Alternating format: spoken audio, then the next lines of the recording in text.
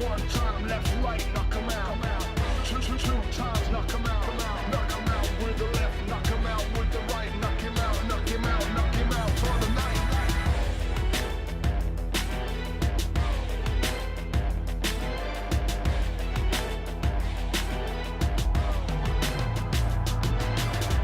One time, knock him out. Two times, knock him out. Knock him out with the left, knock him out with the right. Knock him out, knock him out, knock him out for the night.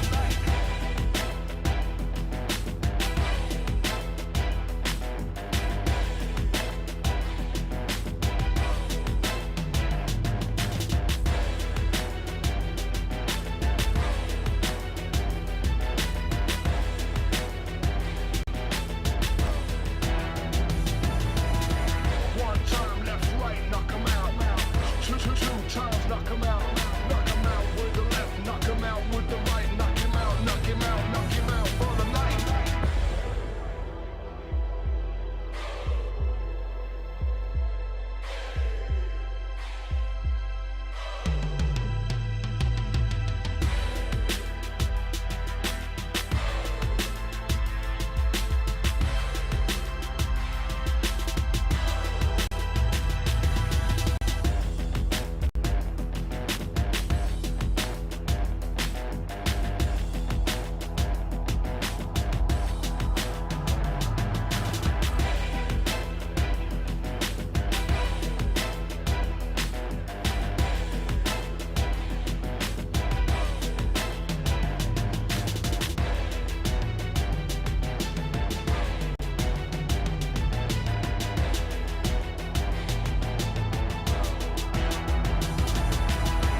One time, left, right, knock him out. Two times, knock him out. Knock him out with the left, knock him out with the right. Knock him out, knock him out, knock him out for the night.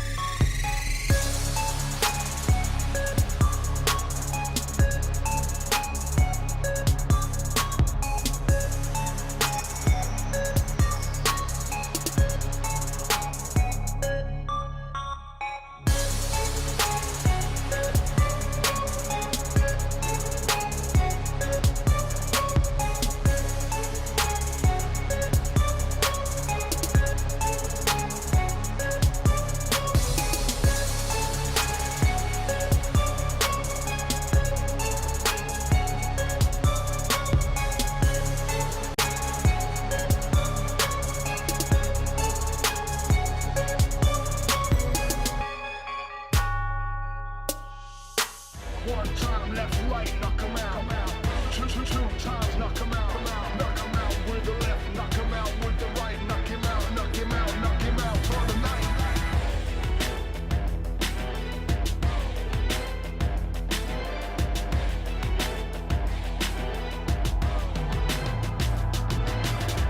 One time, knock him out.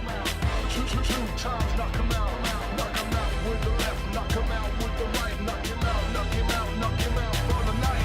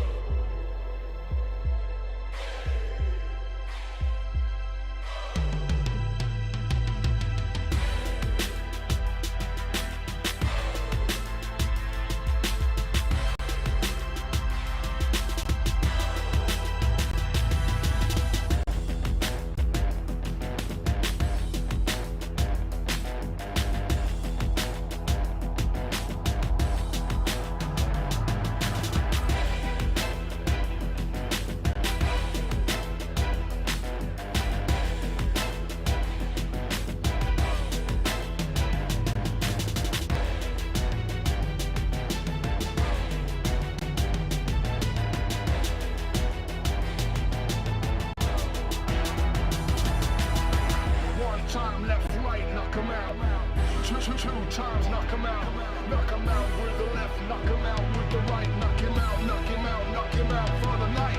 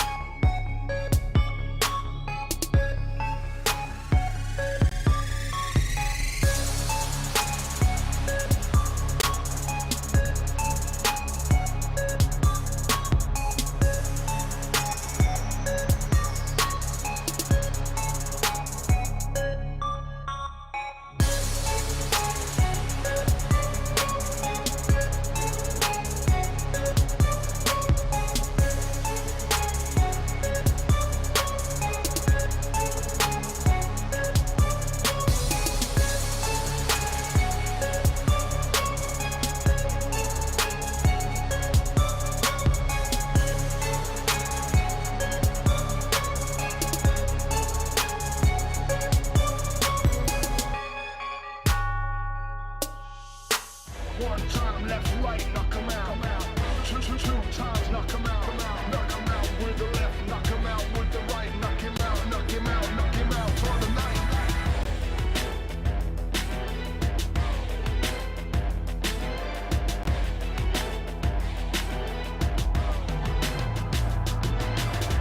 One time, knock him out. Two times, knock him out. Knock him out with the left, knock him out with the right. Knock him out, knock him out, knock him out for the night.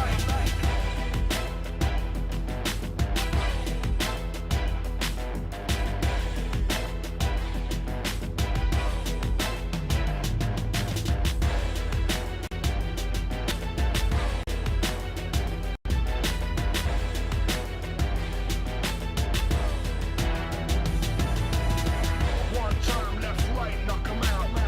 Two times, knock him out. Knock him out with the left, knock him out with the right. Knock him out, knock him out, knock him out for the night.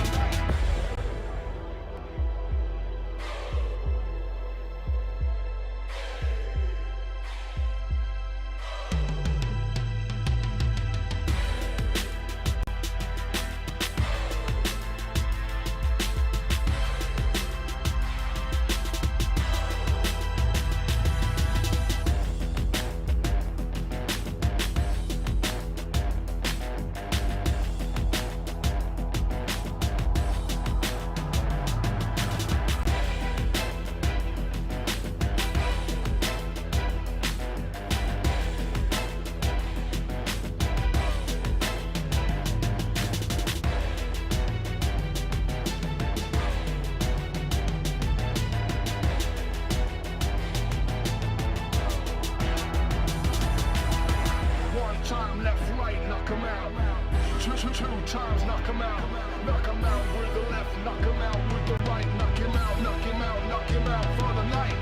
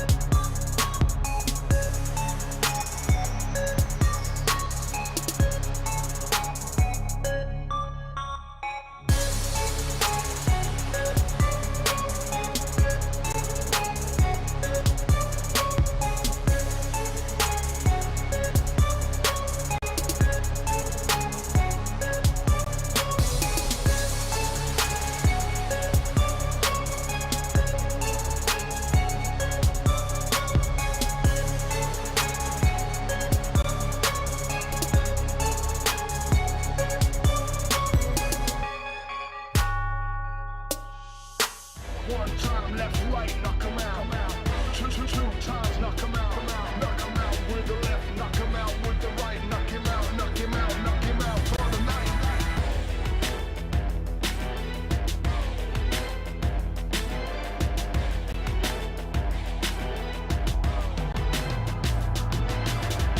One time, knock him out. Two times, knock him out. Knock him out with the left, knock him out with the right. Knock him out, knock him out, knock him out for the night.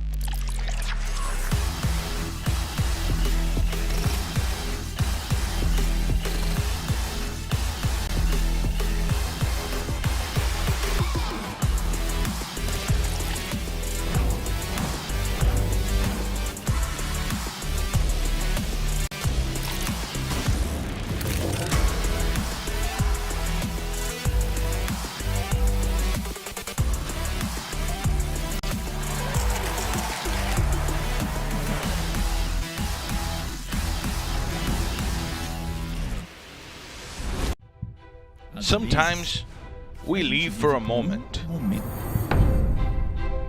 That point in our journey when all the effort and sweat and the hours and hours invested make it all worthwhile. And now we're here. Even after so many battles, the war still goes on. Everything we've conquered in the past has already become history. Now, we prepare ourselves for what's to come at the end. For just a moment, we will be marked forever. A new chapter in the pages of Free Fire. So what about you? Are you ready? We are live for the last time for LBFF Season 5. Today, we will know the champions for the 5th season of Free Fire Brazilian League. And of course, I'm so thrilled and so excited to bring you guys all the action throughout the 9 falls for the day. And I'm not by myself, definitely. I've been with her throughout all the season, and of course she's by my side once again, my co-pilot Carol Bombshell. How are you doing, Carol? Are you excited? I am so much excited. Lots of excitement going on over here, but of course, because it is Marcelo's first final, and I'm pretty much sure he's gonna feel the vibe because I am Free Fire, he's Free Fire, and we have been Free Fire this whole season, right, Marcelo? Definitely, I've become Free Fire this whole season, and I'm now definitely more Free Fire than anyone, and we are ready to bring you guys all the amazing action that's coming for you all today. And Carol, I'm kinda taken by the teams that got to this finals because there were some surprises in the last week. The miracle by Netshoes Miners getting to the 12th place, Vivocate with the last 2 weeks, 2 magical weeks for them, scoring more than 300 points in only 2 weeks. So it's a different scenario for all the teams to come today because they see a Vivocate coming in with blood in their eyes, looking for the title. And it seems hard to take it from them, right? Yes, exactly, Marcelo. Vivocate that in the second week of Free Fire Brazilian League, they since the second week they have been showing a great performance, right? Total consistency, and often become the best team of the day. And that was no different from the semifinals from last week, where the final rounds of the qualification phase. It happens. Yeah, and they finished. They were the only team to reach the 700 points and the 343 kills, Marcelo. So I'm pretty much sure Vivocate will be definitely on fire today. We're talking about Vivocate, we're talking about Netshoes Miners. We gotta know what teams will be in this final, so let's check this out. Esquece, igual SS, vamos amassar.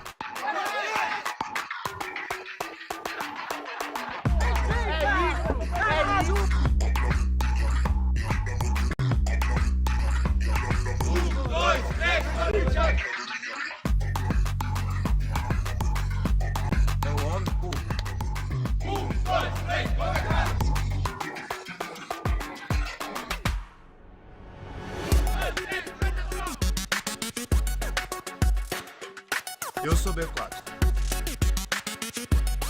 O Balbal vai cantar.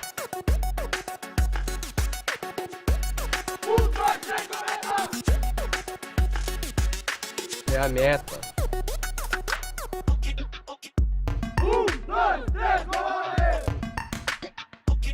Puxa no homem, pô!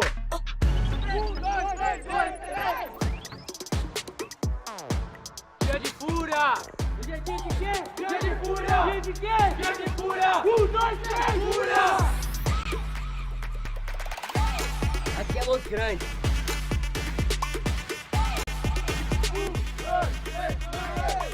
Vai com o trem, meu. Respeita!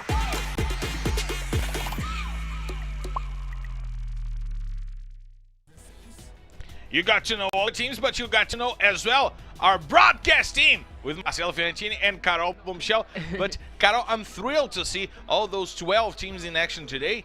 But there are some teams that need to improve what they've done in the past few weeks, right? We've seen some teams with awful performances these past few weeks, as we see that the players getting ready for the finals that is coming up. We see Vivocate already that got taken a picture over there. He can achieve the 300 kills for him historically in LBFF. We see Corinthians having a thrill over there. Team Corasolid all happy by their gaming house, and SS Esports with the moment of focus, of concentration with all the players, right? They are doing the ritual. They are probably cheering up for each other, praying. But something I just would like to say about Vivocate today is that every one of these players are playing with a jersey with the name of a player that have died last year, and his name is Thiago. So Thiago, you will always be remembered in Free Fire because you were always Free Fire. One more point in the history of this Vivocate team building their will to get to the finals in the first place, and that gives them advantage, right, Carol? Yes. It gives Vivocate 12 points to start the day, as we know that the top ranked teams get more points to start the day than the other teams. We have in our score rankings, in our standings, the teams that they start the day almost like a booyah, and we got to see the standings for you guys to understand it. Because Vivocate already starts the day with a booyah. Not with a booyah in number of booyahs, but in number of points. As the standings coming up are coming up on the screen for you guys to understand, right, Carol? Yes, exactly, Marcelo. So, like you said, Vivocate, who finished in the first place last week, they got the opportunity to start with 12 points in their baggage. So, they have done amazing work from last week, and right now it's paying off. But Corinthians is getting 9 points, Fluxo Team 8 points, SS Sports 6, B4 6, Team Coda Solid 5, Metagame 4, Loud 3, Nitrox Top 10 2, and Furia 1. Los Grandes and Netios Miners, they are in the bottom 0 points. But Marcelo, last season 4 of Free Fire Brazilian League, Corinthians start in the 12th place with 0 points, and then they stood up with their game, and they managed to also to be in the run for the trophy in the first place. So I tell you what, 12 points, of course, great stuff. 9 points, even 3 points, of course, great advantage ahead of the other teams. But we should never doubt of the teams that are starting with the 0 points. Like I said, Corinthians last season started with 0 points. They kept up with the game, and they were also on the run for the trophy. And I'm pretty much sure each one of these guys will come with the same desire. It helps, but it means nothing at all. All the teams can get to the trophy today, and there are some players willing to give their best to their teams to achieve that goal of becoming the champions for LBFF. And we have some highlights to show you guys on the screen some individual highlights by the players that stood out as the kill leaders. We see Cias with 111 points in 11 kills, tying what Juan did last season. And we see Nando 9, the support with the most damage in the season, the newcomer, doing an incredible job for Vivocate. And leading assistances is General, who is also amassing a huge amount of kills for Vivocate, right, Carol? And what is great, Marcelo, is to see that two players from the same team are here in the highlights, which is kind of great. But also, we have to point it out about Nando 9, who we have talked this whole season, who is a newbie here. And even before we start here today, I said was such a shame for the other guys that have been playing season 1, season 2, were not where he is right now. And Marcelo said he's been learning from the other players, right? But what we have been learning here, Marcelo, it is the fight for the MVP. But these guys over here are also the kill leaders in each map. And what we see that might surprise some people is that Natividade is leading in Kalahari. However, we gotta remind everyone, Natividade showed in the top 5 in between the kill leaders, mostly because of the kills that he gets in Kalahari with the usage of grenades. We know that MTS is also a grenade god, and Cias as well. They are also doing an incredible job with the grenades, but it seems that the Kalaminers, as we said, have more power than we expected, with Natividade playing that well with the grenades and amassing those kills in Kalahari, right? Yes, but one thing we also have to point it out is that the Natius Miners have been depending too much on Nativa. So, and for one Booyah, they almost didn't qualify for the finals, Marcelo. But there it is, the best team of the season. Of course, we are seeing Vivocate not only leading by the points, but the kill points as well. They were the only team to reach the mark of 700 points and also 343 points. But they don't get the tie break ahead of Esports, who get 12 buoys. And as you said that Natius Miners were depending too much on Natividade, on Nativa, Vivocate is not depending on anyone. Nope. All the players are killing, all the players are assisting, all the players are damaging, and that leads them to the top of the kills in the regular season. But SS Esports was a team of highs and lows, right? We see some records that were broken in LBFF Season 5. The team with the most kills in a round was Vivocate with 47 kills in the last round, as we saw on the last Monday, and the most kills in one fall, 23 kills. Wow. In Bermuda. They destroyed the whole map. They killed more than 50% of the map.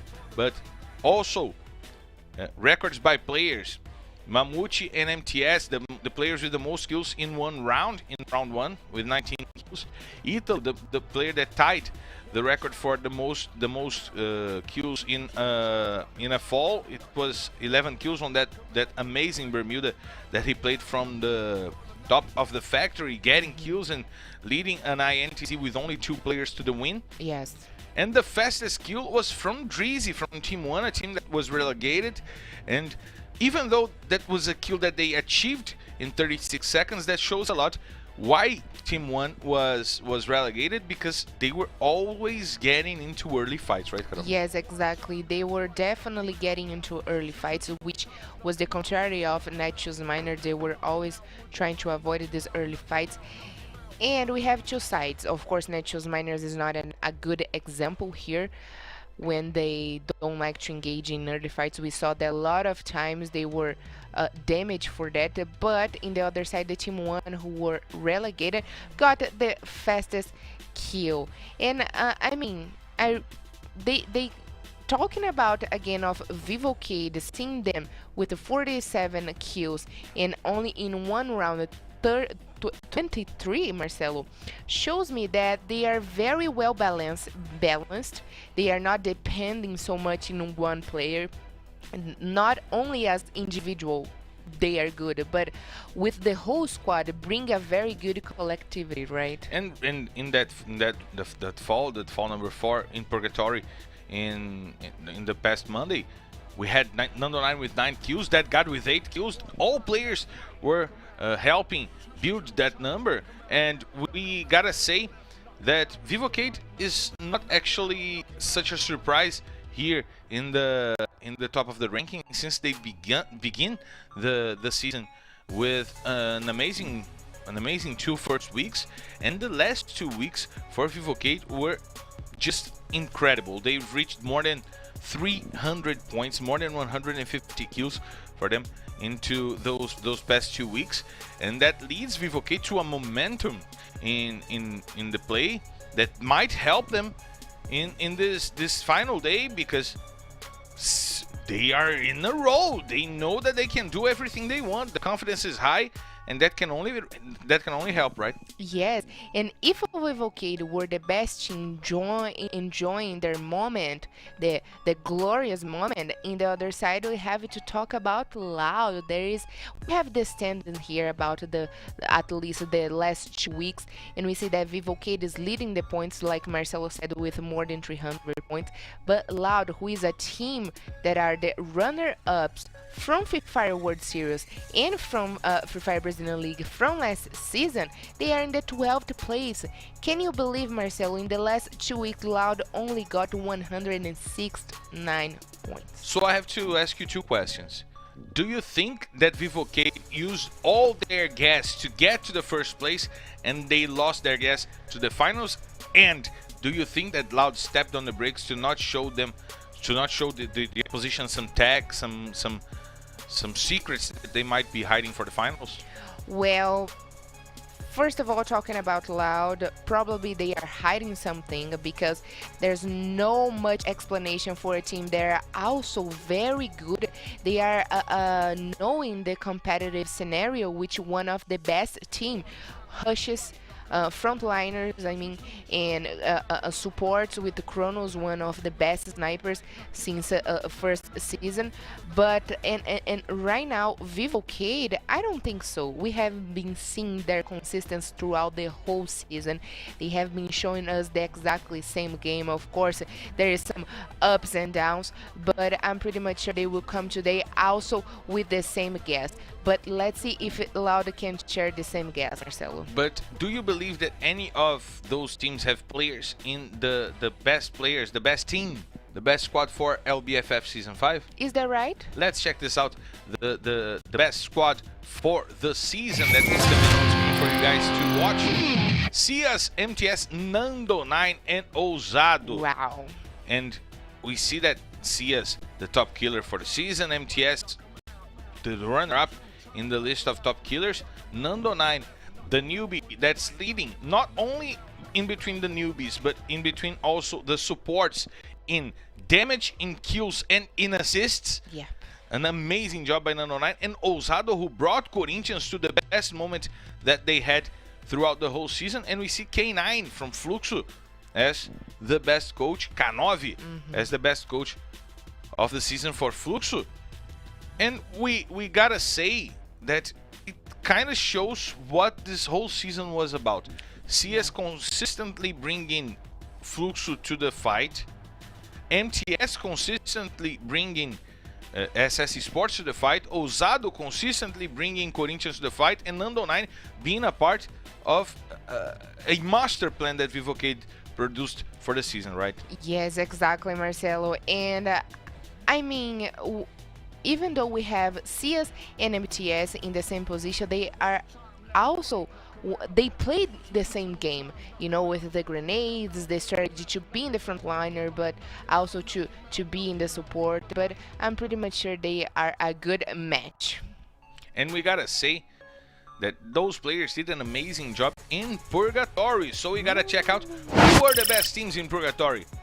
We have the best ranking for the map, Nexus Miners in the 12th place, Loud in the 11th place, Metagaming in the 10th, Los Grandes in 9th place, Nitrox top 10 in 8th, Team Coda Solid in 7th, Corinthians in the 6th place. They led the rankings in Purgatory for a while. Furia in 5th place. SS Esports in the 4th place. Fluxo in the 3rd place. B4 in the 2nd place. And who is leading? Leading, Marcelo? Vivocade. And spoiler alert, it's not the only map that Vivocade leads. No. Okay, it's not the only map that Vivocade leads, and as we see, the points ranking for all the teams, and it's surprising to me that Corinthians fell that hard to the 6th place. They led the rankings up until week 4 in Purgatory, and that leaves them in an uncomfortable position. We know that they found a way of playing in Purgatory near the river, and it shows that maybe that game was kind of changed, right? Yes, and Marcelo, we are about to head to our first match. In our first match, we know that happens in Purgatory, which tells me that maybe Vivocade will also come with a great sagacity, because what is about to happen, Marcelo? We are clear to take off. Let's start the finals and let's hit the skies!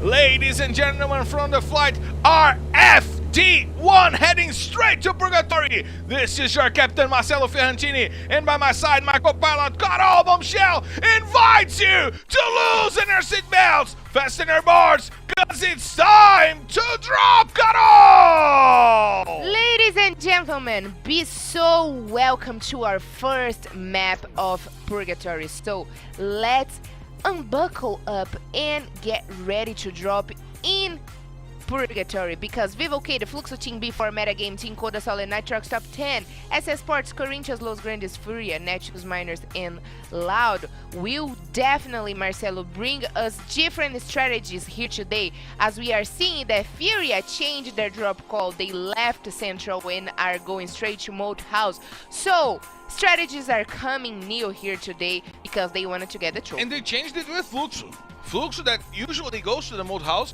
is on Central. Actually, Fluxo also goes to the Central. Probably they have some kind of agreement when Furia is not playing.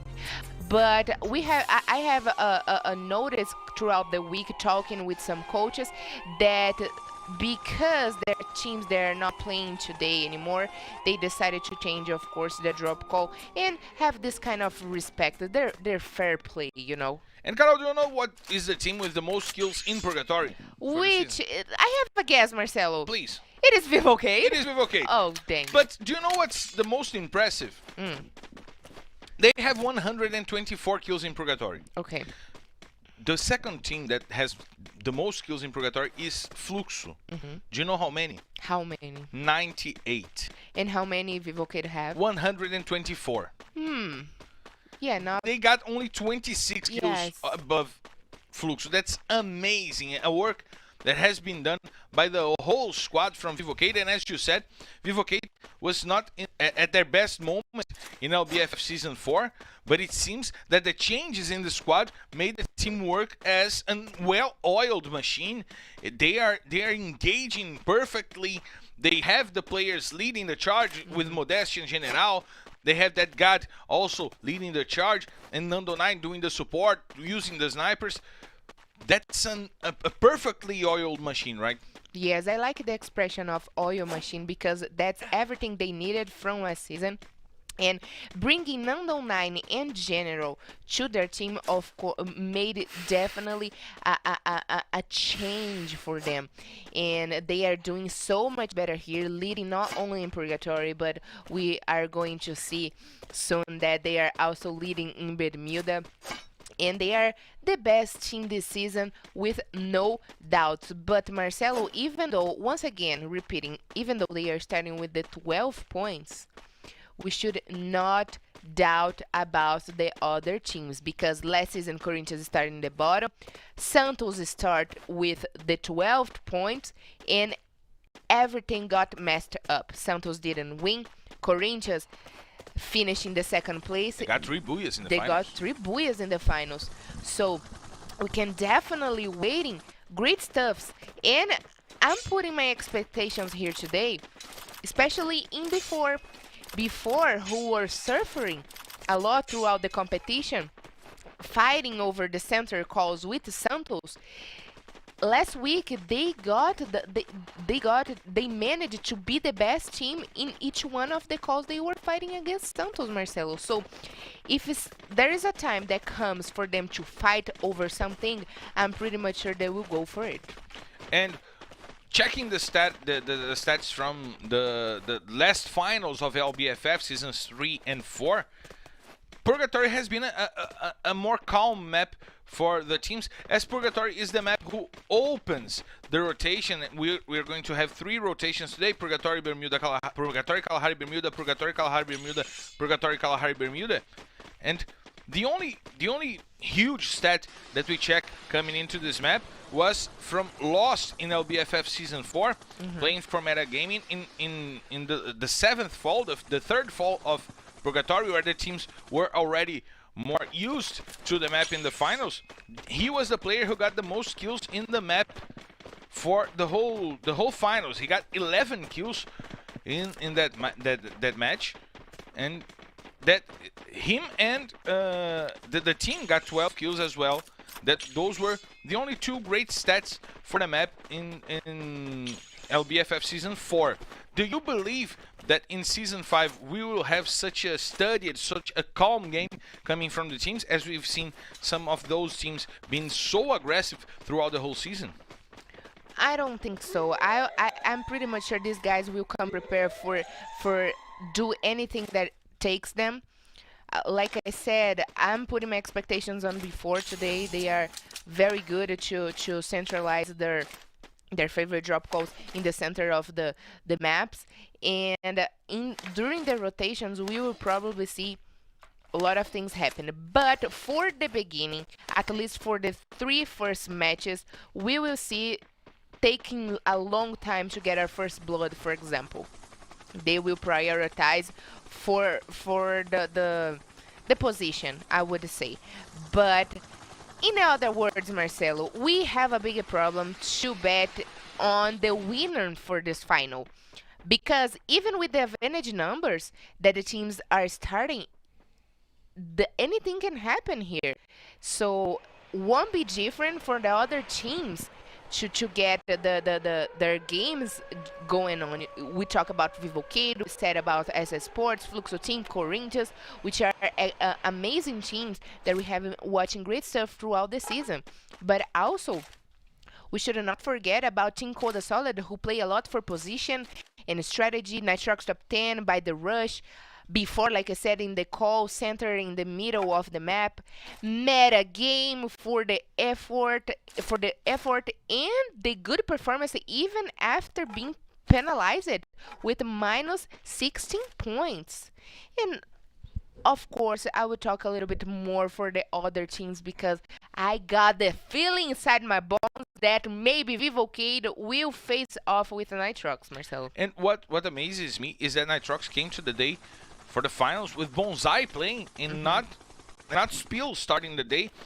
The best lineup for Nitrox top 10 was Victor 7, Shinez, J8CZ, and Spill, and they had the changes, bringing Bonsai 22 to the lineup, and probably that's something they've worked on during the week. Maybe a change coming into the day, because we know this is a long day for the players to play. There are 9 maps for them to play, not the regular 6 that we've seen throughout the season. Today we will have 9 maps played, and now we have the first fight of the finals going on. Corinthians trying to engage against Fluxo, but Chapa BKR is already well positioned and sending some welcome shots to the Corinthians players, as we see the both teams retreating and getting to the better positioning. It seems that they will not fight for now, but Furia is willing to fight. They are coming for Los Grandes. Mammoth is inside of the storage house, and now Memgod trying to go in. He's the first player down. Gus finds the headshot.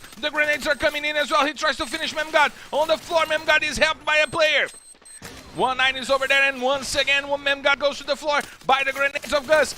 Los Grandes is using the time to rotate. 1-9 is also on the floor, and BL sends Rafa X to the floor as Gus was trying to help another player over there. And 1-9 is the first blood for the day. Gus gets the kill, and it seems that Los Grandes came with eager to take the spot from Fury, and Memgad sent himself to the floor, and Fury is wiped out! A misplay by Memgad using the grenades and killing himself led Los Grandes to an easy end of fight, and they get 3 kills to start the finals, Carol! Oh my, Marcelo. Fury, a team that also decided in the past 2 weeks bringing Bolin, who is a newcomer this season, putting Fields out of the game right now. Probably they are feeling a little bit, but what they are feeling, Marcelo, is that rotation. Oh my God, look at Brasilia. Look at Brasilia. Fluxo team before meta gaming, Vivo Cato, Corinthians, and Nitrox top 10 loud in the upper side. Los Grandes will come down, of Safe course, zone. and Team Coda Solid. Oh my heavens. And the safe zone is also closing there. Troubles for SS Esports and Nitrox top 10 will have to deal with that wall of teams ahead of them, and as well as Los Grandes, who will have to enter, even though their path seem a little more clear than for the other teams. SS Esports and Netshoes Miners will have lots of trouble to enter the safe zone. Now we have 11 teams playing since Furia was the first team wiped out in this finals, and SS Esports and Netshoes Miners are fighting to enter the bridge for them to have the better positioning to enter the safe zone. But now they will have to face each other, and we see Cebolinha rushing the players from SS Esports all by himself. The cars are not stopping. Now they stop by the bridge to start the confrontation, and we see Phoenix, one of the best supports of the season, trying to help the players from SS Esports. See the players inside of the gaming houses playing with their focus tied up to the maximum, because we're in the finals. And now it seems that SS Esports chose not to fight as well as Netshoes Miners. They signed the peace treaty over there. They said, okay, let's take it to the end of the game. Let's not fight right now. You go your way, I'll go my way. And that's probably for the best, right? It is too risky right now to get their game taken to a place where they will definitely probably lose it.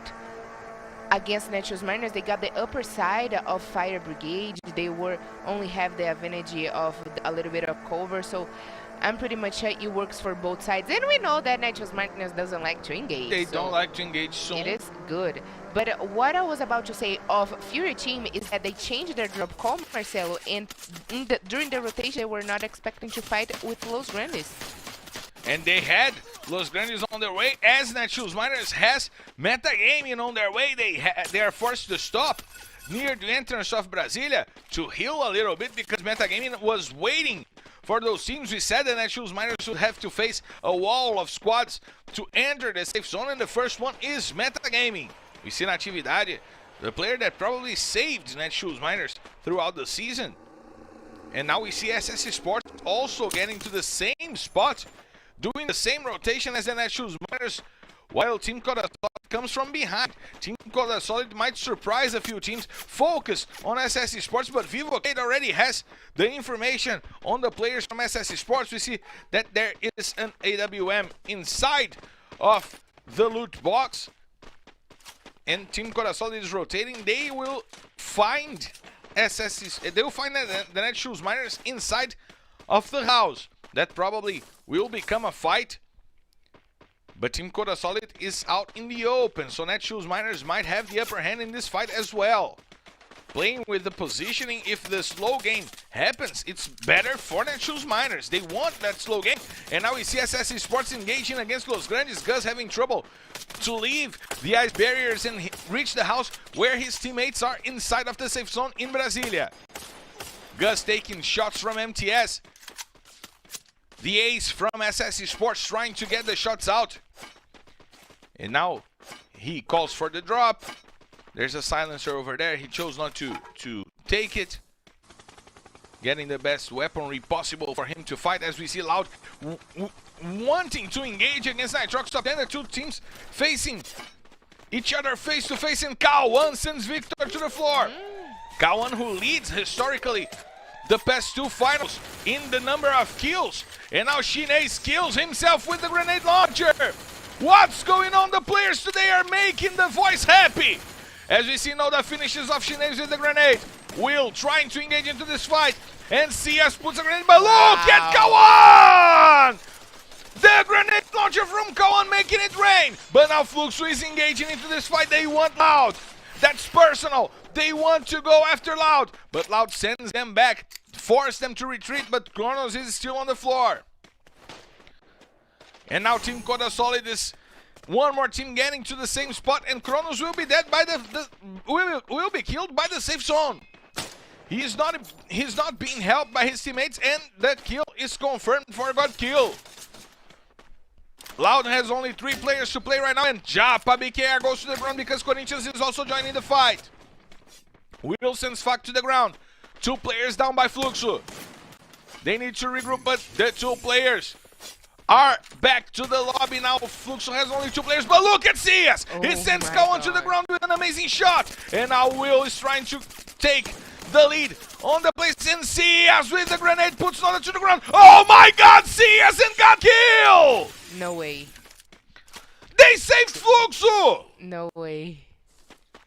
114 kills for CS! What is he doing? He started the day as he finished the season. More than 50 kills in the past 2 weeks. And now 3 to begin the day, Carol. Oh my goodness, Marcelo.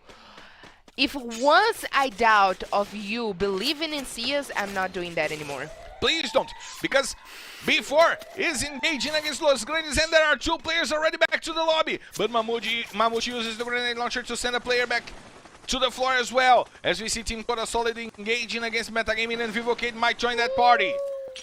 SS Esports is also there. Ian trying to find the grenades on the players from Los Grandes, and they are back to the lobby. Ian with the grenades towards the players from Team Koda Solid. Him and Drax sending 2 players down. And now Vivocade joining the party. They have to enter the safe zone. Beck is dealing with Nando 9. The player who had the most impact for Vivocade in the season. And he goes to the floor. That guy tries to get to Beck. And he needs only 1 more kill to get to 300. But it seems that Vivocade will not make it to the end of the first map. Only 1 player still remaining. And Ian finds the grenade. Godkill finds that guy and sends Vivocade back to the lobby. Team Koda Solid gets swiped out by Metagaming. A nice play by Metagaming, holding on to their position. They have to enter the safe zone, and look at who is inside of the safe zone. It's Corinthians controlling the zone. As we see Netshoes Miners trying to get the shoots on Metagaming. Fluxo still standing and still fighting all by themselves inside of the house. RCS and Godkill. We see looking for the grenade launcher shots towards the players from Fluxo. Metagaming using the grenades. Kawe trying to get the shots on the players from Netshoes Miners. As we see before, also taking a good spot inside of the safe zone with Juan Lobato and Iago. Ian uses the grenade launcher to send 2 players from Netshoes Miners back to the lobby. 6 kills for Metagaming, doing an amazing job to start the day. And the Netshoes Miners are back on the lobby. Nice job by Metagaming. SS Esports also joining the party. We see the grenade launcher shots coming in. Gelo trying to find the grenades, and CS! CS eliminating the whole Metagaming squad! Oh my god, the MVP is shining! Gelo now has to control the players from Fluxo coming in. CS takes lots of damages, and SS Esports goes to the floor. CS also goes to the floor. Only 3 teams remaining. And Fluxo is back on the lobby after the amazing job from CS. Now it's Corinthians versus before. A direct confrontation for the finishing of the match, and it's Booyah! Corinthians! The team that led the standings for the biggest part of the season. They led the Purgatory standings as well. And they start the day with an amazing Booyah, Carol! Marcelo, I wasn't pictured that because last season in the finals, Corinthians also start with the Booyah. They managed to be in the top for as long as they could in the finals from last season. Even though they didn't get the trophy, they were dominating. They were dominating the table, Marcelo. And once again, they are dominating things around here, starting with the right foot in the finals and getting the first booyah. But what was impressed to me, to myself, myself, and I were Cias, Marcelo, that last season they were in the finals of last season. Cias had only 7 kills during the whole 9 rounds, but just the first one right now he got 6, Marcelo. And what impresses me is that he led Fluxo to the first place in points, and Fluxo had 2 players since we still had 9 teams playing. He stood up for Fluxo, him, and got killed, getting amazing kills for Fluxo. In 3 or 4 different team fights, the grenades from Cias are way too impressive for me to understand what's going on. 6 kills for him. Corinthians getting to a nice second place in points, but a booyah, that is a criteria for tiebreaker. Before going up to the third place, Metagaming tying up with Before in the 3rd place with 13 points, and Netshoes Miners getting to the end of the game, getting the style of game that they wanted, playing up until the end of the match, and that led them to an amazing 6 points for them to start the day, as we see that Vivocate scored only 4 points. Yes, really bad for Vivocate, of course, but we are seeing that Fluxo, Corinthians, and SS Sports, now our top 4, even though Vivocate is out of that, they are managed to definitely keep it up with the game. Corinthians starting with the booyah, and sadly for Netrox top 10 and Fury team that didn't score any single points, not even for the kills. Fury team did a very bad, like you said, a missed game, a missed play in the in fields against Los Grandes. Los Grandes who have been playing in fields drop call throughout the whole season. And they gotta know that once you change your drop call, you're gonna face off teams that you are not used to, and that's exactly what happened. Los Grandes, they dominate fields, and for those who doesn't know, Fury team were new in the grounds of fields, and that's why that happened. They dropped close to the moat house, and they had to rotate throughout a whole path that they didn't know the way that clearly. But Carol, that changes a lot in our standings. That changes a lot in our standings, as you guys are going to check this out. The leaders are now Corinthians and Fluxo. Corinthians leading because they have a booyah, Fluxo doesn't. Before heading to the 3rd place, and Metagaming to the 4th place, tying up with Vivocade, but they lead because they got 7 kills.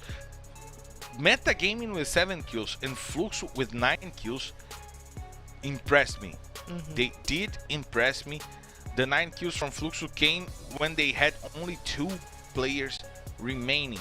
Nice fight by the players from Fluxo, and a better fight to begin the day from the players from Loud. We see that they at least want to come into the game. They got 4 kills, they got 4 points for positioning.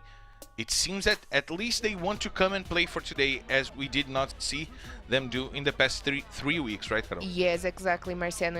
And I told you that even though teams here are starting with advantage points, that would definitely not be something that we should worry about. Like Metagaming, they got a few points for the position from last week, but even though they are already in the 4th place, Before in the 3rd place, and Vivocate they started the 12th points, they are in the 5th place. And I'm pretty much sure we still are going to wait a lot of things to happen here today, because the teams are very excited to get the trophy of Free Fire Brazilian League Season 5. And we still have 8 more maps to come. So let's hydrate a little bit, and we'll be back in 1 minute to bring you those 8 maps. Kaique trying to go over using the ice, and Rick finds the grenades on Lost. Lost is the first player down. Kawe puts Kaique to the floor, but Rick once again finishes off Lost with the grenade. Stick trying to help Pengaming over there.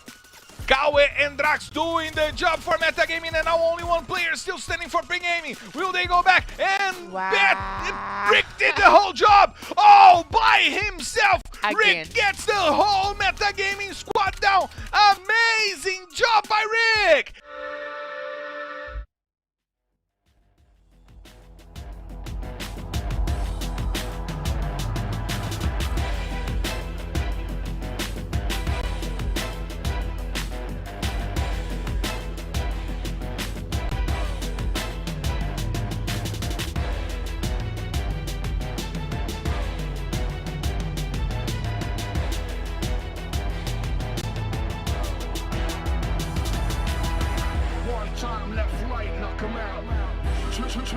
times, knock him out. Knock him out with the left, knock him out with the right. Knock him out, knock him out, knock him out for the night.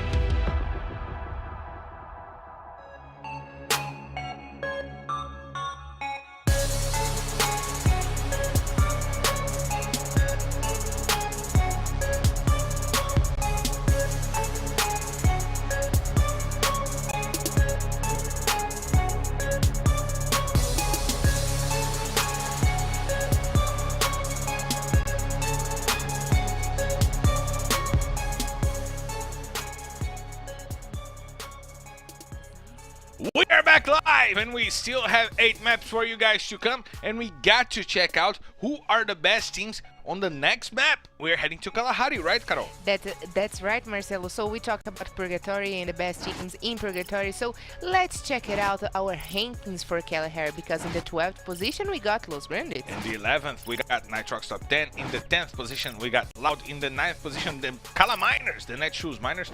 In the 8th place, Vivocade. In the 6th place, SS Esports. And before tied up with 211 points, Furia and Metagaming also tied with the 4th place. Fluxo in the 3rd, Corinthians in the 2nd, and Team Coda Solid, the newcomers, Really? took the advantage from Corinthians in the last week and amassed 247 points. And it's nice to see the newcomers led by a woman. We know that the coach from Metagaming is a woman, and she is doing an amazing job leading those newcomers to the top 5 in the standings for the regular season and the top 1 in Kalahari, Carol. Yes, and I was really for real. I was really surprised to see Team Coda Solid leading the standings in Kalahari map, and today they didn't start very good. I mean, was really hard to get inside of Brazil and get a good position in the late stages of the game, and that's why you should definitely worry about being the center of the table. It was the best strategy for before in Corinthians. They got the first booyah today. But let's see what Team Coda Solid will bring for us today, Marcelo. And it's amazing to see, Carol, that we have the newcomers doing an incredible job.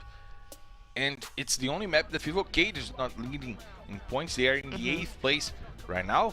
But Team Coda Solid was quite solid in Kalahari throughout the whole season, right? Yeah, and talking about Team Coda Solid being solid, who's also a newcomer here belonging to Team Coda Solid, it is Vitin XP, Vitin XP, who is the frontliner for Team Coda Solid, and he's the second best player with 94 kills, 59,000 damage, Marcelo, and 59 assistance. So Team Coda Solid is definitely in a good hands.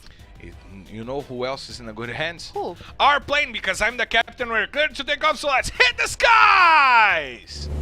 Ladies and gentlemen, from the RFT2, heading straight to Kalahari. This is your captain, Marcelo Ferrandini, and by my side, my co-pilot, Carol Bombshell, invites you to loosen your seatbelts, fasten your boards, because it's time to drop, Carol! Indeed, it is time to drop, Marcelo. So, ladies and gentlemen, be more than welcome to Kalahari map. Get your water bottles ready, because you're gonna need to hydrate during this map, which is the hottest map in Free Fire Brazilian League. It is even red, Marcelo, and red remembers me of blood. Who is going to be the first blood in Kalahari map? We know that the first blood for the finals was 1-9 from Furia in that fight against Los Grandes, but now we see that the teams are choosing to play their regular drop calls. We see Corinthians in Submarine.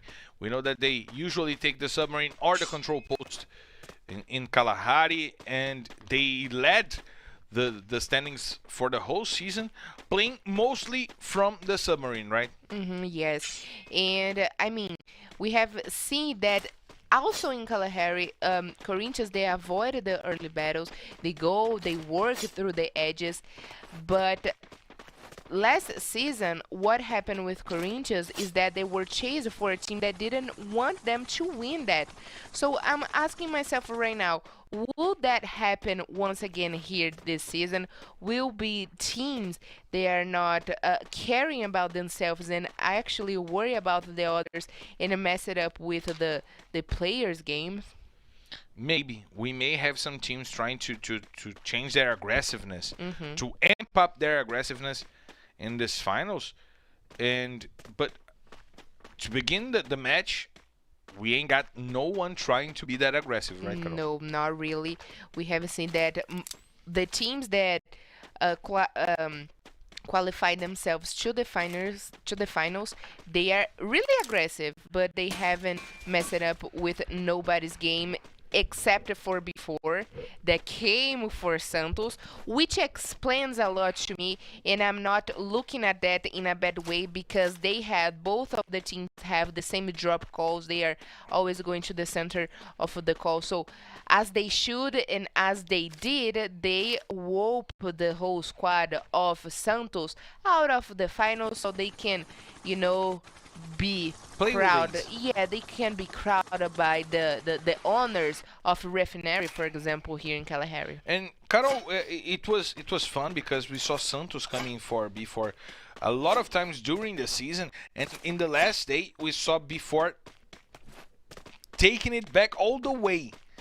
They sent Santos back to the lobby, and in 5 of the 6 maps that we saw on Monday, and Santos finished the day with 1 kill and the least points that I've seen from a team throughout the whole season, right? Yes, and They finished the 5th map with no kills, yes, only with 7 no points. kills. In the whole 6 matches, only 7 points. That's really bad. As we talk about the Loud in the past 2 weeks, they only got 169 points, which is also really bad. That didn't help them to get a lot of a good amount of points, advantage points to start here the finals. But I think before during the qualifying phase, they were prioritizing the position, and that's why they were trying to avoid the fight against Santos, and that worked for them really good because they got a position inside of the top 5 because they finished the last season, sorry, in the qualifying phase inside of the top 5, and right now they went for Santos, right? And they are here in the finals with their favorite drop call, with nobody's to interrupt them. But did you check out that they were away of the refinery over there? Yes, they went to their second favorite drop call, right? They Weird. dropped to the refinery and went off. Yeah, that's They weird. took the loot from the refinery and they went away of that. Maybe an indication that the safe zone will not be favorable for those inside of the refinery. As you see, the players from Metagaming trying to engage against Vivocade, trying to get the shots from the players rotating throughout the hills. But still, no first bloods for this map. 5 minutes and a half coming in, and Modesta taking lots of damages. And now Vivocade has to use the ice to protect themselves to rotate. Metagaming doing a good job keeping them busy right now, and the damage coming in. Modestia is almost down. He will have to use the medkit. And no, he's down because Kawe found the kill. And the first blood for the day is, the first blood for the match is Modestia. But Nando 9 brings it back and sends Drax to the floor. Maybe it was better if they did that before Modestia died, right, Carol? Yes, exactly. So they had also this misplacement where they were easily targeted by Metagame, and Metagame that we haven't seen, they're doing also a very aggressive game, even though they are prioritizing playing in the long shots, long fires in the distance. They are doing an amazing job here. And now we see the players from Metagaming checking the rotation from the players from Vivocade. We see that Young got the information and he's already rotating to engage into this fight. Metagaming won the points, and we know that they scored a crazy amount of points in the first map. They did well, 7 kills for them in Purgatory, and they want to show that they could have done better if they weren't punished for the usage of ice skins.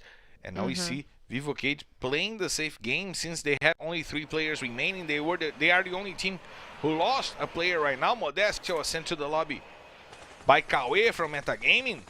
And we see that Team Solid might engage into a fight against Los Grandes, and it seems to me that it's an ambush from Los Grandes. They were waiting for the teams trying to come for the ruins, and that might work for them. Yes, and they are very spread. 2 players down there hiding, 2 players in the upper side in the rocks looking at the teams, and it's definitely an ambush. The ambush coming in does send Squally to the floor, and Mamute tries to get the shots. He sends Vitinho XP to the floor as well, and Vitinho will take lots of damage. Nice ambush by the players from Los Grandes. Does finishes off Vitinho, and there are only 2 players from Team Solid to fight.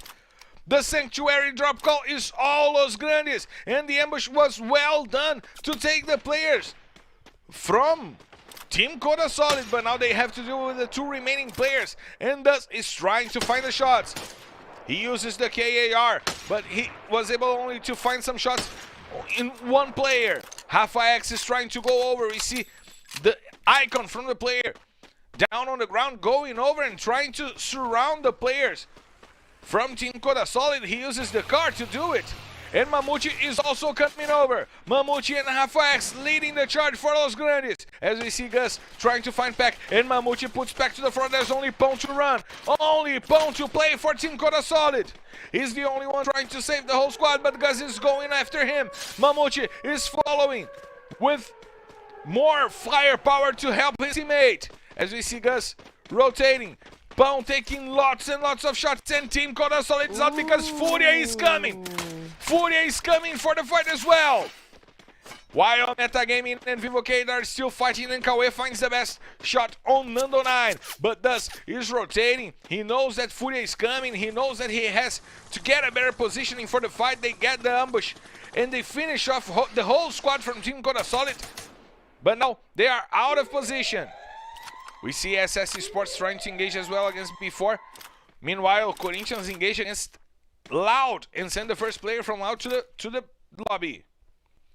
General is from far away. Buton trying to find the shots. We know that Buton is another newcomer who made his name into this whole LBFF season and is now a valuable player for SS Esports, helping MTS amass the amount of kills that the team got. We know that Corinthians is coming for Vivocade, but Nitrox top 10 is also getting down the hills, and Corinthians now has to rotate with Ousado leading the charge. He uses the eyes, repositions himself because he saw Buton, he spotted Buton inside of the house, and now Ousado is inside of the house with Zenak and with Hazur and with Gelo. But SS Esports is trying to defend themselves inside of the house. What? As we see Nitrox top 10 coming over and wiping out Vivocade in the knees. 2 kills for Victor, 7 with a scythe. And MTS puts 2 players down from Corinthians. The grenades working for SS Esports, and now Jubinha having to deal with the remaining players from Corinthians. MTS finishes off the first with a grenade. Gelo puts onto the ground, and Jubinha will have to stop and help himself. But Gelo puts Jubinha to the floor as well. Corinthians is bringing the fight back. Phoenix sends Gelo all the way back to the lobby, and there's Hazur still to fight. The grenades are coming in from MTS. He still have to help his teammates. Buton, who is going to be sent to the lobby because there is no one to help him over there, as Phoenix tries to get and help at least Jubinha. But Loud is also coming for the fight. Phoenix, he knows the positions from the players from Corinthians. He's trying to rotate. He will help Jubinha outside of the house. And now MTS goes to the floor, and SS Esports is wiped out. Nice job by Hazur finding MTS. And Phoenix was also fined by the grenade. Now we see Kronos putting the players from Nitrox top 10 in a hurry. The grenades coming in from Loda also put Chinese to the ground. And now Kronos will finish off the players from Nitrox top 10. We see the grenades also coming in from Loud. Kronos finds Chinese and sends him to the floor. Tries to find the wall banks, but the ice protects Chinese. Noda is leading the charge for Loud. Kronos is also there, trying to get a better positioning for them to fight. And now God Kill puts Kronos to the floor from far, far away. And Corinthians gets wiped out by a grenade from Chinese. Nitrox top 10 making signs of life over there, as though, even though they were amassed by Loud, they are still breathing and they are still rotating near the prison. As we see Loud also making the same rotation, but Loud with only 2 players to fight. And JHCZ will be the player in the front line from Nitrox top 10. He's waiting for players from Loud to come, and Noda with the grenade launcher puts Bonsai to the floor, and the grenade launcher once again! Sending Nitrox top 10 straight back to the lobby with 2 shots from the grenade launcher, Carol! Oh my goodness, these guys have come prepared with the grenades, with the grenade launchers, and I'm really enjoying to watch the kills by the grenade launchers. That shows how good they have been practiced, how much they have been practiced throughout the week with this specifically guns who is very hard to use, Marcelo. And Carol, we gotta say, as Team Cora Solid and Corinthians went out of the match, the team that has the best results in Kalahari is Fluxo.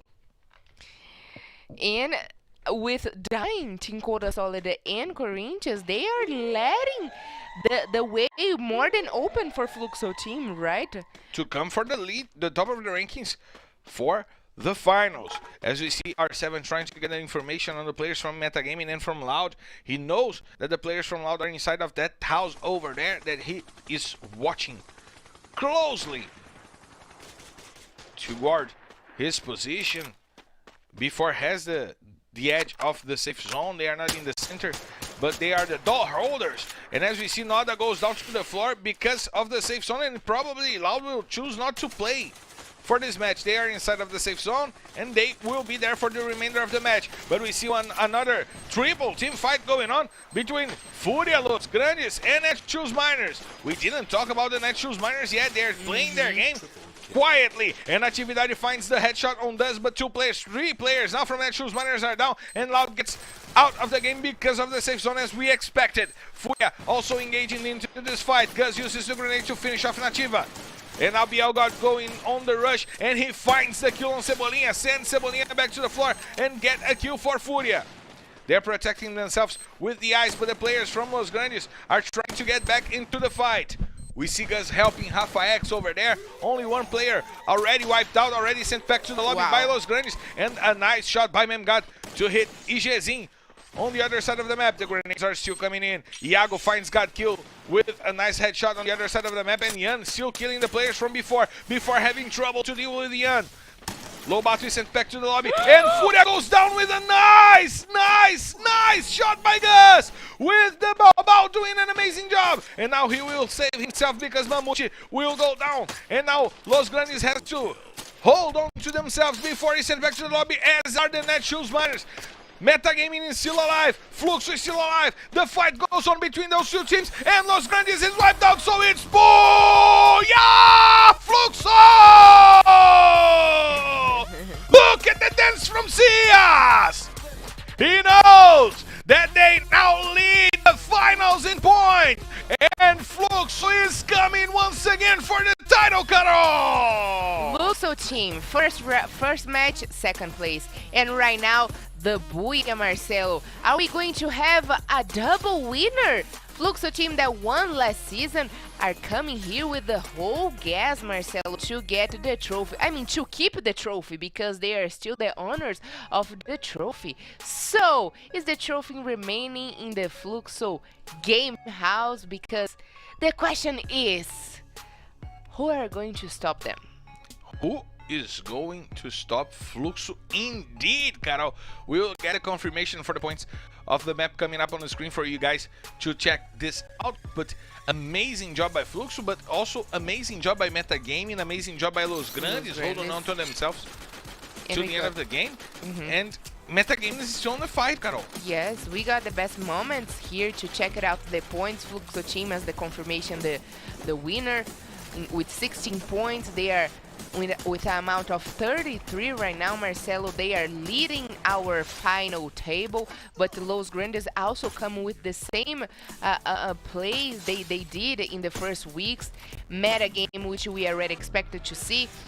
Even though we were putting our expectations on Corinthians and rely on Team Coda Solid to be one of the best teams in Kalahari map, we could not forget about the Fury team meta game that also managed to be and stay alive in the late stages of the game, getting great points and being back in the competition. And Carol, you said that Fluxo now has 33 points that they scored only today. Only Because today. they still have 8 points coming in from the placement that they got in the tables. They were the third team in our standings throughout the season. So they have 41 points in 2 maps, Carol. That's incredible. We're going to check the standings, and Fluxo is coming for the back-to-back championships. And look at who is running up the table. And Marcelo, I tell you what, one more booyah for them.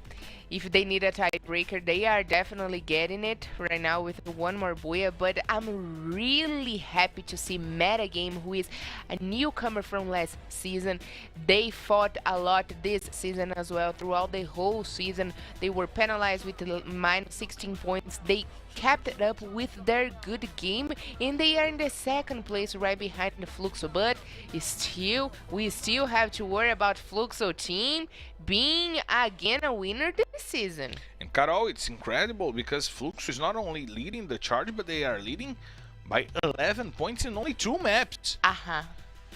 That's a lot.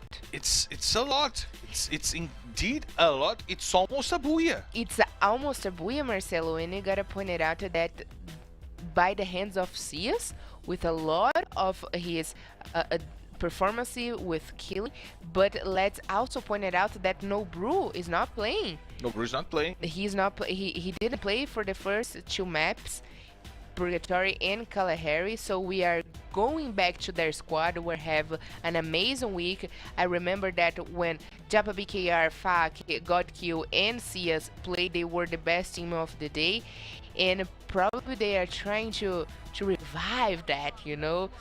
So great things are coming for Fluxo for sure. And we know that we are heading to Bermuda, the third map of the day, the third map of the rotation that will repeat itself twice. And Fluxo was the 5th team in points in Bermuda for the season. They were the 3rd in Kalahari for points, and they were the 3rd in Purgatory as well. So their worst map is coming up. Do you believe that this will be indeed their worst map in the day? No, not at all. You're talking about Fluxo, right? Fluxo. Not at all. I don't think so. Even though they are the worst one here, that's the worst map for them. They were actually the best map for them last season. So they will probably have some adjustment problems during the season in Bermuda map, but they know this map by their hands. They got an amazing booyah last season in Bermuda map, so we can definitely, Marcelo, wait for a great performance of Fluxo team in Bermuda map. But let's not forget Corinthians is also one of the best teams there in Vivocade. Vivocade is the best team for Bermuda. Corinthians is the 3rd one, and SS Esports is the 2nd one. We should not forget about the team that almost led the rankings, the standings. But we are having an amazing day for Fluxo, at least to start it. So we also need to have an amazing day, and to have an amazing day, we have to keep hydrated, with our throats cleared and ready to bring you the actions for the next 7 maps, right, Carol? That's exactly right, Marcelo. So let's hit the break.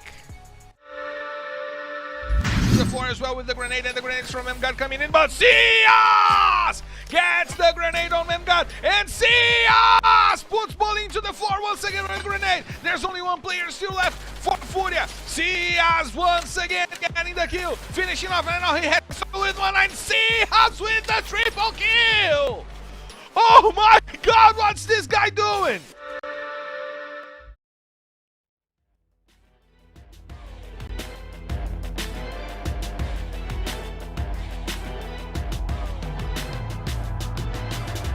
One time, knock him out.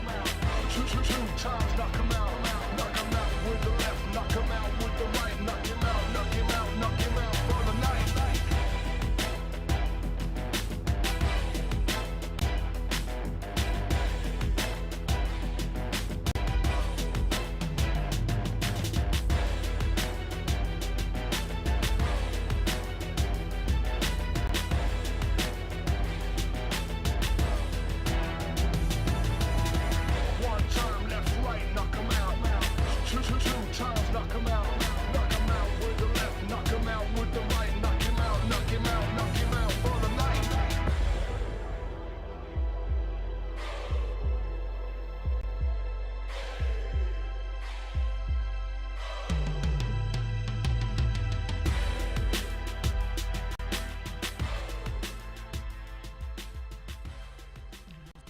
We are back live for the third map of the finals. Bermuda is coming up, and as we were saying, Carol, there are the teams who got the most points in Bermuda and the teams who got the least points in Bermuda. So let's check out the rankings for the teams throughout the whole season in the third map of the day, in the most traditional map of Free Fire. That's right, Marcelo. As we see Bermuda with Furia in the 12th place with only 148 points. Team Coda Solid in the 11th place with 183. Netshoes Miners in the 10th with 187. Metagaming 192 in the 9th place. Los Grandes 199 for them. Nitrox top 10 with 207, the first team to break the 200 points barrier.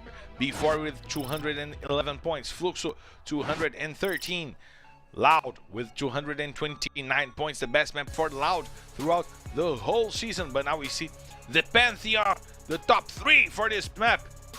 Inside of on the roof of Factory, Corinthians with 241, SS Esports 243, and Vivocade Wow. with 270 points. What a surprise, Vivocade being in the first position of the best team in Bermuda map. They were also the best team in Purgatory map, but we have already watched that Vivocade were not the best team for the first match. So let's see what they will bring for us in Bermuda map, Marcelo, because even though they led the points throughout the whole season in Bermuda as the best team, they are not being the best team today. And what I'm seeing from Vivocade right now, Caro, is a change in mindset to start the day. That is not, I'm not used to it anymore. Vivocade is not playing the aggressive game. We've seen Vivocade destroy the teams playing aggressively, counting 23 kills for them in Purgatory on Monday. But today they are playing the slow game, the different rotations, and it seems that they are not getting to the best game, right? Yes, definitely not getting, cannot fit their best game here today. Let's justify as they are getting into their skin of the exciting of to be in a final, Getting the feel of the final, right? getting this feeling, they are letting this getting into their skin, because we know it is important. They have been the best team throughout the whole competition. They already talked about that for in a row. They reached the mark of 700 points, 343 points for killing, but this is the finals. And even though they started with the 12 points, Fluxo team managed to pass them, Marcelo. Oh my Fluxo god. Went over, and now they are leading the chart with 41 points already for the day. And if Fluxo gets a good result right now, this leaves them to play with the calm and tranquility that they need to establish their position as the leaders of the rankings and for the rest of the day, right? Yes, exactly. And before we finished this last match, they were already with 33 points. Right now they got an amount of 41 points, and Marcelo only 2 matches and 13 kills. Oh my heavens. What they will bring for us next match, that's what I'm asking myself, because like I said, they are bringing back their squad. They have the best performance during a week, being the best the day. Nobru is not playing today, but who is going to play, Marcelo? It's all of these teams, because seems like you have some I have the information. informations. I have the information. I have the flight chart over here, and we're clear to take off, so let's hit the skies! Ladies and gentlemen, from the flight RFD3 heading straight to Bermuda. This is your captain Marcelo Ferrantini, and by my side my co-pilot Carol Bombshell invites you to loosen your seatbelts, fasten your boards, cause it's time to drop, Carol! Ladies and gentlemen, welcome to Bermuda map, a map that I love, you love, and each one of the players love. So let's see what each one of them will bring for us, specifically in this map, as they know by their hands. And we already talked about so much of Fluxo team, Vivocade, we talk about Esports, Corinthians, but also let's focus on before. They're doing an amazing job here today. Loud for being one of the best teams in the scenario, Marcelo, but also Furia team, they're not having a glorious day with today. I mean, they have one of the best rushes and support squad. And Los Grandes and Nachos Miners, they are trying to, I mean, not trying, they are giving their lives to not to fall to the relegation zone, which of course is not even more possible right now. But anyways, they are doing everything they can, right? Yeah, they want to leave the last places on the standings, and Los Grandes had a good day, a good map in the second map. Oh, yeah. They finished off in the second place. They are getting a little space to breathe over there, and Netshoes Miners are getting to make the game the way they want. They are not getting into early confrontations. It seems that they studied the drop calls from the teams, and they went away. They just went away. They are not fighting for the center of Brasilia in Purgatory. They are not fighting for the refinery in Kalahari. They're not going for the clock tower or the factory in Bermuda. They are making their own game. They're going for their safe spots, and that's helping them. And as we see, Corinthians, who dropped in Cotatuas, rotated to Sentosa, and now are getting some loots over there. Yes, exactly. And right now they can breathe a little bit because there is no God Unidas Spain game to come to Sentosa, and they have, that's the thing that we were talking about. Nitrox Top 10 and Nitrox Miners, they have the same drop call in Bermuda map. Actually, I would like to check it out where is Nitrox Miners right now, because they avoided the early fights, but before they got Santos out of the competition exactly for that, because they wanted to have clock tower, they wanted also to have hangar. And we are seeing that, like I already said, for the beginning of the match, we are going to have a very calm, safe game, and the guys will bring the game, they will bring it on the game by the late stages of the game, Marcelo. But do you believe that this will be Do you believe living life after love? But do you think that this is going to stand throughout the whole day? No, I said that for the first 3 matches, that's what it's going to happen. For example, Fluxor right now, I know that's not their style of the game, but if they get a lot of points in at least the first 3 matches, they can rely a little bit, you know, and bring some kind of other strategy, a plan B, maybe not worry too much about position, but go for the kills, and they can feel themselves safe. So let's see if in the 4th, 5th, or 6th match, the guys will change, you know, the game style, not being like taking a lot to get the first blood. Because last week we saw that at least in the last 3 matches, we got a lot of things going on, right? Because if that happens, Flux will have an amazing advantage. Exactly. They are already 11 points ahead of the teams, and if they are able to play the peaceful and calm game, that will help them getting the points they need for positioning. And as we see, General Kobe putting Drax to the floor, and he will go for the grenade once again to finish off and get the first blood, but that was not enough. Drax is losing lots of health, and he will not be helped by his team, so he is the first blood indeed. And now Metagaming has to deal with Vivocate, playing the aggressive game as we expected, but Lost puts Modestia to the ground with a grenade. We see Nando 9 trying to help, but Lost also puts Yenet out to the floor. And we know that Lost was the player who got the most kills for Metagaming throughout the last finals. But Ian uses the grenade poorly and sends him down to the floor. That guy gets the kill on Lost. Now Vivocate is all on their feet, and there are only 2 players to fight for Metagaming. Nice engage by Vivocate, playing the aggressive game we expected from them. We see Kawe trying to keep Metagaming alive. He's trying to run, but he will not be able, and Metagaming is back on the lobby, and Vivocate is back into the server, Carol. Marcelo. In this winning this battle against Metagame will bring them a little bit more of confidence for the rest of the match. And we see that Furia is also engaging against Los Grandes. They already sent Gus back to the lobby, and now they have the option to fight from the top down, as we see Los Grandes trying to run from the dam over there. And Memgod repositioning himself, Bielgod also doing it, and Furia will not fight.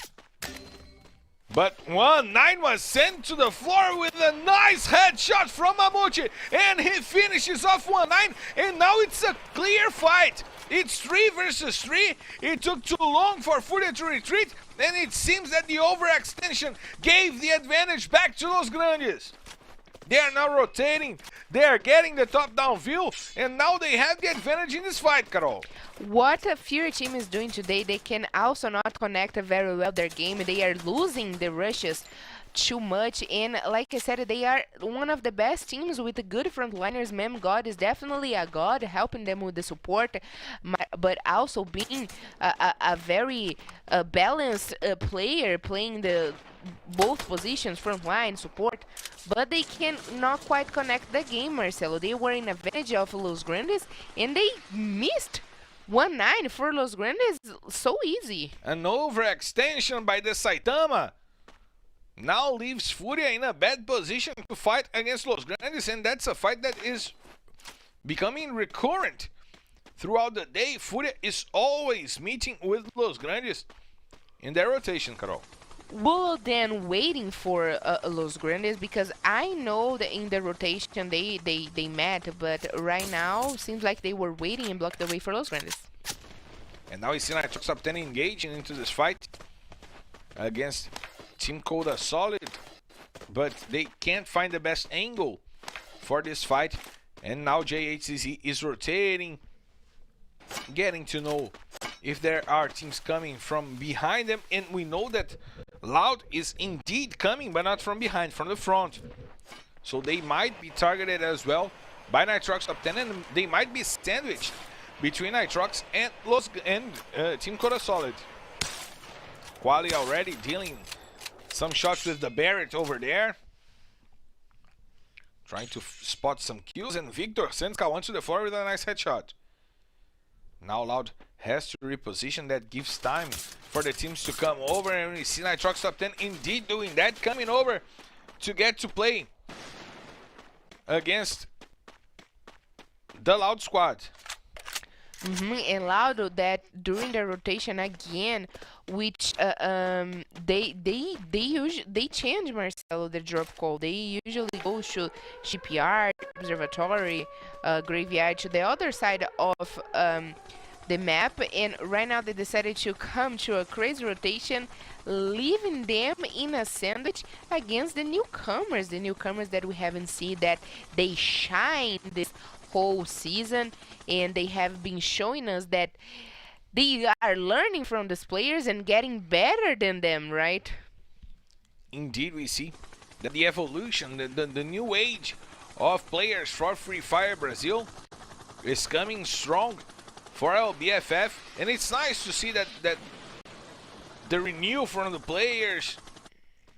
We see new talents coming in. It shows that Free Fire is spreading even wider in Brazil. Yes, exactly, and it makes the competition even harder, because we are getting very qualified teams to play here, even if you're coming from the Serie B.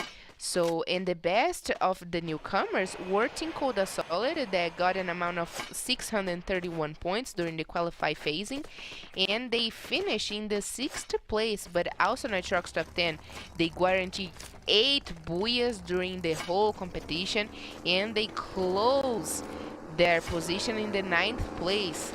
And we have also to talk about Los Grandes. They have been playing here in the Serie A, but they are coming as a newbies to this 5th season, and they got only 2 booyahs, but they managed to be regular, at least inside of the top 12. And it's fine. It's nice to see the newcomers here, because it shows that we don't have only 18 teams coming in on LBFF. We have Serie B, we have Serie C, we have much more teams with lots and lots of talents coming in to get to the Serie A. And now we see the players from Fluxo repositioning on top of the peak, and Furia is also there, and they might engage into an unnecessary fight against Fluxo. They are out in the open. Fluxo has the house to play, and now they are being shot by the players from Furia indeed, and they are retreating back to the house where they were. We see Memgat trying to get the shots. They have the top-down advantage, but they are out in the open. Memgat rotating, trying to find the best place to fight against Fluxo. They have the top-down view. He knows that Japa BKR is rotating near the fence, behind the houses, down the peak. He tries to rotate. He finds a better spot to fight. And it seems that Furia will not engage, Carol. Of course, as they should not, Marcelo, because they are in number disadvantage with specifically 1-9, who is also one of the best players for the team, showing us that they are leading also in Furia team as the individual kills, and right now they are damaged by not having 1-9 right now. But the safe zone is shrinking. We are going to see where the game will be taken, and Furia team is in the middle. Vivocade, Corinthians got an amazing position, and it seems like it's going to be Tupik and Cotatua. And let's see who's got the best position. Vivocade, Marcelo. Vivocade got the best positioning. Corinthians with a good positioning as well, but Vivocade has the top-down advantage. We see that Furia also has a good positioning. And now Fluxo is trying to engage to get to the middle of the safe zone. And they will definitely have to engage against Vivocade and or Corinthians. But who's engaging at Sharks Top 10 that decided to come too loud? Because they decided to come for loud. Yeah, they know that if they wanted to get inside of the safe zone, they have to get loud first. And it's better for them to fight early and not have to deal with the safe zone coming in. And Bonsai puts Kronos to the floor and sends him back to the lobby. The double vector working good for Nitrox Top 10. Now only 3 players to fight for loud, but Will sends Chinese to the floor and he will send him back to the lobby. Now we see J8CZ trying to find the players still inside the house from loud. He has to reposition because Nitrox Top 10 is also coming for them. Will still protected by the ice, and the double vector doesn't do enough damage. But now Bonsai is on the floor, and now Kawan with the experience sending 2 players to the ground. And he amasses the 2 kills for out, and Nitrox Top 10 is back on the lobby because Will came to help. But Netshoes Miners trying to take the kills. Kawan is stolen by Cebolinha. Now Will gets Cebolinha to the floor as well. And he sends Utrem to the floor. No, it's Spawn.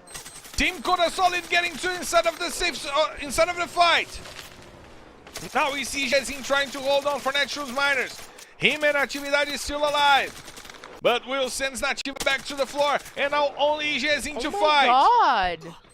A quadra kill by Will, leading the charge for Loud. Mamute sends Nada to the floor. And Loud is back on the lobby. They were attacked by 3 different teams. Now we see Vitin holding the door with Team Coda Solid to avoid Los Grandes and Netshoes Miners to come in. Mamute goes down to the safe zone. Still 9 teams remaining, 15 minutes played in this map. We see Vitin going over and finding the head of Mamute, but Fox still kills for Fluxo team right now. Good job by Fluxo. Now with Japa BKR sending Bowling to the floor. And then Netshoes Miners and Los Grandes with only 1 player remaining in each side. Sia sends Bielga to the lobby. Once again, and Fluxo is coming for Furia. Azuri sends Diago to the ground, and now we see that only Memgat has a capability to fight for Furia. And he has to hold on to the players coming in against him. Los Grandes is back on the lobby, as does gets taken now by the safe zone. Hazuri gets the shots, and he puts Lobato to the floor. He puts R7 to the floor, and now Lobato helping. But Japa BKR finds the head of Quali. Corinthians trying to hold on to the center of the safe zone. Vivocade has the better positioning to fight. They are left with only 3 players since the beginning of the match, but now Iago goes back to the lobby. B4 loses 2 players in this fight, loses 1 player in this fight against Corinthians. Gelo has the top-down view. He can hold the players from Team Corasolid down under. And Juan sends Ousado to the floor. Now Corinthians have to fight against two teams. B4 has the advantage in position, but Team Corasolid is coming with eagerness, and VG sends Zenak to the floor. Furia is out of the game because MTS got a kill. Now Japa BKR is joining the fight. Flux is coming for Corinthians as well. And for Team Corasolid, they already have 6-7 kills for them. CS gets volley. Bone goes to the floor as well, and Team Corasolid is wiped out. Now Corinthians has to deal with the eagerness from Fluxo that is doing an amazing job to start the day.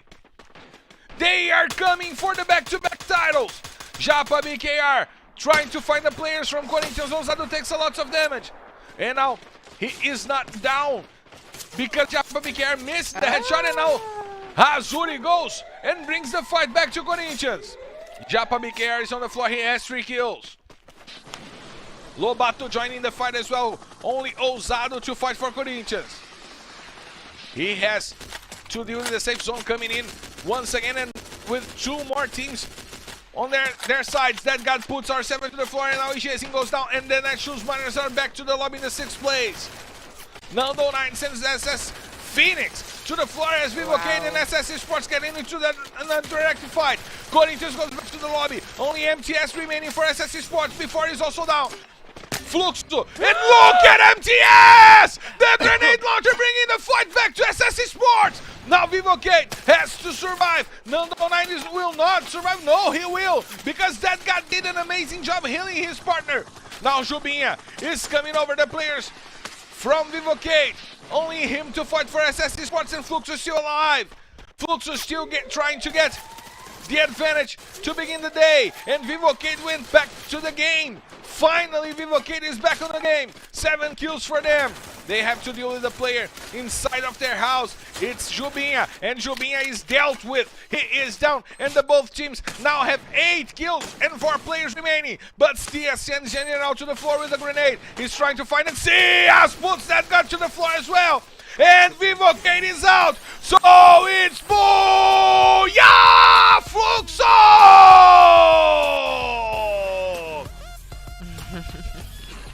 They are coming for the back-to-back titles, Carol! They are coming for the trophy!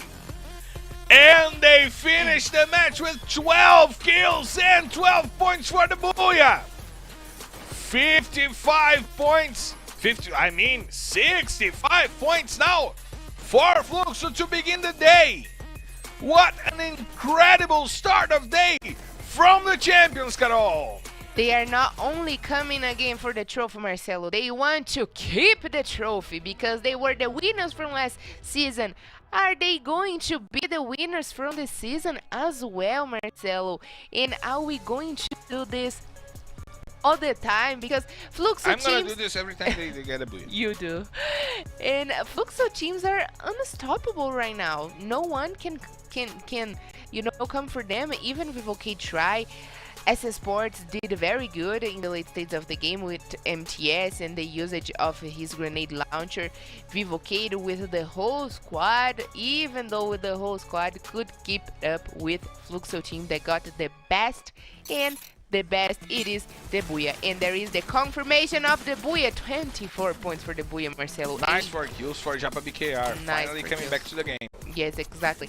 But Vivocade also trying to keep it up with the game, coming in the 2nd place with 70 points. SS Sports 9 points. Before is doing exactly the same thing they did throughout the whole season. We are not watching so much stuff from them, but they were trying to keep at least inside of the top 5. Corinthians 9 more points, and Netshoes Miners trying to breathe with 7 little points. But Carol, the consistency from Fluxo and before will be paid off. Metagaming did not score points in this match, so it's important because Fluxo will have a great distance on their accounts, and before will probably take the 2nd place from Metagaming. Yes, and Loud team as well in the 7th place with 7 kills. Actually, Loud went back to the lobby in the 10th position, Marcelo, but because of their 6 kills, by also the hands of Will, who is playing like a lion today, they got 7 points.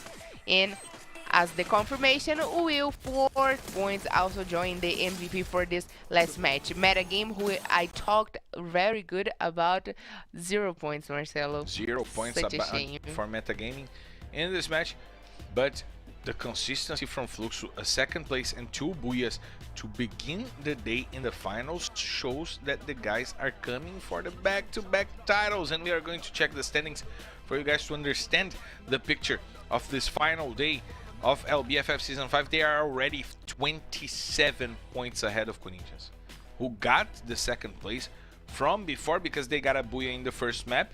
That's what's putting them ahead of before. But look at Vivocate coming back to the fight, Carol. Vivocate also coming back to the fight, but there is 30 points ahead of Corinthians if they wanted to reach Fluxo, Marcelo, because Fluxo got already double Buya here today, Marcelo. I wasn't expected to see double or triple Buyas. I was actually picturing a different final where probably all the teams were getting Buyas, and we are going to have a very tied last matches. But Fluxo team is definitely giving the show that we wanted to watch before, still in the same place. I mean, they jump one more house in the third place right now, one more position. House in the third position, and of course before is doing the silent game, but they are coming, Marcelo, tied with Corinthians. But check this out, Carol. Fluxo with 25 kills. The second team with the most kills is Loud with 15. They're 10 kills ahead of the team with the second most kills in the day, and they already have the advantage in points, the advantage in Buyas, that is important because this is a tiebreaker condition, and the advantage in kills.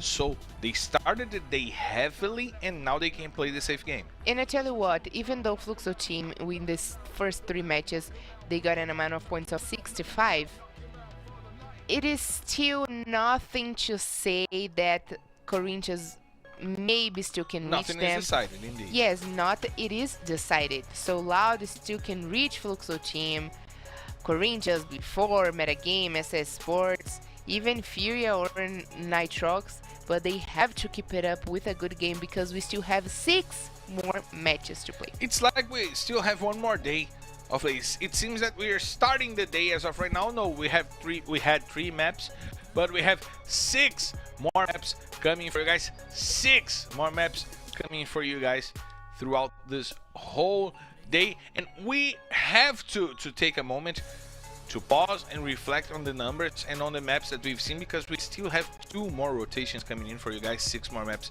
and we'll be right back there after a quick break, right, Carol? Yes, so let's hit the break!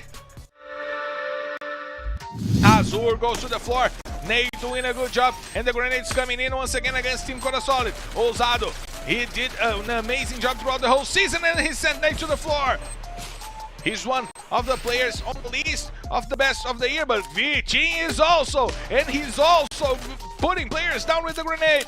Zenak taking lots of damages, and Corinthians being trampled by Team Coda Solid and also trying to trample Team Coda Solid. There is Pac to try to save the last players from Team Coda Solid. Ousado, he puts Pac to the floor, and now he has to lead to deal with Vitinho. Vitinho and Ney going for the fight against Ousado. Ousado finishes Pac off, but Vitinho gets the kill. Corinthians goes back to the lobby with only 2 points by killing. And Team Coda Solid was responsible for that, Carol.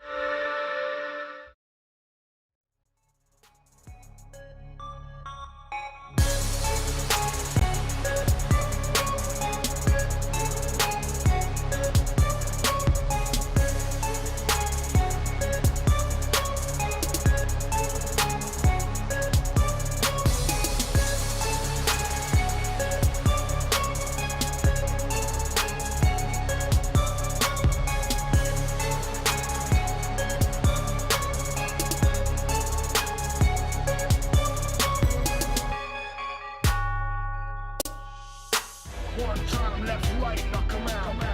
Two times, knock him out. Knock him out with the left, knock him out with the right. Knock him out, knock him out, knock him out for the night.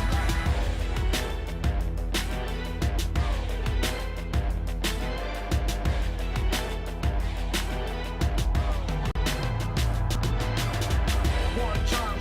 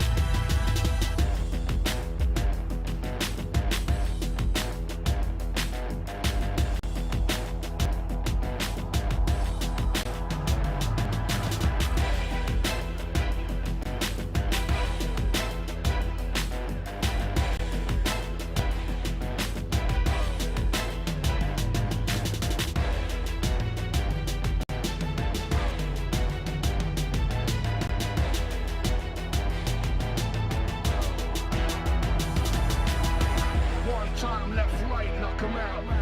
Two times, knock 'em out.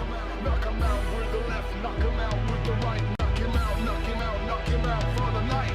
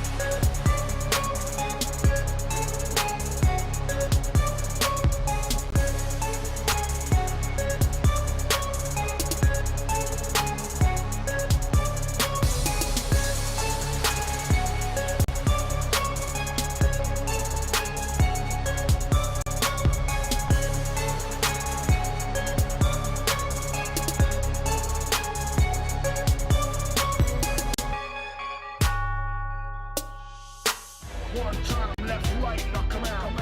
Two times, knock 'em out. Knock 'em out with the left, knock 'em out with the right. Knock him out, knock him out, knock him out for the night.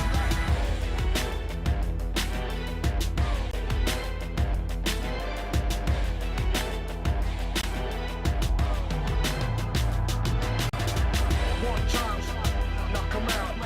Two times, knock 'em out.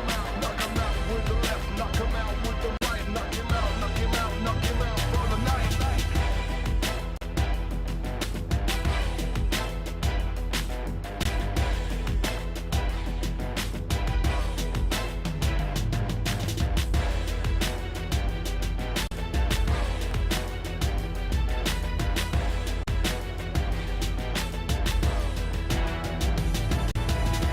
One time, left, right, knock 'em out. Two times, knock 'em out. Knock 'em out with the left, knock 'em out with the right. Knock him out, knock him out, knock him out for the night.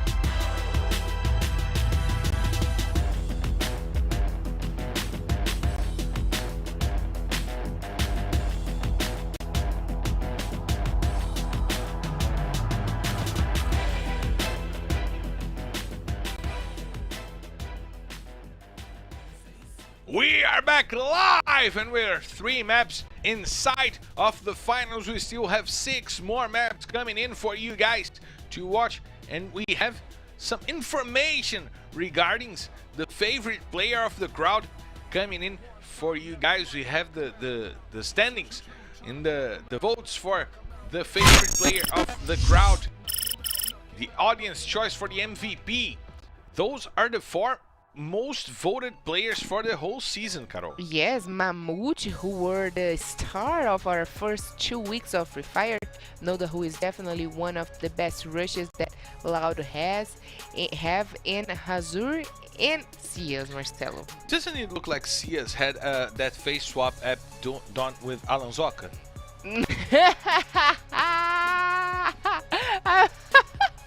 No, you didn't.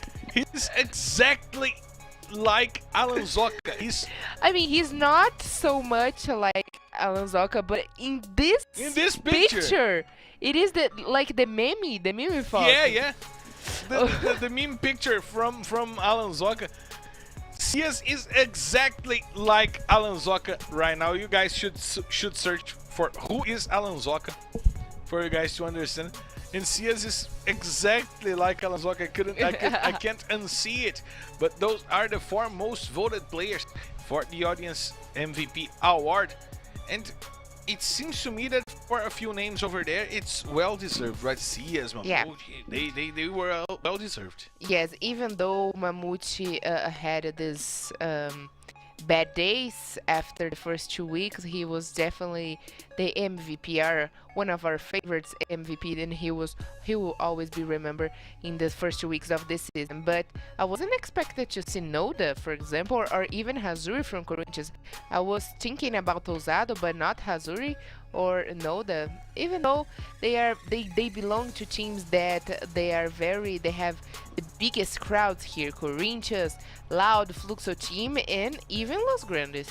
Even Los Grandes, teams with a greater audience in the Free Fire scene in Brazil. But we have to talk about what is going on in the finals, Carol, because what Fluxo is doing today is unbelievable. It seems that they thought to themselves, oh my god, we cannot lose this trophy that we have here in our gaming house that is so beautiful. We have to keep this here, and they're going for it. And with the first Buia from Corinthians, I was definitely expecting and picturing that Corinthians would lead the table here today. But the truth is, and the truth needs to be said, Fluxo team with an amazing squad playing Cias, Godkill in the support, Cias in the frontliner, Fak also in the frontliner, and Japa BK are the best captain that Free Fire Brazilian League have seen in the history. The only play, not the only player, but the first player to reach the 300 kills. That God reached it. That God also reached that. So I wasn't expecting not less from Fluxo team. But what in the world? The teams are letting Fluxo team winning again, Marcel. I know it's too early to say that. We still have more 6 maps to play. Another day, like you said. But still, Fluxo team can win this competition again. What cleared the thoughts for me was that Vivokid finally played the aggressive game. They finally went for the fights. They went to the top 2. They finished the match in the 2nd place. They got 8 kills. That was important for Vivokid to get the points they needed to start the day. Even though they started slowly, they had the advantage to start with 12 points. Now they got 17 more. I mean, it was 17. It was 17 points, 8 kills and 9 points. The last match, 17 yeah, points. 17 points. And finally, Vivokid is starting to run their engines, and they might come after Fluxo, right? Yes, we saw that it took a little bit longer for them also in the first 2 weeks of this season, but we are talking about finals. You know, you asked me if they would come with the same gas. I confirmed that I think they would. They will definitely come with the same sagacity they were playing throughout the whole season with the balanced team, and I still think they are doing a good job, even though they are a little bit behind of Fluxo team and also Corinthians right now before as well. I still believe In your eyes. in my eyes and in Vivokid. And now you see the players from Vivokid right here by my side. I wanna touch the head from Nando 9 over here, but I think I can't. Just rub a little bit. Just give him a nice Little rub on the forehead and the back of the head.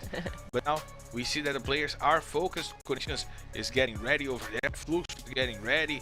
The players from SS Esports are having a moment of relaxation as the players from Loud are engaging into some conversations, and Kronos with the nice hat to get him his sight better. We see Furia having troubles today, dealing with those troubles by talking over there. We see Metagaming, Los Grandes, Netshoes, Miners, and we also see the control tower alerting me that we're clear to take off, so let's hit the skies!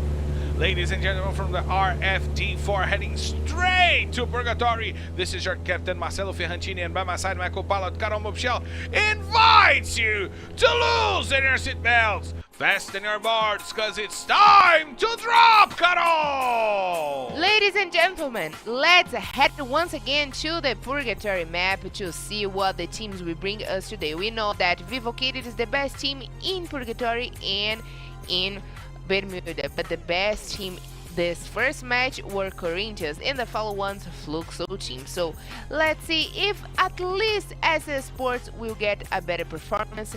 Team Codasol and Nitrox Top 10, they have been showing us great things. Meta game also before they're skipping their balance. But we saw one thing, that Furia couldn't adapt their rotation and they met. I don't know why. It doesn't even matter how hard you try. Keep that in mind. What's that? You don't know the song? No. This is Linkin Park. In the end. No, I don't know this one. I tried just so hard. This and is got it's so song. far in the end. Okay, It doesn't even I don't know the hat part. One thing. I don't know why. It doesn't even matter how hard It's because you try. you're not putting the melody in it. Now I can't makes put sense. the melody on while I'm rapping. How can I do this? I don't know how you can do it, Marcelo, but I just want to share a little bit of Nexus Miners. We know they are to be the Kala Miners, but Nexus Miner in the beginning of the season, they lost a little bit of the track. They were holding the breath too much, and they almost got out of this finals, Marcelo. They, for one miracle booyah, they are back in the game, but still they are farmer plays here, which shows us once again we talked about the experience and also to be a newcomer here, and we see that Nitrox Top 10 and Team Codasol, the two new teams, are doing better than Nexus Miners, for example. They're not afraid to fight. Yep. We've seen those two teams going after the veterans to get a better positioning inside of the map, to get the kills. They're doing it good. And now we see B4 taking Brasilia for themselves, as we've seen throughout the whole season. And that helped B4 become the second team in points throughout the whole season in Purgatory. This could help them play in their usual drop call. This could help B4 get the points they need to start fighting against Fluxo, because if they let Fluxo score the mad points that they are scoring right now, Fluxo will be in a great position to guarantee the second title in a row. Yes, that's the thing. The first three matches, they did it very well. They got the points, 65 points, leading the tables. But if the teams let them, once again, 3 more matches, be the best team, we probably can already picture who is going to win this. But don't you think that the teams are right now afraid to go at each other? They are trying to play a more safe game and they are scared to go at each other. And now we see Pão trying to deal some damage on Gus. He blew up the car that Gus was taking to leave, and now Team Codasol is coming after the player from Los Grandes. It's Gus using the rocks to protect himself, and now he have called for the backup from his teammates, but he was far away. So far away. Where is the other part of the team? Yeah, they are coming now from fields, from the south part of fields, because they have to help Gus. And we've seen that from Los Grandes. They use this rotation, and Gus puts Pão to the floor with a nice headshot. They use this rotation with one player playing from far away to get the better loot, but that sometimes is tricky. We've seen Santos take advantage from that during the regular season. We've seen Loud take advantage from that during the regular season, and now we've seen Team Codasol taking advantage of that in the finals. It's a dangerous style of drop call, but now they are coming for the Team Codasol players as we see the grenades coming in, but Pão is prepared to fight. Mamute with the P90 puts the bullet on Pão's head, and now he has to deal with Quali. Quali uses a nice submachine gun to put Rafa X and Mamute to the floor. Rafa X is the first blood, and now Dust coming over to bring the fight back, and he finishes off Pão. And now Team Codasol with only 2 players to fight against the 2 players from Los Grandes. Gus sends Quali to the floor, and Team Codasol is wiped out. The newcomers are destroyed by Los Grandes. that started the fight in an awful position, but turned the game around with ease, Carol. And Los Grandes is looking way better in the finals, right? Way They better. are holding their rushes. They're remembering me the Los Grandes of the first 2 weeks. Exactly. I would say I was about to say that because they are definitely keeping up with the game, holding the rushes, and not avoiding battles, Marcelo. But will we have again Corinthians and Fluxo team in this exactly same position? Oh, Loud And rotate. Loud is coming. Loud is coming. And they came like bad men with those cars. And now Hazuri is trying to hold on the door against them. It's seen Ousado using the grenades. Kronos uses the shield to protect himself, but Noda is already on the floor. Gielo rushing over. The Corinthians players are rushing over, and Loud is getting trampled between Corinthians and Fluxo. 2 players down from Loud right now. Ousado using the grenades, trying to get the kill on Will. And Will goes down by the grenades of Gelo. 4 kills for Corinthians, and now Corinthians have to deal with Fluxo. That's also coming from the top of the hills. Fluxo lost Fak over there. He was sent down by the players from Corinthians, who now have the space to come after Fluxo. And they have the opportunity to take the leaders out of the match. In the 10th place, we see Hazuri trying to lead the charge with Ousado over there. Fluxo retreating, but Japa BKR sends Ousado to the floor with a nice headshot and almost sends him to the lobby. But now the grenades from Cias. And we know that this guy is doing miracles with the grenades. He can't find the better shot against the players from Corinthians, and now Fluxo seems to be retreating to inside of the house. This will be a direct fight between 2 teams fighting for the top of the rankings, the number 1 and number 2 in the finals. As we see, Ousado is on the floor because B4 came to the fight. R7 got the kill on Ousado, and now Corinthians is in a disadvantage in numbers. And sandwiched between Fluxo and B4, but Fluxo don't know about that. They rotated and they left the place. And now Nitrox top 10 is getting the spoils of war. Victor puts Fak to the floor. Now Spiel looks ready to engage into this fight against Fluxo. Brasilia is dominated by 5 teams right now, as we see. Los Grandes, B4, Metagaming, Nitrox top 10, Fluxo, Corinthians, everybody is coming to Brasilia once again, Carol. And we have a crazy ending of the first map of the day. This could happen once again, as we see Vivocate also getting closer and closer to Brasilia. Yes, I was just checking where the favorite drop call for Nitrox top 10. They usually go to Ski Lodge or a Forge, Campsite, and Fields, but they are doing the rotation so quickly that they are managed to get inside of the center of the zone in time, Marcelo, which Vivocade are suffering like we saw in the first match. They are having troubles to time the better moment to rotate indeed, as we see Modestia trying to get the kills on the players from Fluxo. Fluxo now being targeted. We know that they have 55 points. They are 27 points ahead of Corinthians in the top of the tables. It seems that they will not lose the top of the standings in this matchup, at least in this matchup. However, they want to extend their lead and not lose to the teams that are coming for them. Corinthians is one of them, the 2nd place team in the standings right now for the finals. We see that Fluxo might engage against Vivocade, and Carol, that puts a target on Fluxo's back, right? Yes, exactly. And actually, I was waiting for Corinthians to come to Fluxo team, even though they are trying to hold a little bit of their game. They are trying to do the right advantage of Fluxo, but oh, what a grenade from General right now. General Colby putting the grenades down, and he might find the kill on God Kill.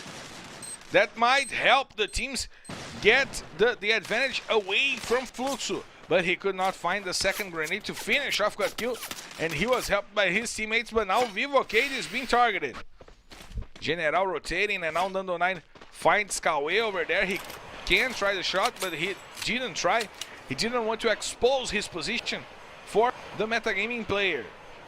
We see that Brasilia is taken and the fight will happen. Let's check out where the safe zone is going to close, because that will make it a party over there, Carol. Yes, Brasilia once again very crowded, and as I was saying, I was waiting for Corinthians to come to Fluxo team. Would it be their best strategy if they wanted to take the top, Marcelo?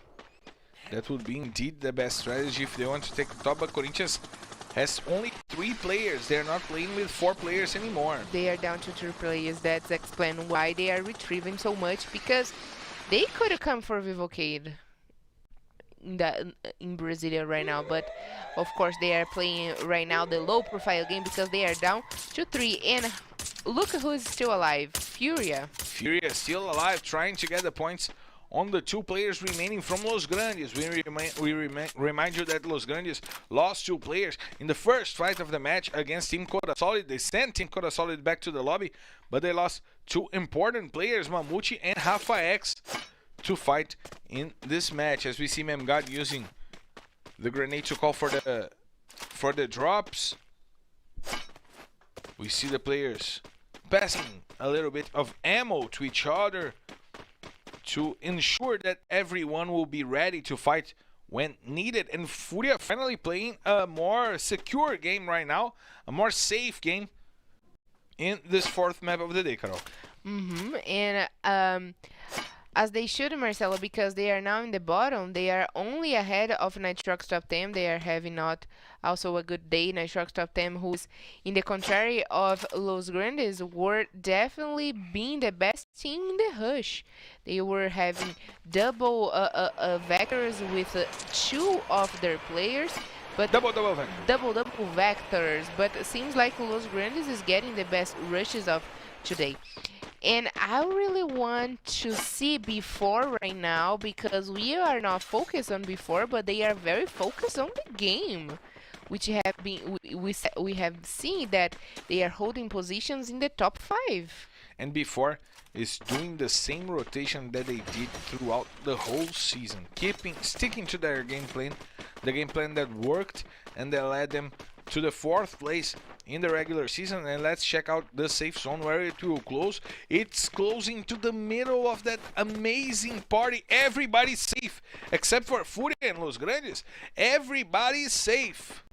Everybody's safe, Marcelo. But I was taking a quick peek in our standings of here, our talking points. And do you know who is the player in a final with more kills? It was Kawan, right? Yes, Kawan is in the first place, but Kawan is not alive anymore. So we still have Natividade. And we are talking about finals in general. The 30 and the 4th finals of LBFF. And we have Kawan, the first place from Loud, Natividade from Nightshow's Miners, and Japa BKR, of course. But who is leading the points by killing today? It is Cias. It is Cias indeed. And as we see, Fluxo is trying to hold the players from Vivocade inside of the house that they are in. They don't want Vivocade to rush on them. We've seen the danger from the Vivocade rush, and Fluxo don't want that on them, right, Carol? Yes, of course. And right now we are going to see probably the same game we saw in the first match of Purgatory. All the teams are trying to survive and fight against each other, but also fighting against the unsafe zone. So I tell you that the best team right now will be the team that is exactly in the middle. Corinthians was in the middle in the first match in Purgatory. And now we see Netshoes Miners holding the door for Furia. They cannot come in without a fight. But EGZin put Bielgott to the floor. There are 2 players down for Furia, and Bielgott is down on the ground, and it seems that Furia will not be able to enter the safe zone. Netshoes Miners doing an amazing job with their positioning, holding Furia outside of the safe zone, but now they have to deal with their own rotation. We see Cebolinha leading the charge. He uses the ice, but now Furia has a better positioning because Netshoes Miners were forced to retreat on the last moment. They waited until the last moment they could to retreat, and they got confrontation going on, which made that rotation way more difficult for them. But they still managed to rotate. Duz is sent out by the safe zone, and the safe zone is closing in to help Netshoes Miners. And Fluxo and Vivocade, we see that they are inside of the safe zone. And Furia still needs to go in, even though they lost a player. And now we see Nitrox top 10 going over, trying to take the players from B4, as we see Los Grandes shut down by the metagaming team. The grenades from Vitor coming up, as we see Hazur also finishing off R7, stealing a kill from Nitrox top 10.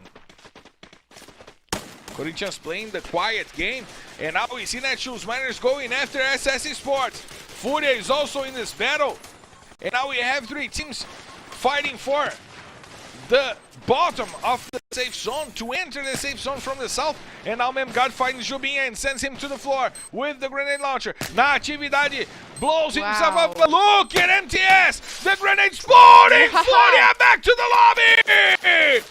MTS with the Kobe! Saving SS Esports! And now Cias is trying to do the same for Fluxo. MTS knows that the players from Netshoes Miners are coming for them. 16.5 minutes played in this match, a long matchup right now. Natividade has the grenades as well to play against MTS, but MTS is doing a better job than Nativa right now. Victor Seva goes to the floor. Modestia General finds 2 kills on the players from Metagaming, but Drax puts Modestia to the floor. Now, Vivocade with 3 players remaining, helping Modestia over there with the ice.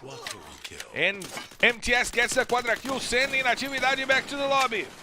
As we see Fluxo trying to enter the safe zone, they were left in a dangerous position, but they get the elimination on Nitrox top 10. They send the newcomers back to the lobby. And now MTS trying to rush the players from Netshoes Miners, but a nice flick shot by the EG sends the players from SS straight to the lobby as well.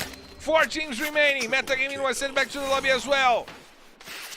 And now, Netshoes Miners having to deal with the safe zone and the positioning. Cias putting that guy down with the grenade. 2 more kills for him in this match. Now Fluxo has to rotate. They have to deal with Corinthians. The grenade comes in and puts Chapa BKR back to the lobby. It's between Vivocade, Fluxo, Netshoes Miners. And Vivocade is down. Corinthians is still up. Netshoes Miners take the 3rd position, but a nice wall bang by Zenak sends it back. It's now Fluxo versus Corinthians, and Zenak gets a shot, so it's booyah! Corinthians! They fought the whole game with only 3 players, but they got to the booyah against Fluxo once again. Those 2 teams are dominating, and we see the wall bang on EGSD, a nice wall bang by Zenak, and then the team play against the players from Fluxo. Amazing job by Gelo, Hazur, and Zenak keeping Corinthians alive and giving them their 2nd booyah in the day, Carol. Double booyahs for Fluxo team, double booyahs for Corinthians, and Corinthians came right now. He's in the game to mess up with Fluxo team games.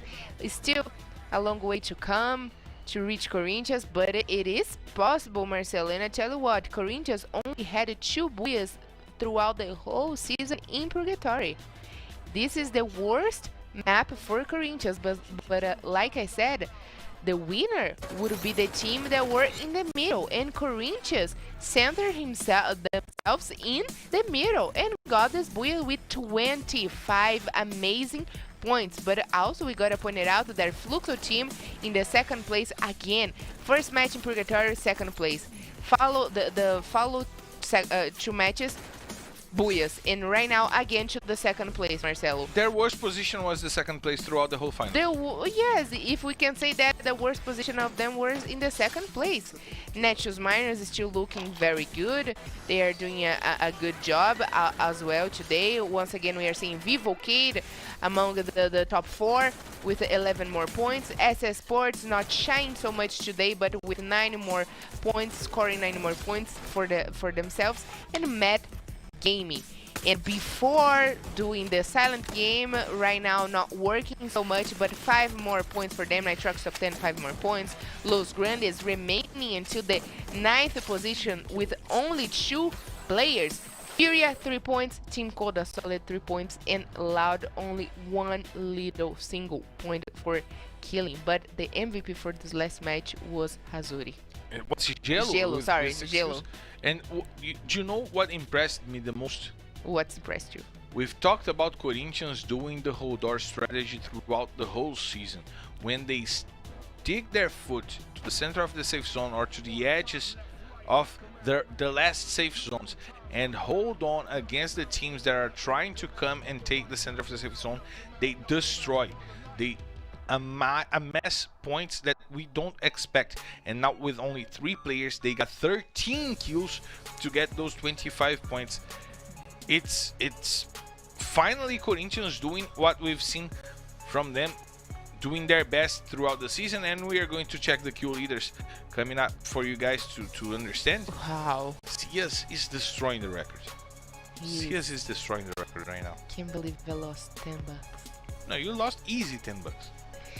How come? And MTS tied the record from No, okay. It was already predicted that Cias were doing definitely a good job, and he would definitely come to contest the first place of the MVP, and he will probably finish as the MVP for this season. But MTS is still looking stronger, reaching the 100 points, 111 points, tied with Juan from last season. But let's talk about the support of Nando 9 in third place, Marcelo. getting to the 100 kill mark. If he gets one more kill, he will get to the 100 point mark. Predictable that he will reach it still today. It's an amazing mark for a newcomer support in this season, right? Indeed, it is, especially because it is the support. Actually, this season surprised me when we saw that the supports were joining the MVP list, and they were also doing more kills than the frontliners of their teams. Kronos is a good example of that as well, like Nando 9. Iago doing an amazing job as well, 4v4. Ousado once again back here in the 5th place for Corinthians, and Vitinho, the newcomer that have been surprising us with his amazing natural born kill skills. Yeah, we see that those players are eager to get to the top of the rankings, but the teams are also eager to get to the top of the rankings. So let's check the standings for you guys to understand the picture right now. Fluxo with 17 points ahead of Corinthians. They lost 10 points in that difference in the last match, as they scored only 15 points and Corinthians scored 25. But Vivo K taking the 3rd place from before. Vivo K trying to climb the rankings. They need to improve what they've been playing, and those past 2 maps put them in 2nd and 4th place. Those were important points for them to come back to the fight. Metagaming sleeping a little bit, but quietly SS Esports is getting to the 6th place. Netshoes winners also climbing the rankings, but we still don't see anything new from Loud. Team Coda Solid not having a good day, despite the fact that we're going to Kalahari and now they can perform their best. But it amazes me what Fluxo and Corinthians are doing. They are far away from the other teams. Actually, the only thing new that Loud is doing is their rotation, because in Purgatory they always go to the crossroads, but they rotated 2 fields. But there is no INTZ right now, only Los Grandes. We saw Team Coda Solid as well. But there is an open way for Loud to come in Purgatory map specifically, so there is no explanation for them to meet so much Corinthians and Fluxo team right now. But Carol, let me ask you something. Take Fluxo's points. Subtract 8 points that were the points that they got by the qualification on the regular season. That would leave us with 72 points in 4 maps. How many times did you see the best team of the day finish the day with less than 70 points? I mean 65, 68. We've seen that happen a lot. Fluxo in 4 maps have 72 points scored in the day, and the 8 bonus points for them makes it 80. Yes. Fluxo might get into an amazing number of points if they score one more Booyah, or if they keep doing what they're doing, getting to the 2nd places or the Booyahs. We've seen only Booyahs from Corinthians and Fluxo. However, the maps that Fluxo didn't get the Booyahs, they were in the 2nd place. And in the first map, they were in the 2nd place in the Buia, but they were in the first place in number of points. They scored more than than Corinthians, the team who got the Buia, right? Yes, and if today were a regular day for us, Fluxo team could already be crowned the best team of the day, because we are heading to the Kalahari, and then we have Bermuda. Of course, we still have 3 more matches to happen, because today it is 9 matches that we're going to play. But if Kalahari map and Bermuda were the last maps, Fluxo team probably would be already the best team of the day, appearing in the highlights. Cias would be in the individual kills, so the things are getting very good for Fluxo team here today, but also for Corinthians, they got also a double Buia. The things are getting good for us as well, because we still have 5 more maps to come, and I will be, me and Carol, my co-pilot, will be back right after the break, so I'll see you soon. The ice needs to come up once again, while Nando9 found the shot on Cauê and sent Cauê to the floor. Now he sends Zian to the floor, and there's only drugs to save metagaming. Nando9 doing what he has to do, using the sniper rifle, and he gets the kill on 3 players! Nando9! 20 kills for Vivocate! What a match for Vivocate! Now they only have to deal with Netshoes Miners! Vivocate will get an amazing Buia for this match! Oh my god, what are they doing? The grenade launcher coming in. Modestia is going over. Nando9 gets 1 more kill, and it's Booyah! Vivocate! Oh my god!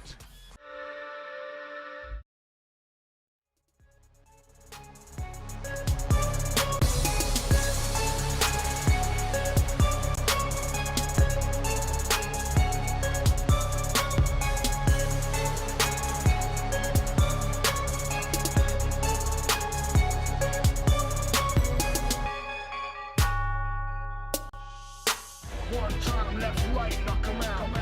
Two times, knock 'em out. Knock 'em out with the left, knock 'em out with the right. Knock him out, knock him out, knock him out for the night.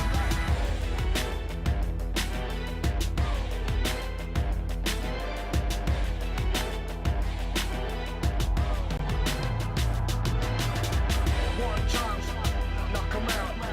Two times, knock 'em out. Knock 'em out with the left, knock 'em out with the right. Knock him out, knock him out, knock him out for the night.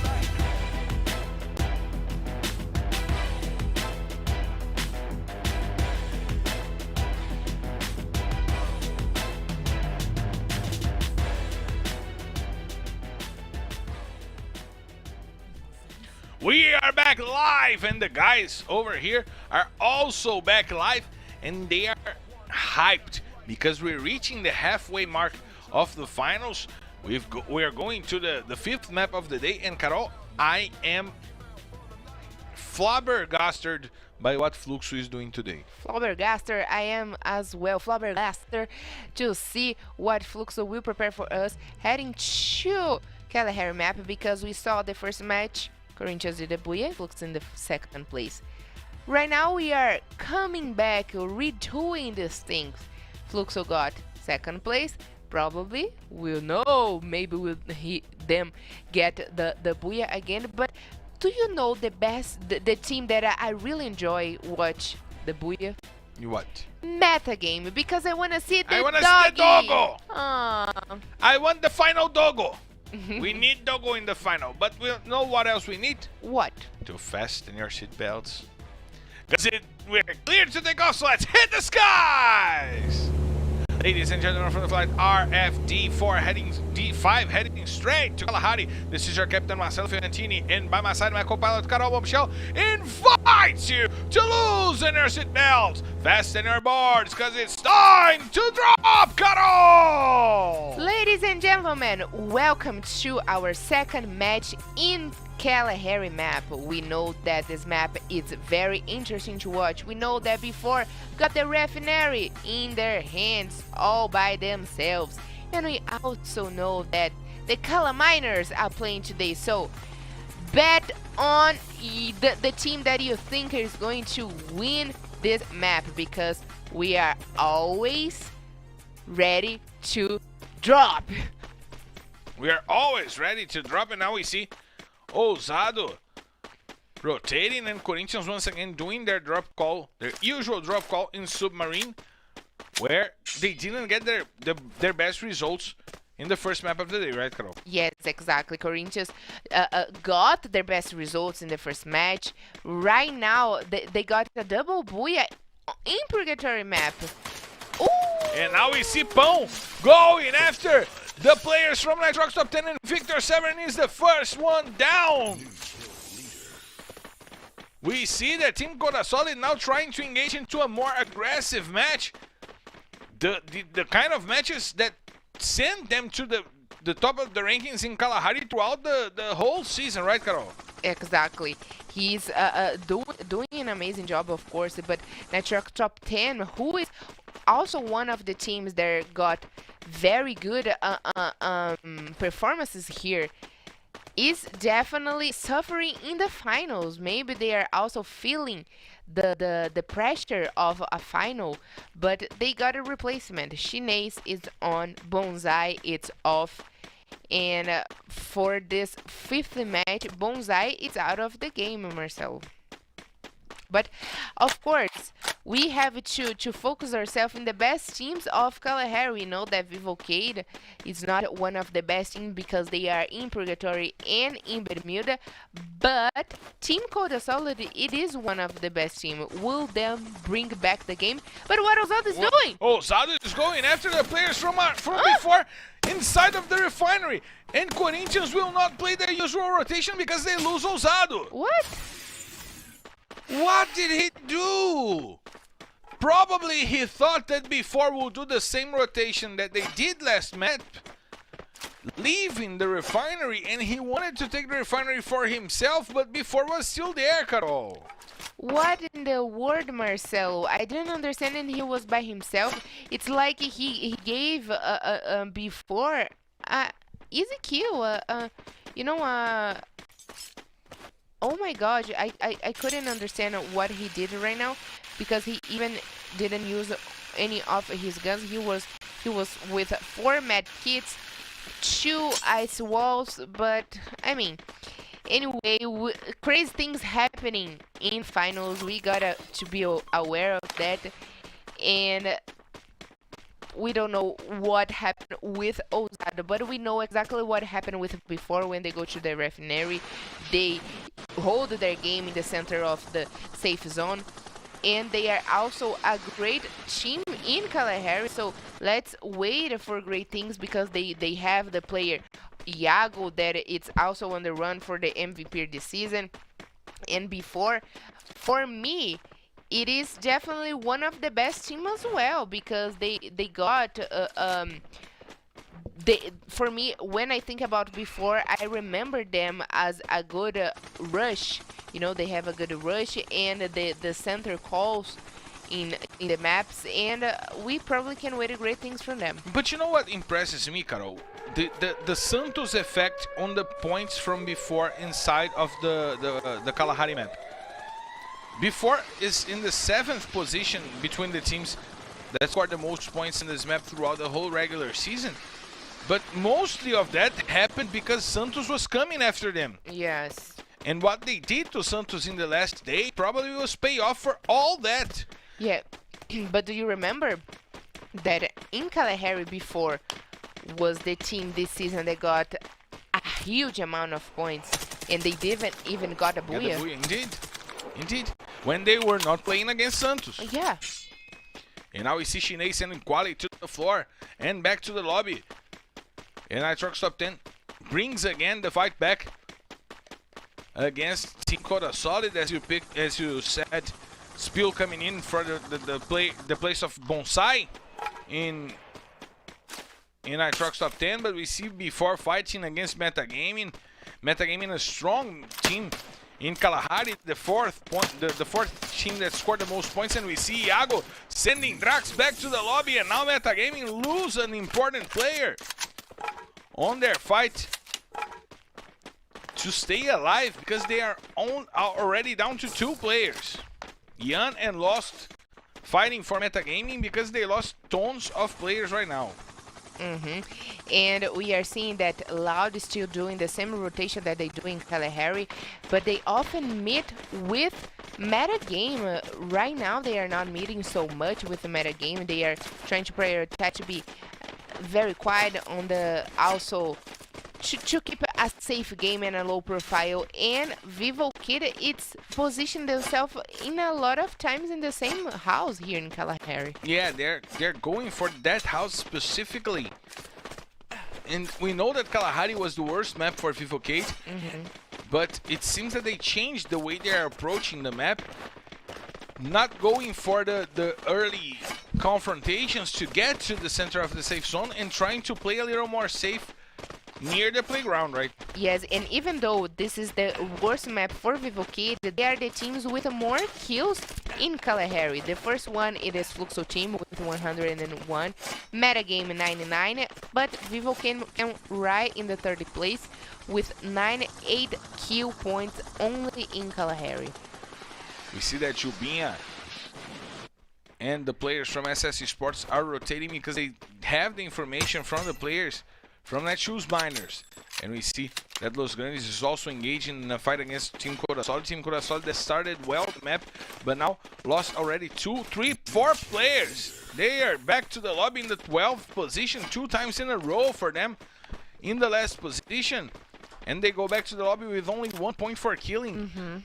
The player that was Victor from Nitrox top 10, bad position for the Team Corazol right now. Yes, and we keep talking that, I mean, we watched today that they are the best team in Kalahari, so are they feeling the pressure as well of the finals? Because to have a good performance throughout the whole season and come to the finals like they are not prepared, which they are prepared, shows me a lack of confidence.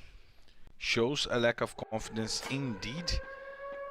But a team that we know that has no confidence is Netshoes Miners. They don't go for the fights. They were running from SS Sports like madmen, and now they are trying to engage. Maybe that will surprise SS Sports. SS Sports, they're not engaging early fights as well today, Marcelo. But Netshoes Miners are, and they are coming. Wow. They definitely changed their strategy for the finals. They changed their strategy for the finals indeed, and now we see that Cebolinha is trying to hold the position for the players to rotate. And as we see, EGZ is left far away for an eventuality and to play the sniper rifles a little better. But that leaves the players from Netshoes Miners with a disadvantage. But Cebolinha sent Fenix to the floor, and now Jubinha is helping, and that allows Netshoes Miners to come to inside of the house and try to get the better positioning, as MTS was trying to use the ice to climb the house. But Train sends Fenix to the floor once again. Now MTS trying to find a better positioning to fight. EGZ climbed down the hill, and now the players from Netshoes Miners are inside of the house, as we see Cebolinha and Atividade way too close to the house. The train is also inside of the house. The grenades are coming in to try to fight the players who are on the second floor. Cebolinha is blocked by the ice over there. He needs a better positioning to enter the house, as we see the players from SS Sports taking off. They dropped to the other side of the house, and now they're trying to take control from top down, from the first floor. MTS doing the front line, and then the grenade launcher from Atividade hits no one, and if he hits someone over there, that would be an amazing quadra kill for him, with only one shot for him. You see Fenix locked into the house because of the ice, and now he breaks the ice and tries to rotate to the second floor. He's taking damage from the gas, and now he is on the second floor with his teammates. Netshoes Miners still pressuring SS Sports inside of that house, and MTS recovering a few inches of life over there. The grenade does a good amount of damage on the train, and he puts Butch onto the floor, playing with the AK-47. EGzinho puts Chubinho to the floor, and o Trem finishes off Butch on, puts Phoenix to the floor. Now, SS Esports having trouble. Only MTS to fight with the help from Butch on. Netshoes Miners with a good fight against SS Esports, surrounding the house where SS Esports was in and taking them apart piece by piece. 3 kills for them and only MTS still alive. Nativa trying to control the house as we see Zenak going over the players from Nitrox top 10, but Zenak goes to the floor. Corinthians already lost a player. We reminded that Osado tried to take the refinery call, but he was left to die by the players of before, and now Corinthians with only Gelo to fight. SS Esports is sent back to the lobby by EGzinho. Netshoes Miners with an amazing fight against SS Esports. One of the first good fights we've seen from Netshoes Miners. And finally a good fight from them. And Corinthians now with only Gelo to play, Carol. And actually, I was about to talk about the Netshoes Miners because, like Marcelo said, it was the very first time we were seeing great stuff from them. Not avoiding, of course, they were having troubles throughout the whole season holding the game. And probably they are bringing this little present for us to the finals, as Los Grandes is engaging with Loud, and probably Loud got a squad wiper over Los Grandes. And now we see that Loud is trying to go over while before he's holding themselves. We see Noda and Kronos trying to get the information. EGzinho getting the quadra kill, while GodQ tries to get the kill on the last player from Corinthians. That is Gelo. Fluxo is still alive in this match and well positioned near the playground.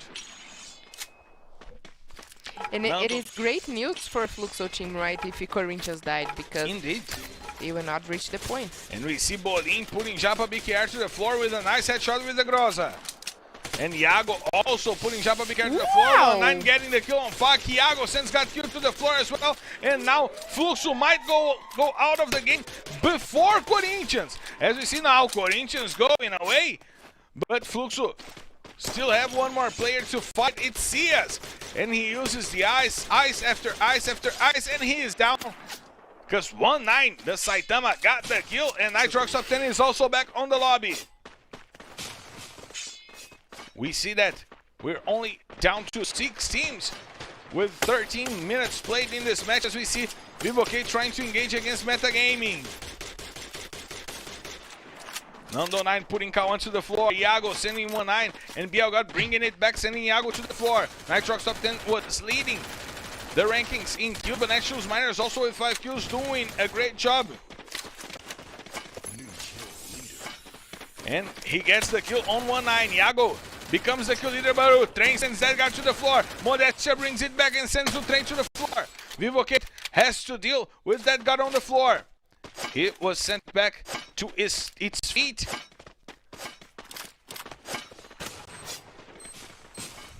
And now we see Loud still inside of the house, still studying where they should go right now.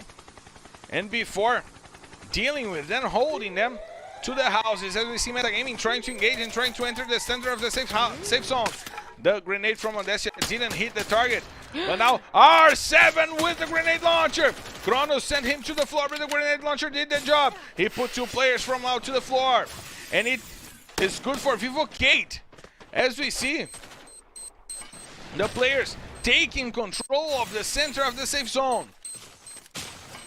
Modestia is helped by its teammates, 15 players to play. Metagaming with only 2 players. The grenades from General might do a damage, and they did. Lobato once again sending 2 players down. Will, and he gets the quadra kill. Loud has only 1 player to fight, and they are back to the lobby. Lobato did an amazing job getting to the killing spree before with 9 kills already. Amazing job by before, amassing the kills, amassing the points that they need to get back into the fight for the top of the rankings. We see the grenades coming in from General. And now before he's going after the players from Metagaming, but look at Loss. He took down 2 players and almost brought the fight back. But now Vivoke has the opportunity to go after the players from before. They saw the kill feed, but R7 sends 2 of them to the floor. That God finishes 2 players. And now He gets the triple kill before it's down to only one player. Modestia, General Nando 9 that got still alive. All players, they have to deal with one player from Netshoes Miners and one from before. R7 is outside of the safe zone. He gets killed. And now it's Cebolinha, so it's Booyah! Vivocate! Thiago. They get the homage paid! Thiago, this is for you, my man! This is for you!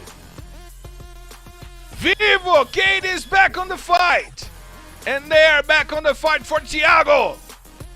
The booyah goes for the team that scored the most points throughout the whole regular season. And Carol, for those who watch on their mirrors and see Vivocate coming from behind, that's a scary sight. Yes, by the time that Vivocate get this booyah, Marcelo, they were almost there. And like you said, let's watch out for Vivocate because we see the exactly same game throughout the season, and we saw that Vivocate got more than what it takes for them to be the best team. They were the best team throughout the whole season, right? They finished with 700 points and no one else did that. And even though Fluxo team got a double booyah here today, right now they are very triggered by the points of Corinthians, who had a very bad match in Kalahari right now. But Vivocate, who... The things here are very crazy, right? Because Vivocate was not the best team in Kalahari. The best team were Team Coda Solid, who also went back to the lobby with the 0 points.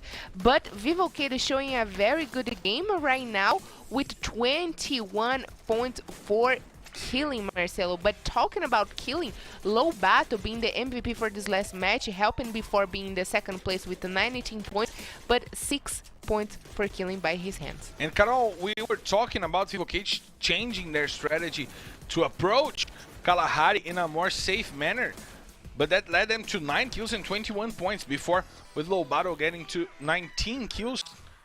An amazing job by Before, who finished in the 3rd place, 11 kills for them. Netshoes Miners with Cebolinha taking them to the late stages of the game. Loud finally showing up on the top 5, and Furia also finally showing up on the top 5. But it was an amazing game because we saw Corinthians and Fluxo scoring few points. So that brings 2 teams back to the fight, Before and Vivocate, Carol. Yeah, and if once SS Sports were the favorites, one of the favorites here this season, they are not anymore because they didn't score anything in this last match in Kalahari. But let just me point it out that the first match in Kalahari, Vivocate 0 points, and right now they come back because I want to check our standings to see if we have the game, because we have a game, Marcelo. Top 3 again, Fluxo team, Corinthians and Vivocate. And Corinthians now here's a knock on their door. 2 points ahead of Vivocate, only 2 points before coming to the 4th place. Netshoes Miners coming to the top 5.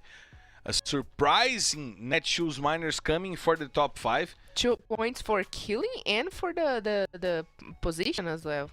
Yeah, indeed, for the position as well. And Carol, things are starting to get messy for the last 4 maps of the day. We still have 4 maps to come.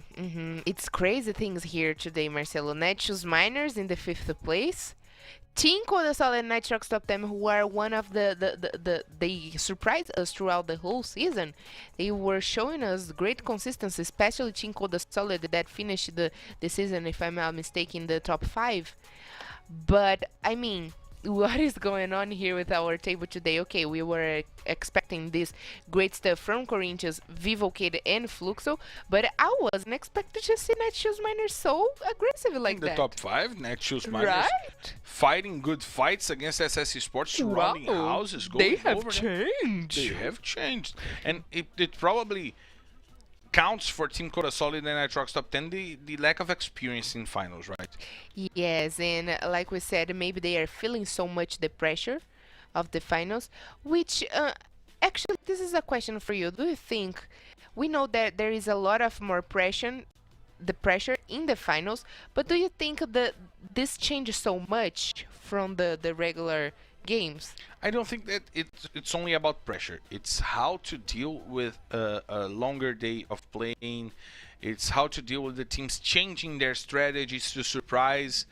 It's probably something that the newcomers are not yet aware of, the fact that teams will change the way they play on the finals. They will have secrets kept for the finals, and that might be surprising the newcomers. Fair enough, and well said, Marcelo. But there is the confirmation of our Buyas today, double Buya from Fluxo team and Corinthians, and the first one for Vivocade. So we have a game, ladies and gentlemen, because Fluxo team, it is leading, but Corinthians and Vivocade are coming for them. Corinthians and Vivocade are coming for them, and we are coming for a quick break, and we'll be right back with you guys. Kaique trying to go over using the ice, and Rick finds the grenades on Lost. Lost is the first player down. Kawe puts Kaique to the floor, but Rick once again finishes off Lost with the grenade. Stick trying to help Pengaming over there. Kawe and Drax doing the job for metagaming, and now only one player still standing for Pengaming. Will they go back? And Rick did the whole job all by himself. Again. Rick gets the whole metagaming squad down. Amazing job by Rick.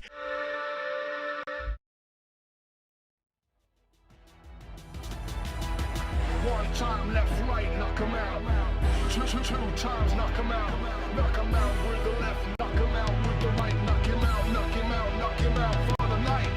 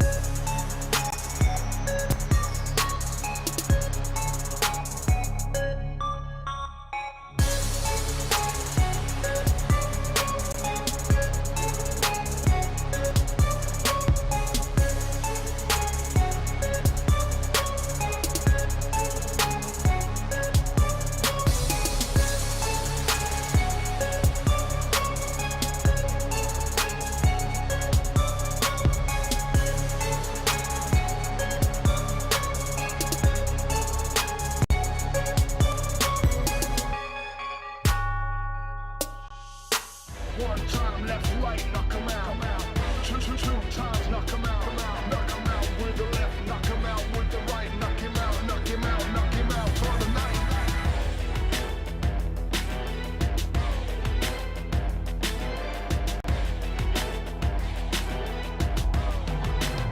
One time, knock him out. Two times, knock him out. Knock him out with the left, knock him out with the right. Knock him out, knock him out, knock him out for the night.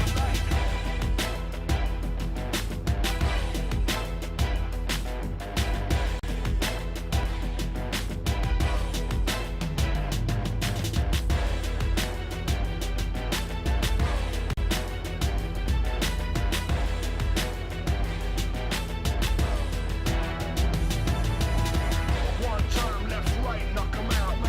Two times, knock him out. Knock him out with the left, knock him out with the right. Knock him out, knock him out, knock him out for the night. We are back live, heading to the 6th map of the day. We are in the finals of LBFF, and don't worry, it's the 6th map, but it's not the last one. We still have 4 more maps, counting this one, to go in the day, and we've seen Fluxo dominating the start of the day, but now the teams are coming after them, right, Ro? And Marcelo, you trigger me one more time. Don't worry. About a thing. Cause every little thing gonna be alright. It is going to be alright for Nitrox of 10 and Team Coda Solid. They are in the bottom. It's going to be alright for Meta Game. They still haven't get the Booyah and show us the dog. Or still going to get even better for the teams that got double Booyahs today. Corinthians and Fluxo Team, and right now Vivocade. Carol, I think that the fight is establishing by itself. Corinthians, Vivocade, Fluxo maybe before, and Netshoes Miners surprisingly might fight for the title in the next 4 maps. But what I think it's important for us to say is Team Coda Solid and Nitrox Top 10, they did their job. And maybe even Los Grandes, they did what they needed to do for the season. They got to the top 12. They guaranteed themselves in the next season of LBFF. So their job is done. They are now acquiring experience for the next seasons. Agreed. What I expected more was to see some best matchups from Loud. Yeah. Not playing that good. SS Esports, although they changed the teams, they are a team that got titles. They are a team that got players with history in LBFF. Yes. I mean, with MTS. Definitely right. That there is a squad that should be doing better in the finals, since they were so good throughout the whole season. Yeah, they should be among with Vivocade, Fluxo, and Corinthians right now, right? Exactly, and they should be inside of the plane with us because we're clear to take off. So let's hit the skies. Ladies and gentlemen, from the flight RFD6 heading straight to Bermuda. This is your captain Marcelo Piantini, and my side my co-pilot Carol invites you to loosen your seatbelt, fasten your boards, because it's time to drop, Carol! Ladies and gentlemen, welcome once again to Bermuda map, our second map of Bermuda here, because we love this map so much that we have to come here more often, Marcelo. So let's see what also those teams will bring for us in this match right now, because I'm pretty much sure that we're going to have a lot of action. Look at Nitrox Top 10 and Team Coda Solid going at each other, Carol. Are they really going for each other? They are going for each other. It seems that Team Coda Solid was taking control of Cape Town. We see Ney coming in for Pão. And on the first map of the day, we've seen Team Coda Solid go to Cape Town, and now Nitrox Top 10 is coming after them. And, well, both of them are in a very, very bad position right now. I don't see it, what it's bring this fight against each other. We have seen that for now, Nitrox Top 10, Nitrox Top 10 have changed their drop call, because they usually go to Poshinoki and Factory.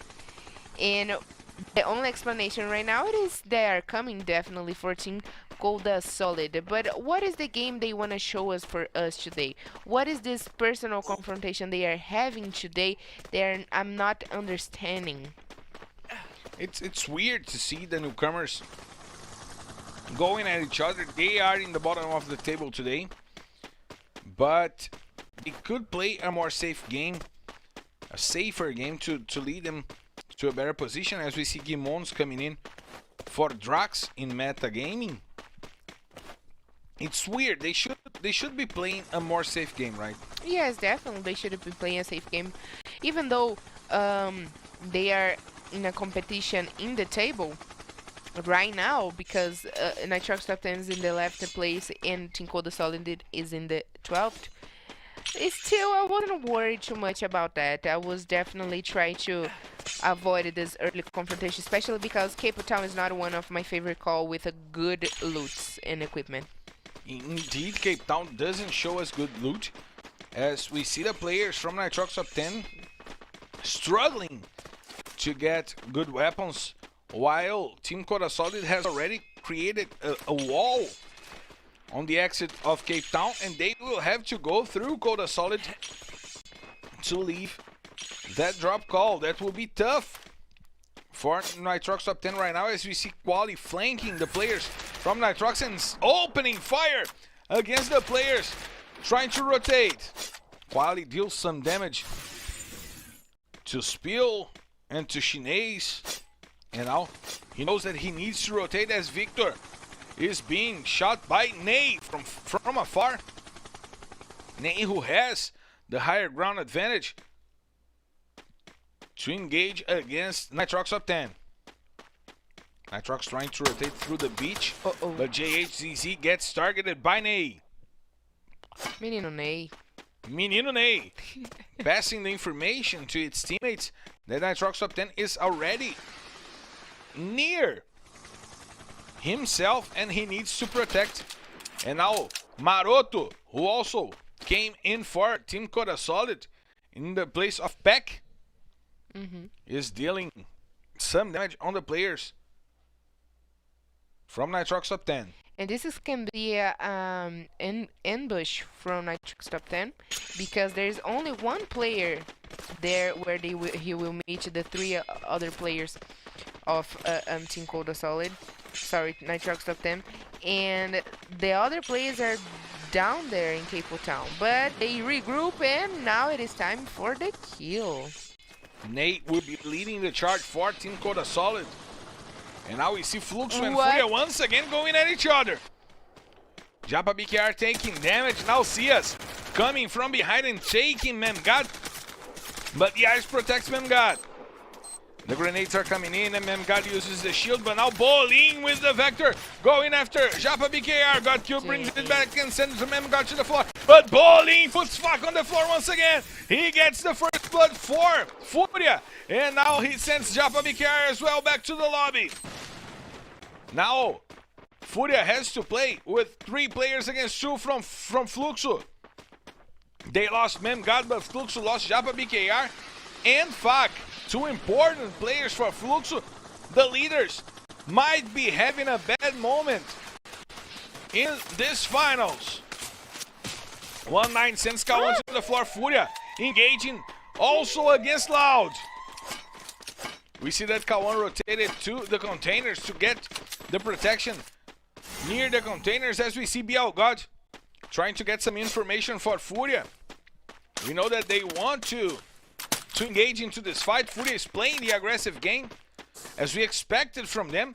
And now 1-9 gathering a little loot over there to start this fight on 2 fronts, Carol. Against Fluxo by one side and against Loud by the other side. And they are not in the best position right now, even though they have the top view in the little tower right now. I don't think this is one of the best positions to help them in the hangar right now. And if I were them, I would try to remain calm, waiting for Loud to come to them and then ambush Loud to kill each one of them. But what Fluxo team did right now was more than right. They took off. Yeah. They couldn't fight against a 3-player Fluxo and a 4-player Loud.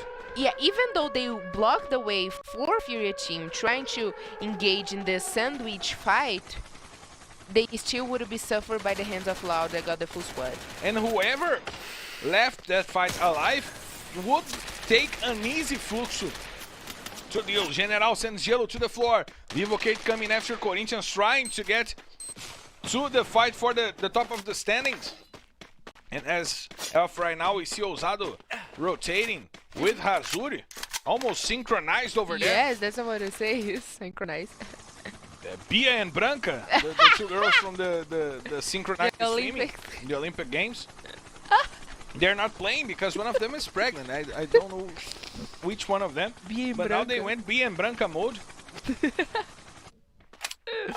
And now Vivocate has the advantage against Corinthians, who lost a player. An important player in this fight. It is definitely an important player, which will damage a lot Corinthians' game, even though they are getting the booyahs because they are centralized themselves in the middle of the safe zone. Right now, it's going to be a little bit hard for them to hold that position, especially because Vivo Kid can come for them, damage their game, and probably mess up with that because they want a Corinthians position, which would be more than satisfactory for them to get the position right now because they are only 2 points behind.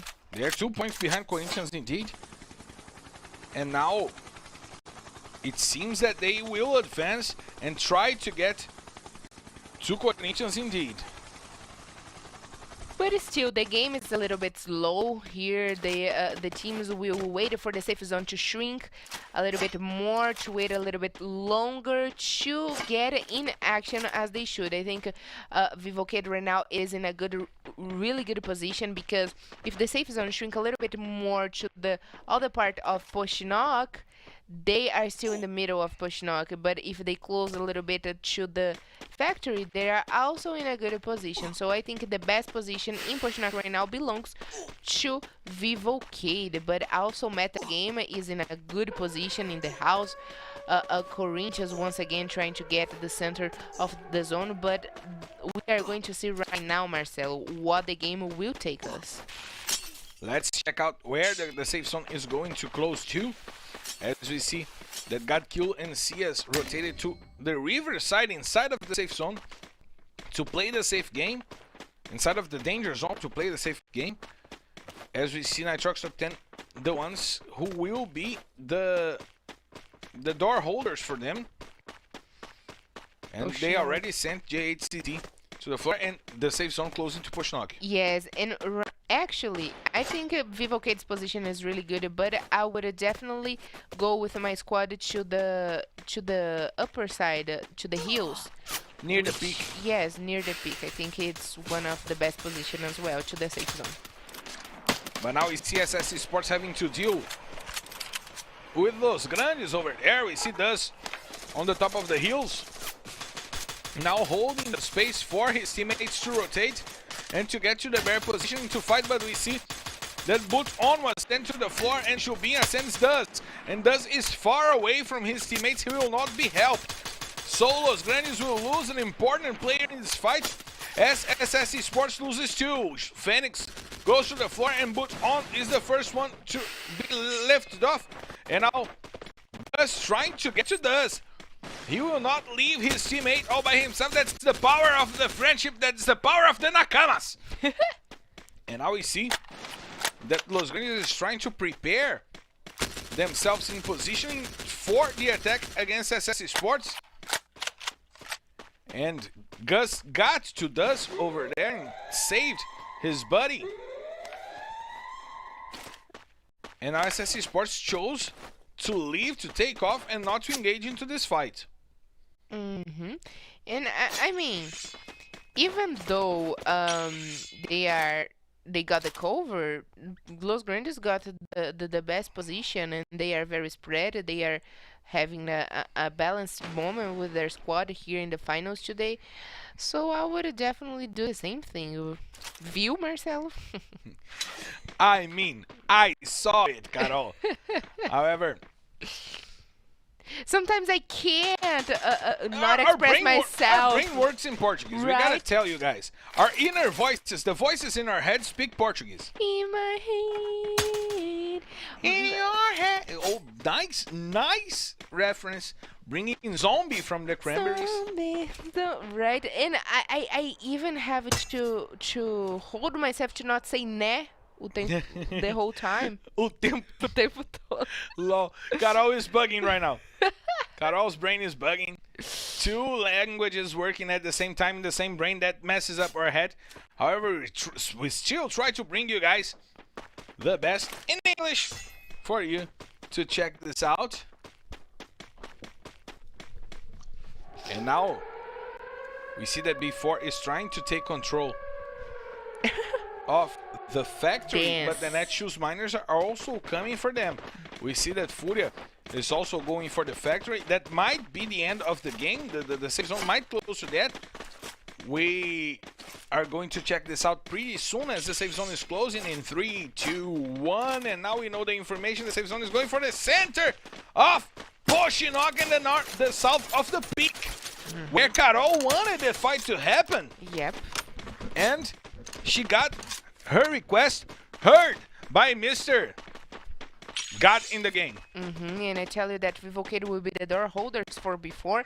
Netshoes miners probably for also Loud, because Loud doesn't get much cover over there if they are not getting inside of the Poshinok.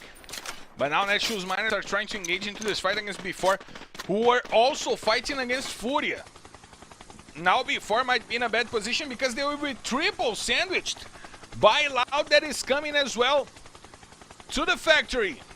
We see Natividade and Cebolinha leading the rush for the Netshoes Miners as Juan holds his position in this fight using the ice. He is targeted by the players from Netshoes Miners and he's forced to retreat. The grenades from Nativa coming in and Kronos sends Juan to the floor. Now Loud is engaging into this fight. The grenades are coming in. Nativa taking the center of the factory. Netshoes Miners choosing not to fight against Loud. They chose to fight against B4, but not against Loud. As we see Loud once again rotating to the north of Mars Electric, to the south of Koshinok, and they got the takedown on Juan, but still 14 minutes of game, and still no team sent back to the lobby. We will have a party right now. Carol, are you ready for the party? I am definitely ready, so make it rain. Work your grenades and your guns because I want to see blood, Marcelo. I'm and thirsty. We've seen the blood from Bolin on the floor as R7 gets the kill on the player from Furia. Factory still with an inch of its area inside of the safe zone, and it seems that the teams will try to use that as we see Furia, the first team back on the lobby, as the B4 squad finishes them off. Corinthians still trying to deal with the players from Loud that are coming in to get to the center of the safe zone, who closest to the north of Poshinok. And now Fluxo goes back to the lobby in 11th place. God kill was sent down by the safe zone. And now we see B4 getting kills on the players from Netshoes Miners. Utrain goes back to the lobby. Now Nando 9 finds Iago with the nice AWP shot. Kawe puts Zenak to the floor as well. And that's good for Vivocade. They are scoring kills, they are scoring points, they are in a good position. And now Corinthians is losing players. Fluxo is already back on the lobby. As we see Vitin using the grenades to send Noda to the floor.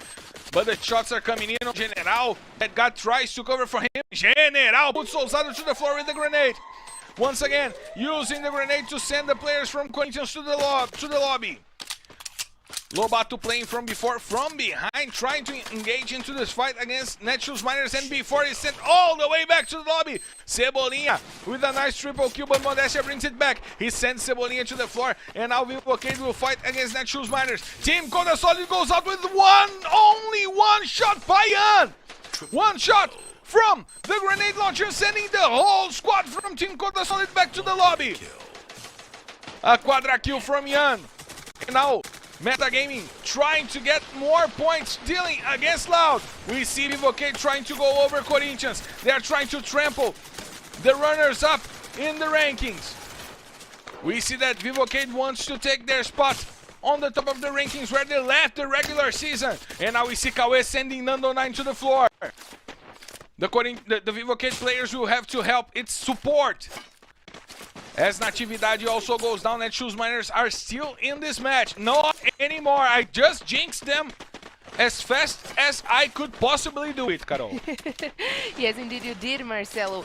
And Vivocade right now can be get inside of the center of the safe zone. Loud Metagame are still outside. So they are having this fight against Corinthians as they should, because they want to get the points of Corinthians. So let's do it. And Loud is helping right now Corinthians because he sent Modestia to the floor, and Modestia will be eliminated. No, he was revived by its teammates, and now Vivocade has still their 4 players to fight against Nitrox Top 10. Nando 9 gets the kill on Victor 7 with a nice shot from the AWP. Once again, that guy using the sniper to get the shots on the players from Nitrox Top 10. Los Grandes goes back to the lobby. Modestia gets the kill on Duz.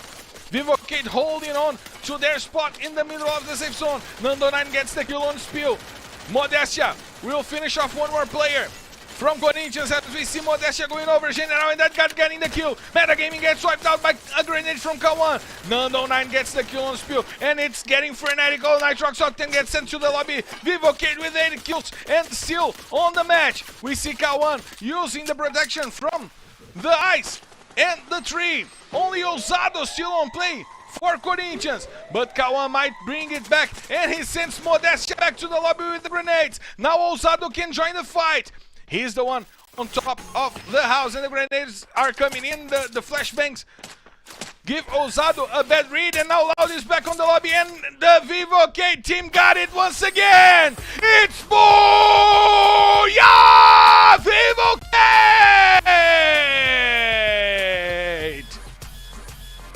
The double Booyah game! And they are back in the fight! They got the Booyah for Thiago once again! And the leaders of the regular season are marching to the top of the standings, Carol! A double booyah from another team, Marcelo. I'm serious getting a heart attack right now because I can't believe my eyes. We got a double booyah for Corinthians, Fluxo team, and now Vivo Cade once again showing the beautiful jersey for Thiago, which is very nice and kind of them, but what is more kind, it is the show they are giving for us today, Marcelo. Right now they are in the second place. Let's see how many points they have difference of Fluxo team right now, because like I said, right now we have the game.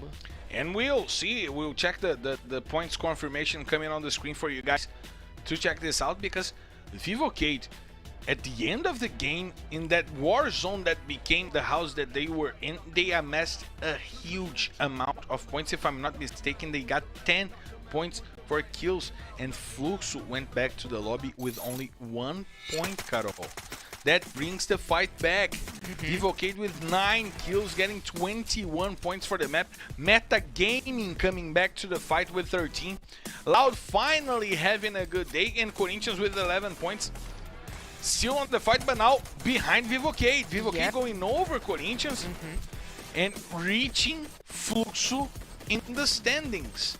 We still have 3 maps to go. We still have a whole rotation to happen.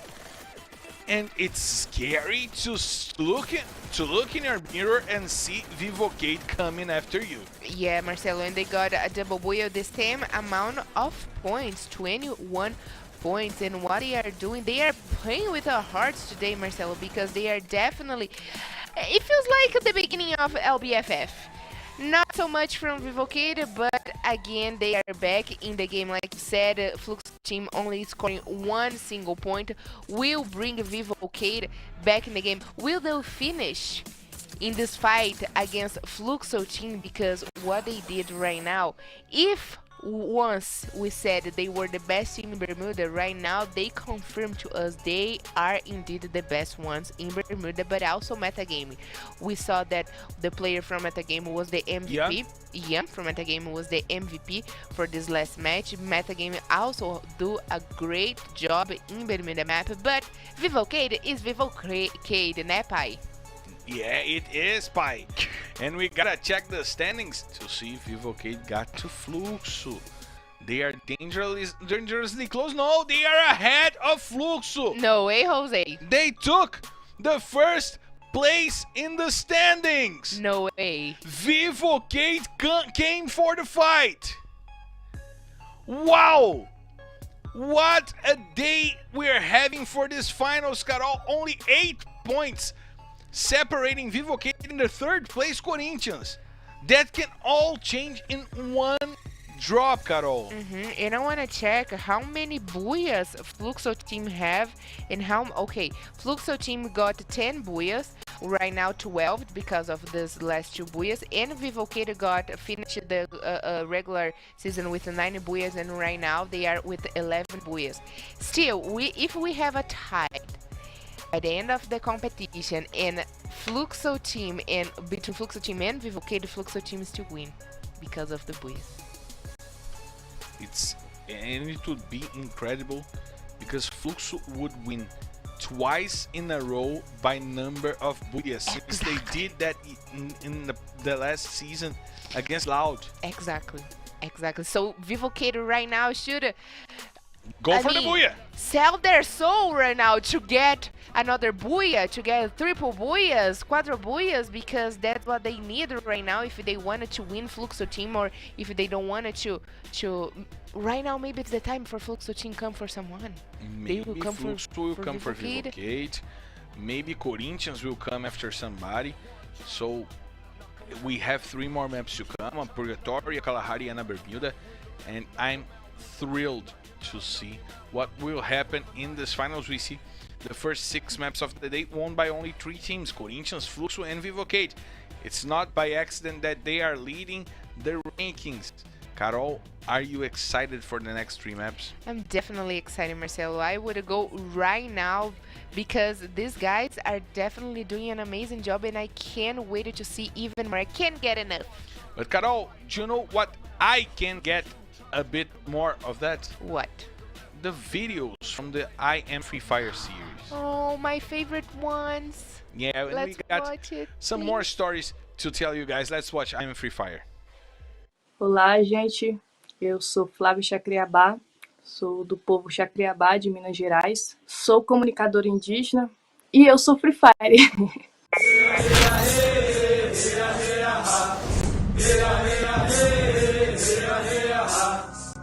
O meu povo, o povo Chacriabá, ele é conhecido por ter uma cultura bastante restrita ao povo.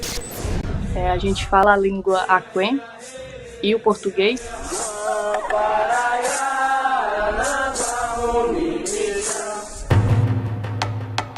E somos cerca de 12.600 indígenas, distribuídos em 36 aldeias diferentes. Somos a maior nação indígena de Minas Gerais e uma das 15 maiores nações indígenas do Brasil.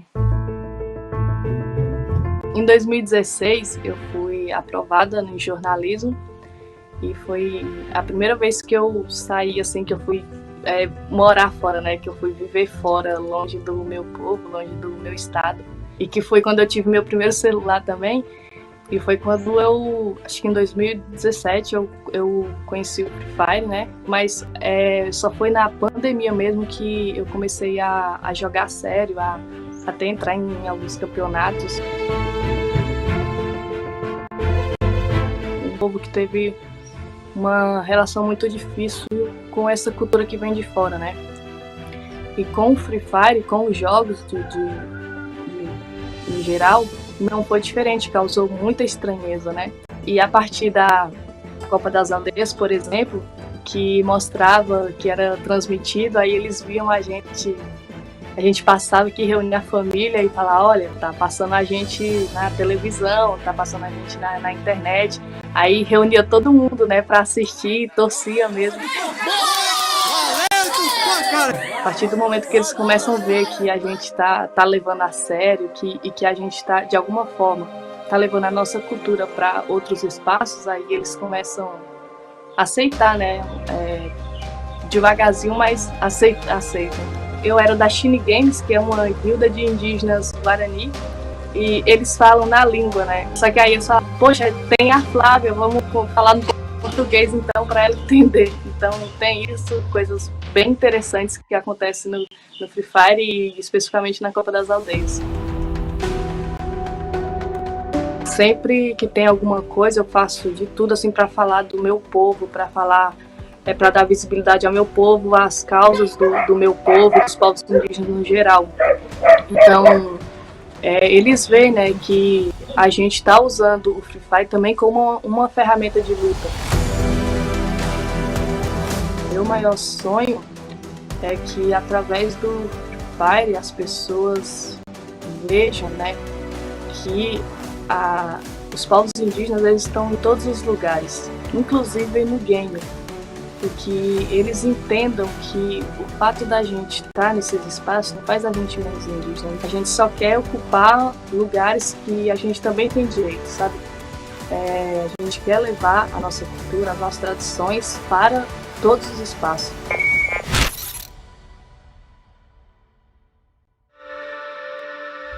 The floor as well with the grenade, and the grenades from MGod coming in, but Cias gets the grenade on MGod, and Cias puts Bully to the floor once again with a grenade. There's only one player still left for Furia. Cias once again getting the kill, finishing off, and now he heads with one, and Cias with the triple kill. Oh my God, what's this guy doing?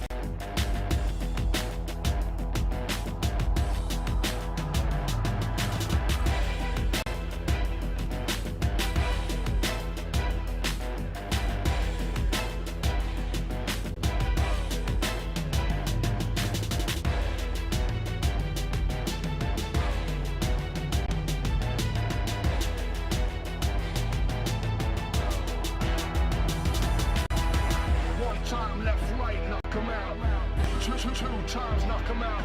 Knock him out with the left, knock him out with the right. Knock him out, knock him out, knock him out for the night.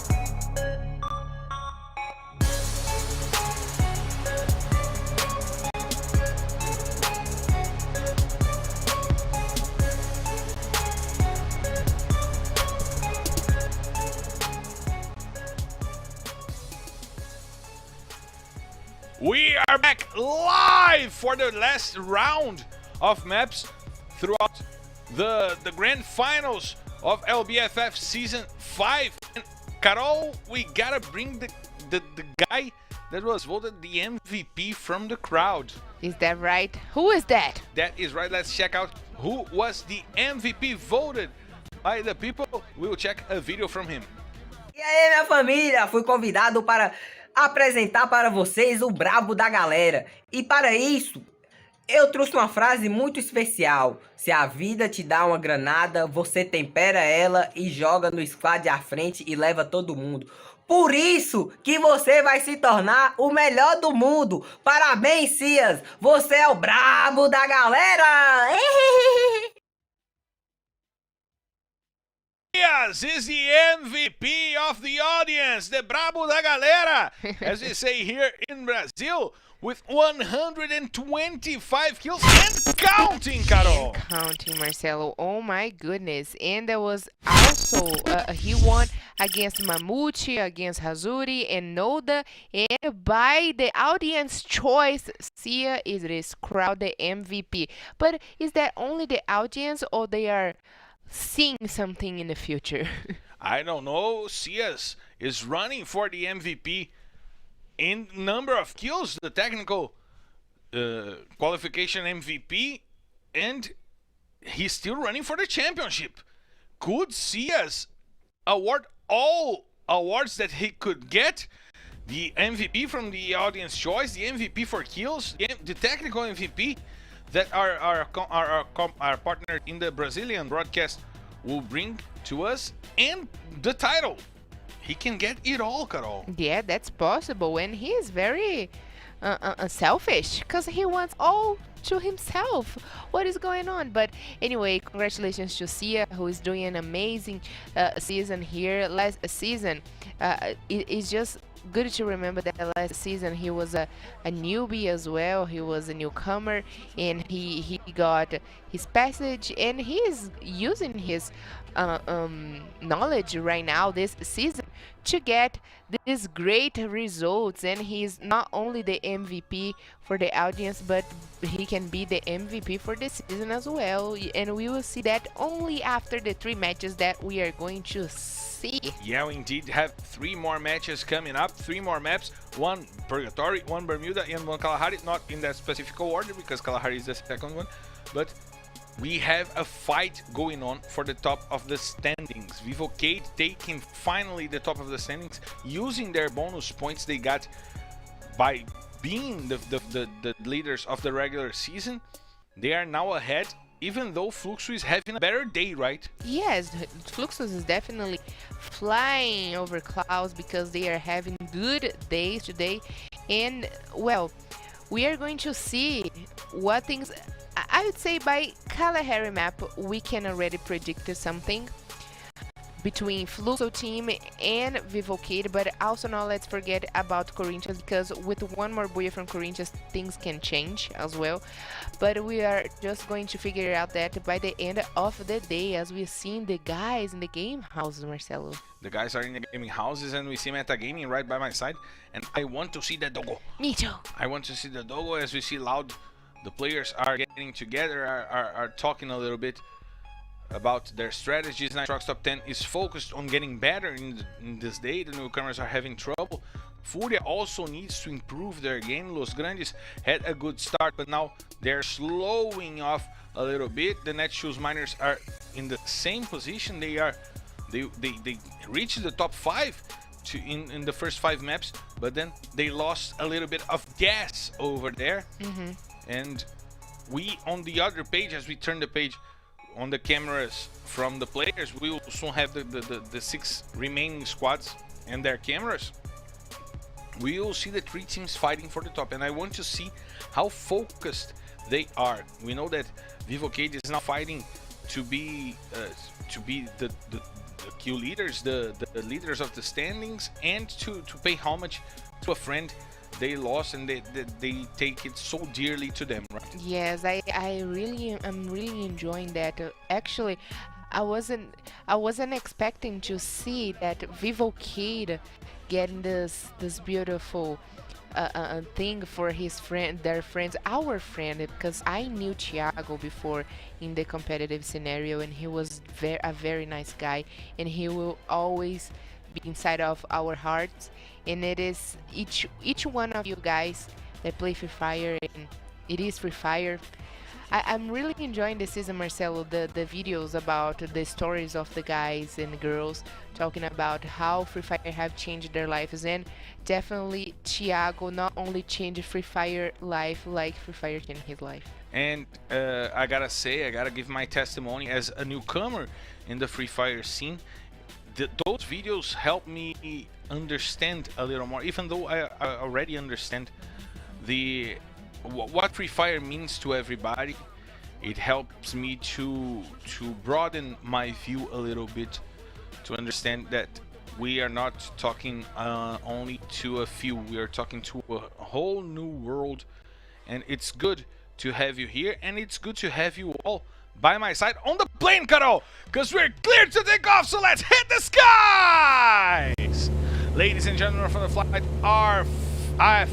RFD7, heading straight to Purgatory. This is your Captain, myself, and myself, my co-pilot, Carol Bombshell, invites you to loosen your seatbelts, fasten your boards, because it's time to drop, Carol! Ladies and gentlemen, it is the last time to drop in Purgatory map this season, so let's enjoy our staying here, because I'm pretty much sure these guys will enjoy as well. Nitrox Top 10 and Los Grandes, Marcelo. Now engaging, and Los Grandes getting the first takedown on the players that was spilling. He is sent back to the lobby with the first blood falling into the hands of Los Grandes.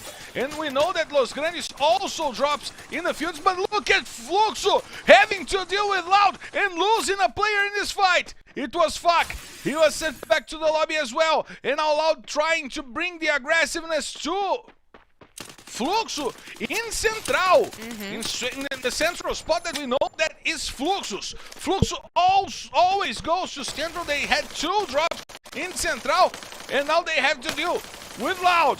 Will using his ability, and Kronos sends Cias back to the lobby with the grenade from GodQ, sending Kronos to the floor.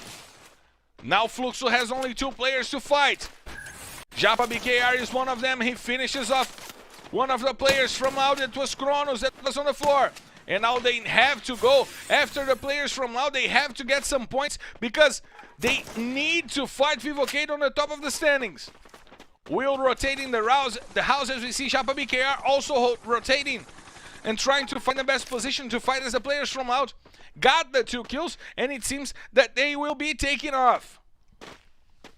Loud coming for Fluxo team, that's an unusual thing. I wasn't expected at all because Loud never ever engage with the Fluxo team in the early stages of the game. But it seems like the position of Fluxo team, it's bothering Loud a little bit in our table, huh? It's bothering indeed. It seems that Loud is not happy to see Fluxo Winning. as they did last season on Loud. Oh yeah. On Loud. Maybe that's why. Maybe that's explain why they are chasing Fluxo team right now. Still. And we see Will going after Japa BKR. Him and Kawan trying to deal with the damage. And Japa puts Kawan to the floor, but Will brings it back. Godkill is coming after him. And Fluxo is back on the lobby. Wow. Fluxo is back on the lobby with just 1 point. Vivocade is celebrating wherever they are in the map. Vivocade and Corinthians are celebrating. As we see Nitrox top 10 bringing the fight back to Los Grandes. Only Mamute is still surviving for Los Grandes. And he puts JHCZ to the ground. He has the opportunity to fight. He doesn't have it anymore. Nitrox top 10 sending Los Grandes back to the lobby. Carol, we started in level 2. Marcelo, I said for you, first 3 rounds, maybe this first 6 rounds, we are not going to have this confusing things happening right now. But the last 3 matches, Marcelo, would be crazy because we would watch things that we wasn't expected to see. And I was never, ever in my life would see Fluxo, Loud coming for Fluxo. Why? Are they trying to help Vivocade? We gotta know that next season they are playing Serie A and they can be charged for that because what happens with Team Liquid? Corinthians came for them because in the last season they came for Corinthians and this season Corinthians came for them and they are right now in the Access group. And now we see that the celebrators right now, Vivocade, the party guys, are having a blast. And now they are rotating with ease, free through the forge, trying to find the best position for them to fight. We see that the players are already rotating, they are gathering the best loot, the players talking to themselves in the gaming house. We see the cameras from inside of the gaming house, how the communication is happening for the players from Vivocade. And it's important for us to follow the leaders as they're setting right now the rhythm and the pace of each map. Right, Carol? And talking about pace and peace, Furia team, it's all by themselves in the mode house, doing their best rotation. And like I said, once again, we are seeing Marcelo. Oh, Field coming in the place of 1-9. We haven't seen Field in the past 2 weeks. He was not playing, and right now Furia team decided to bring him back, but with the funny costumes of the Bears. And like I said, in the last 3 matches, things that we are not prepared to watch, we are going to definitely watch. Yeah, the cute bear fantasies skins are being used by Furia as the players rotate, and they still can fight. They can, if they get 3 booyahs, they are in the fight. But it's becoming tough for Furia, right? Yes, exactly. And, well, if it took longer for getting action in the first 3 matches, right now we cannot say the same. That Fluxo team being the first team going back to the lobby, Loud messing up with their game will help Corinthians and even more Vivocade, Marcelo. Right now was the decision route for Fluxo team to keep it up with the games and to try to have still this fight against Vivocade. But right now with the 0 points, only 1 point for killing, Vivocade will probably can be crowded champion. Vivocade can get the advantage to put some distance between them and Fluxo and Corinthians, but we see that Corinthians is still playing and playing near to where they like to play. They're playing on that high ground that Furia used throughout the season to get a few booyahs over there, but not as they like to play inside of that houses near the river, right? Yes, exactly, Marcelo. And right now, if Fury team had any problem to rotating, they are going to a definitely good way. And we saw that in the first two maps of Purgatory, we got the Brasilia very crowd. Would Yeah. the safe zone take us again back to Brasilia? At least the teams are still spread. They are not concentrated in Brasilia as of right now. And the fights are happening outside of Brasilia, indeed. We had fights happening in the fields. We had fights happening in Central. We still ain't got no fights happening near Brasilia. However, we know that when Brasilia is crowded, the end of the game is crazy, right? It is because things have started way faster here that I am like, come on, let's get more action, let's get more blood because I want to watch it. And the teams are definitely worrying right now, not much more for position. They are getting the kills, and they know when there is the top 3 leaders already, or they will come for them like Loud did with Flucto team right now, or they will remain the same and let them win. So I don't think it was completely wrong what Loud did. They went for Flux. Yeah, it's still Fluxo were not a trigger for them in the table. And they didn't expect Loud to be coming after them. So early in the match, they thought they would have Central all to themselves. But now it seems that Loud will deal with Netshoes Miners, because they are rotating through Central, and Loud is well positioned to fight. As we see Noda trying to gather some information, Will is way too advanced. He's playing all by himself inside of the danger zone, getting the information on the players from the Netshoes Miner squad. And Loud is probably amping up the pace, trying to get some kills and some points for them to at least be able to fight in the last few games, right, Carol? And I thought they would have forget about Netshoes Miners, but also Netshoes Miners are doing an approaching over them, right? They know that Loud were getting some loot where they were right now, but it looks like they are coming for Loud, and Loud will not let them go that easy. It seems that they will not pass through the players from out that easily, and Will is doing an amazing stealth job to keep himself silent while the players from Netshoes Miners rotate, and now Will will have all the space to play from behind the players from Netshoes Miners. Amazing job by Will right now, playing stealthily. And now we see the players from Netshoes engaging into this fight as Will also goes in. And Noda uses the grenades trying to find Jezin. Train is on the floor. Kawan puts him to the ground once again. And now the Netshoes Miners are coming for Kawan as we see Noda trying to support his teammate a little bit over there. And now Cebolinha using the ice wall to protect himself after the usage of the shield. Netshoes Miners trying to enter the house and they send Noda to the floor. And they send Noda back to the lobby. A bad move by Noda trying to rotate near the players from Netshoes Miners. Natividade puts Kawan back to the lobby as well, and now Netshoes Miners have the advantage on the fight. Will is all by himself inside the danger zone, and Central is now Netshoes Miners. Carol! What a poor play right now by Noda. He took too much to rotate and tried to rotate from inside of the players of Netshoes Miners, Carol. Yes, but still, they grow so fast, right? Netshoes Miners. I mean, what they have learned from last season, and right now they having a bad season. I mean, the whole season they were very bad, but right now they are showing us a different game style, and they are in the top 5, Marcelo. Can they finish at least inside of the top 3? It's not that easy. It's not impossible. Yeah. It's not easy, but it's not impossible. We now watch the players from before that take the same spot inside of Brasilia that they usually take, but the safe zone seems to not be good for them. It seems to be closing to the river and not to Brasilia.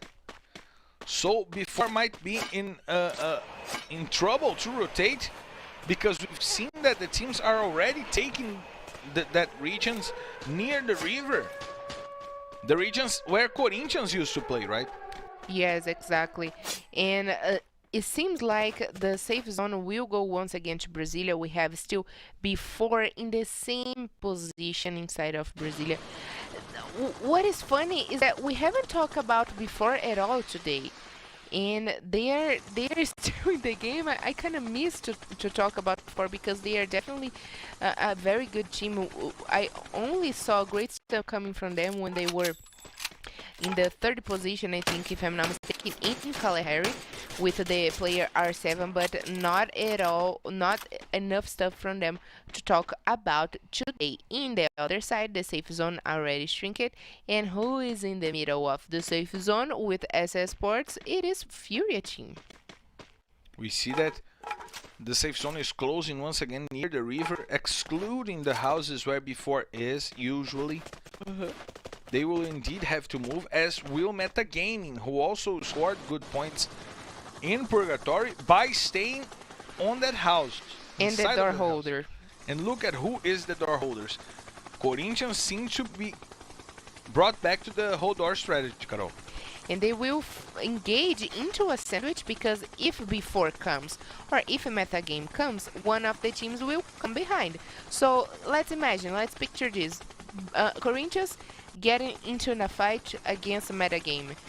Before will come also to enjoy and get a few kills, and it will go the same. So right now, it seems to me that only Corinthians will get some advantage in this fight against maybe 2v4 or metagame, which is good for them because they will score points for killing. But look at Vivo K trying to go over the players from Team Coda Solid, but General was sent to the floor. That guy is the one leading the charge as Nando9 tries to support and tries to get the head of Quali outside of the house. Hazur also joining that fight. Corinthians is also going after the players from Team Coda Solid. Vivo K and Corinthians will join the same team and will probably be face to face after the fight. Nando9 gets Quali to the floor. He found the headshot. Now Kawe sends Will back to the lobby and Loud is eliminated. Ney puts that guy with a nice headshot to the ground. Modestia sends Ney back and Team Coda Solid is wiped out. But now we have Vivocade against Corinthians. Vivocade who lost that got into that fight. And now Corinthians has the advantage in numbers. But Zenak is fighting against the players from Metagaming. And he already sent 2 players down. The grenades are coming in. He tries to eliminate the whole Metagaming squad that is being targeted as well by SS Esports, who is stealing the kills from Zenak. Stealing the kills and the points.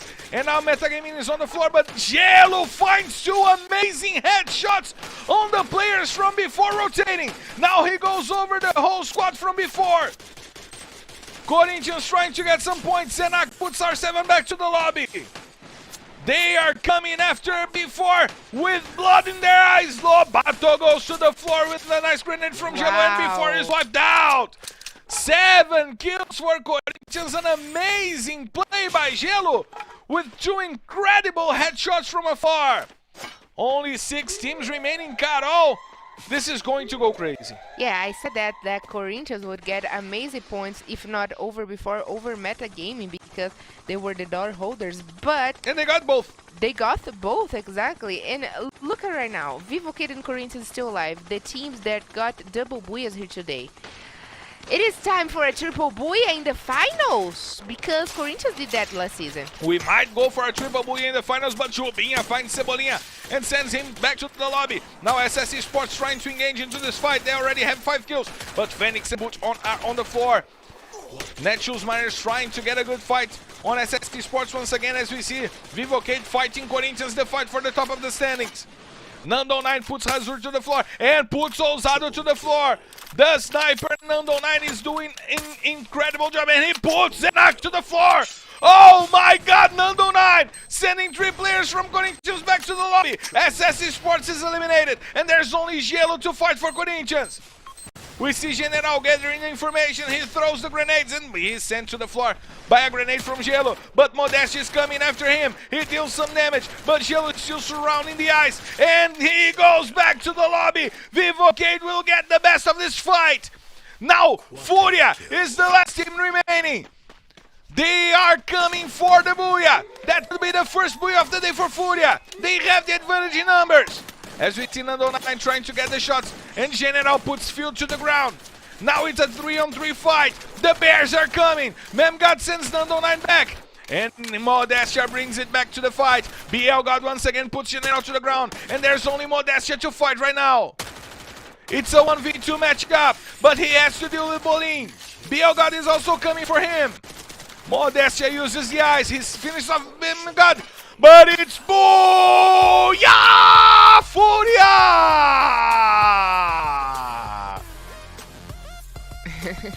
They stood quietly throughout the whole match. And when it came to count, they trampled the leaders and got their first Booyah in the finals, Carol! Finally, it was about time to get a different Booyah from a different team, right?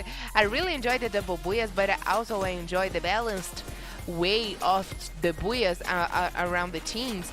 And Furia, they are in the third final. They have been playing for Fire Brazilian League for 3 times in a row. They are in the third finals. And this is the first Booyah in a final, actually. The team who is a former team in finals getting their first Booyah in a final, Marcelo. Good job by the players from Furia, now playing the safe game, but only 3 points, and we'll see how the points were divided between Corinthians and Vivocade. The two teams that are fighting for the top of the rankings with Fluxo might now become tied for the top of the standings, or Corinthians might have gotten close to Vivocade because of the number of kills. We'll check out the confirmation on the number of points for this map, Carol, and we'll get to understand a little better how is the picture for the top of the standings. Exactly, Marcelo, especially because who got the Booyah was Fury team, but who got the best performance definitely was Vivocade. Finished the round in the first place, 1 point ahead of Fury team, and that's because they got 7 points for killing. Fury team only got 3 points, but look at Corinthians. So the competition right now with Fluxo back in the lobby so early with 0 points, only 1 point for killing. It is changing the scenario because Fluxo team is getting points maybe behind of Corinthians. I don't know if Corinthians will probably pass Fluxo indeed. Fluxo, right? The difference between Vivocade and Corinthians on the third place was 8 points. So Fluxo is in between that. Corinthians is going to the second place. Definitely Loud messing up with Fluxo team right now. They are, I don't know who is more happy right now because Fluxo team is definitely mad at Loud. Will they come for Loud the next match? Let's check this out. And Carol, we see Hazur with 4 kills, but we were watching as well Nando 9 with 4 kills, and I gotta say, if I got the vote, Nando 9 would be my MVP. No, definitely. I'm not joking. Dude's gone over 100 kills. He is the leader in damage between the supports. He's the leader in assists between the supports. He's doing his job so amazingly well. But I'm laughing because Nando 9 was your favorite throughout the whole season, and I already knew that coming from you. I didn't expect that to be true, actually. But what this guy is doing for Vivocade, he is bringing Vivocade back to the game. Those 4 kills that he got today is incredible. And I'm very curious right now to see the tables because we got to see the best moments, Marcelo, and just left us with the taste to see if really Corinthians have passed Fluxo team, how many points Vivocade is standings right now. So I am down to check our table. Let's check out our table as soon as possible as we see the teams that scored the Booyahs for the day in our graphics here. 2 for Corinthians, 2 for Fluxo, 2 for Vivocade, and 1 for Furia, but we still have 2 more maps to go. And the standings are coming up for you guys to check this out. Vivocade going over 100 points, but Corinthians closing the gap, 9 points behind. Fluxo gets to the 3rd place, and Furia with the Booyah goes to the 10th place. They leave the 11th place and go to the 10th place. But it seems to me that in 2 maps, they needed to score 62 points. That's not going to happen. And Marcelo, what have Loud get into this fight against Fluxo? because right now they are going down in one more position, as Esports have managed to pass them into the 7th position. And right now they are not gaining anything from that coming for Fluxo. Still, if they are happy to see Fluxo in the 3rd place and Vivocado winning, okay, work for the both sides. I'm definitely a girl that likes of a big fight. So We all do. I'm joining that. I'm joining to watch that. But oh yeah, Fluxo team is in trouble right now. Only the Booyah can save them. Only the Booyah can save Fluxo, and it seems that they stepped the brakes way too hard on these past 2 maps. They were only having 1st or 2nd place finishes, and now they are going back to the lobby in the 10th, 11th, and 12th place, and that is terrible for a team that was fighting to be the champions once again. Yeah, Marcelo. So 2 more maps to happen. I can hold my anxiety right now because Vivocado reaching the 100 points in a final, and we still have 2 more matches to happen, gives me the question: will Vivocado be crowned the winner? Will Corinthians once again get another Booyah, get a vantage point? Because right now, 3 last matches. The first one already happened. We saw crazy things happening. Right now, Corinthians should definitely come for Vivocado. I'm definitely a fan of that. I And like it. who knows if Loud will come right now? Maybe for Corinthians, maybe for Vivocado. We don't know what is going on in that Loud now. Let's see if Loud is trying to mess up with rankings, but we are not trying to mess up with anybody. So we'll go to a break, and we'll be right back to bring you guys the last 2 maps. Azur goes to the floor. Nate doing a good job, and the grenades coming in once again against Team Corasolid. Ousado, he did an amazing job throughout the whole season, and he sent Nate to the floor. He's one of the players on the list of the best of the year, but Vitinho is also, and he's also putting players down with the grenade. Zenak taking lots of damages, and Corinthians being trampled by Team Corasolid and also trying to trample Team Corasolid. There is Pac to try to save the last players from Team Corasolid. Ousado, he puts Pac to the floor, and now he has to deal with Vitinho. Vitinho and Ney going for the fight against Ousado. Ousado finishes Pac off, but Vitinho gets the kill. Corinthians goes back to the lobby with only 2 points by killing. And Team Corasolid was responsible for that, Carol.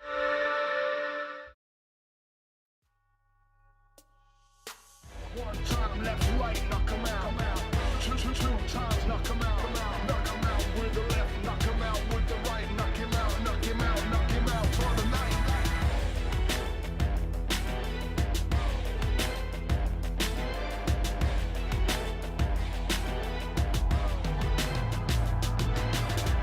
One time, knock 'em out. Two times, knock 'em out. Knock 'em out with the left, knock 'em out with the right. Knock him out, knock him out, knock him out for the night.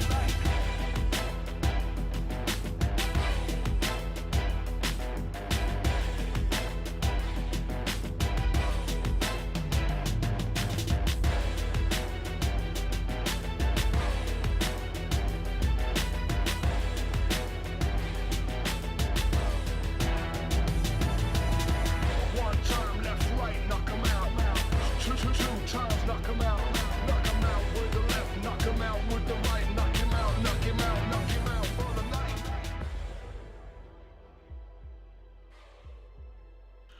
We are back live to bring you guys the last 2 maps of the season as we are getting to the end of the grand finals, and the scenario is becoming way more thrilling than we expected, right, Carol? Yes, way more thrilling than we expected for sure. And we are seeing the guys here getting ready. Once again, Los Grandes is changing their scenario, right? So, Yeah, they went for another color. but if you're a team looking very strong right now with one Booyah, their first Booyah in the finals. Where is the Booyah of meta game with the dog? I want the dog. I'm gonna prosecute you guys for that. And anyways, Marcelo, it is time for a triple Booyah. Who you're gonna bet if you get a triple Booyah right now? Carol, I don't know who am I going to bet, but I'm bringing the triple booyah in my luggage because we're clear to take off, so let's hit the skies! Ladies and gentlemen from the fight, RFT8 heading straight to Kalahari. This is your captain Marcelo Fiantini, and by my side my co-pilot Carol Bombshell invites you to loosen your seatbelts, fasten your boards, cause it's time to drop, Carol! Ladies and gentlemen, welcome to our last map of Kalahari this season. So enjoying so much your stay, because this is the last time, Marcelo, that we are going to watch these teams play in Kalahari for this season. And you told me that Kalahari were your favorite map, is that right? Yeah, it's right, and I'll miss Kalahari throughout our vacations.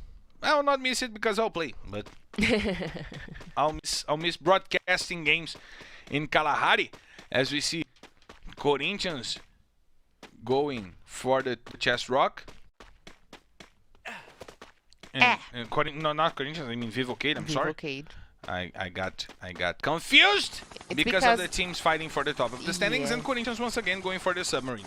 Yes, and we are checking out the teams. They are leading our standings right now. I want to see where is Loud, where is Fluxo, and I want to see if this fight will keep What? And look at Gelo, he fell down. Gelão! You cannot do this in a finals match, my man! He jumped and said, I believe I can fly. I believe I can touch the sky. Ooh! And look at before now going after Loud.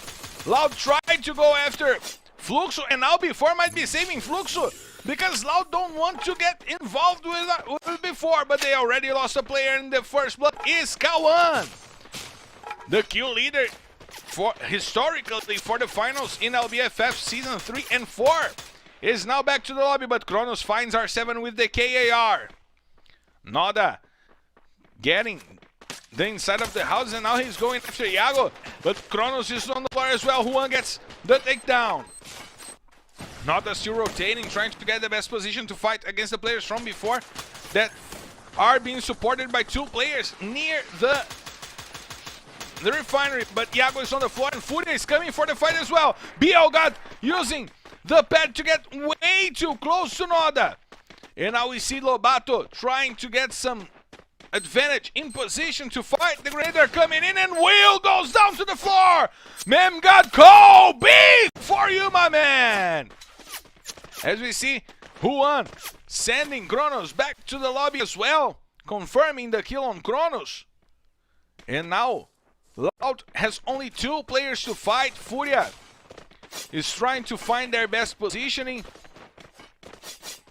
They're trying to gather the information on the players from Loud. We see Will on the floor, and he will be finished off by Memgat, who gets one more kill for him in this match. The first kill for him in this match being confirmed right now as the last player from Loud took off. He will have to fight all by himself since the beginning of the game. That's way too bad for Loud. And we see that Team Coda Solid is once again dealing with Nitrox Top 10. The newcomers are coming at each other. Yes, the newcomer. I mean, there's things that today doesn't explain anything. It doesn't make any sense. But I was expected to see that in the finals. Crazy things happening as the newcomers that never ever face off during the qualification phase. I mean, only in Purgatory because the rotation of Nitrox and Team Coda Solid through fields. But they are coming in a row in Bermuda, in Kalahari as well. And we don't know why. But could that be bad blood coming from Serie B? Since they were the two teams that were in the top of the standings on Serie B. Yes, I mean, Team Coda Solid was the winner of Serie B, and Nitrox Top 10 were the run-up. So, can be, yeah, you're probably right. Some bad blood going on between the two teams that fought for the title of Serie B, now fighting in the finals in Serie A.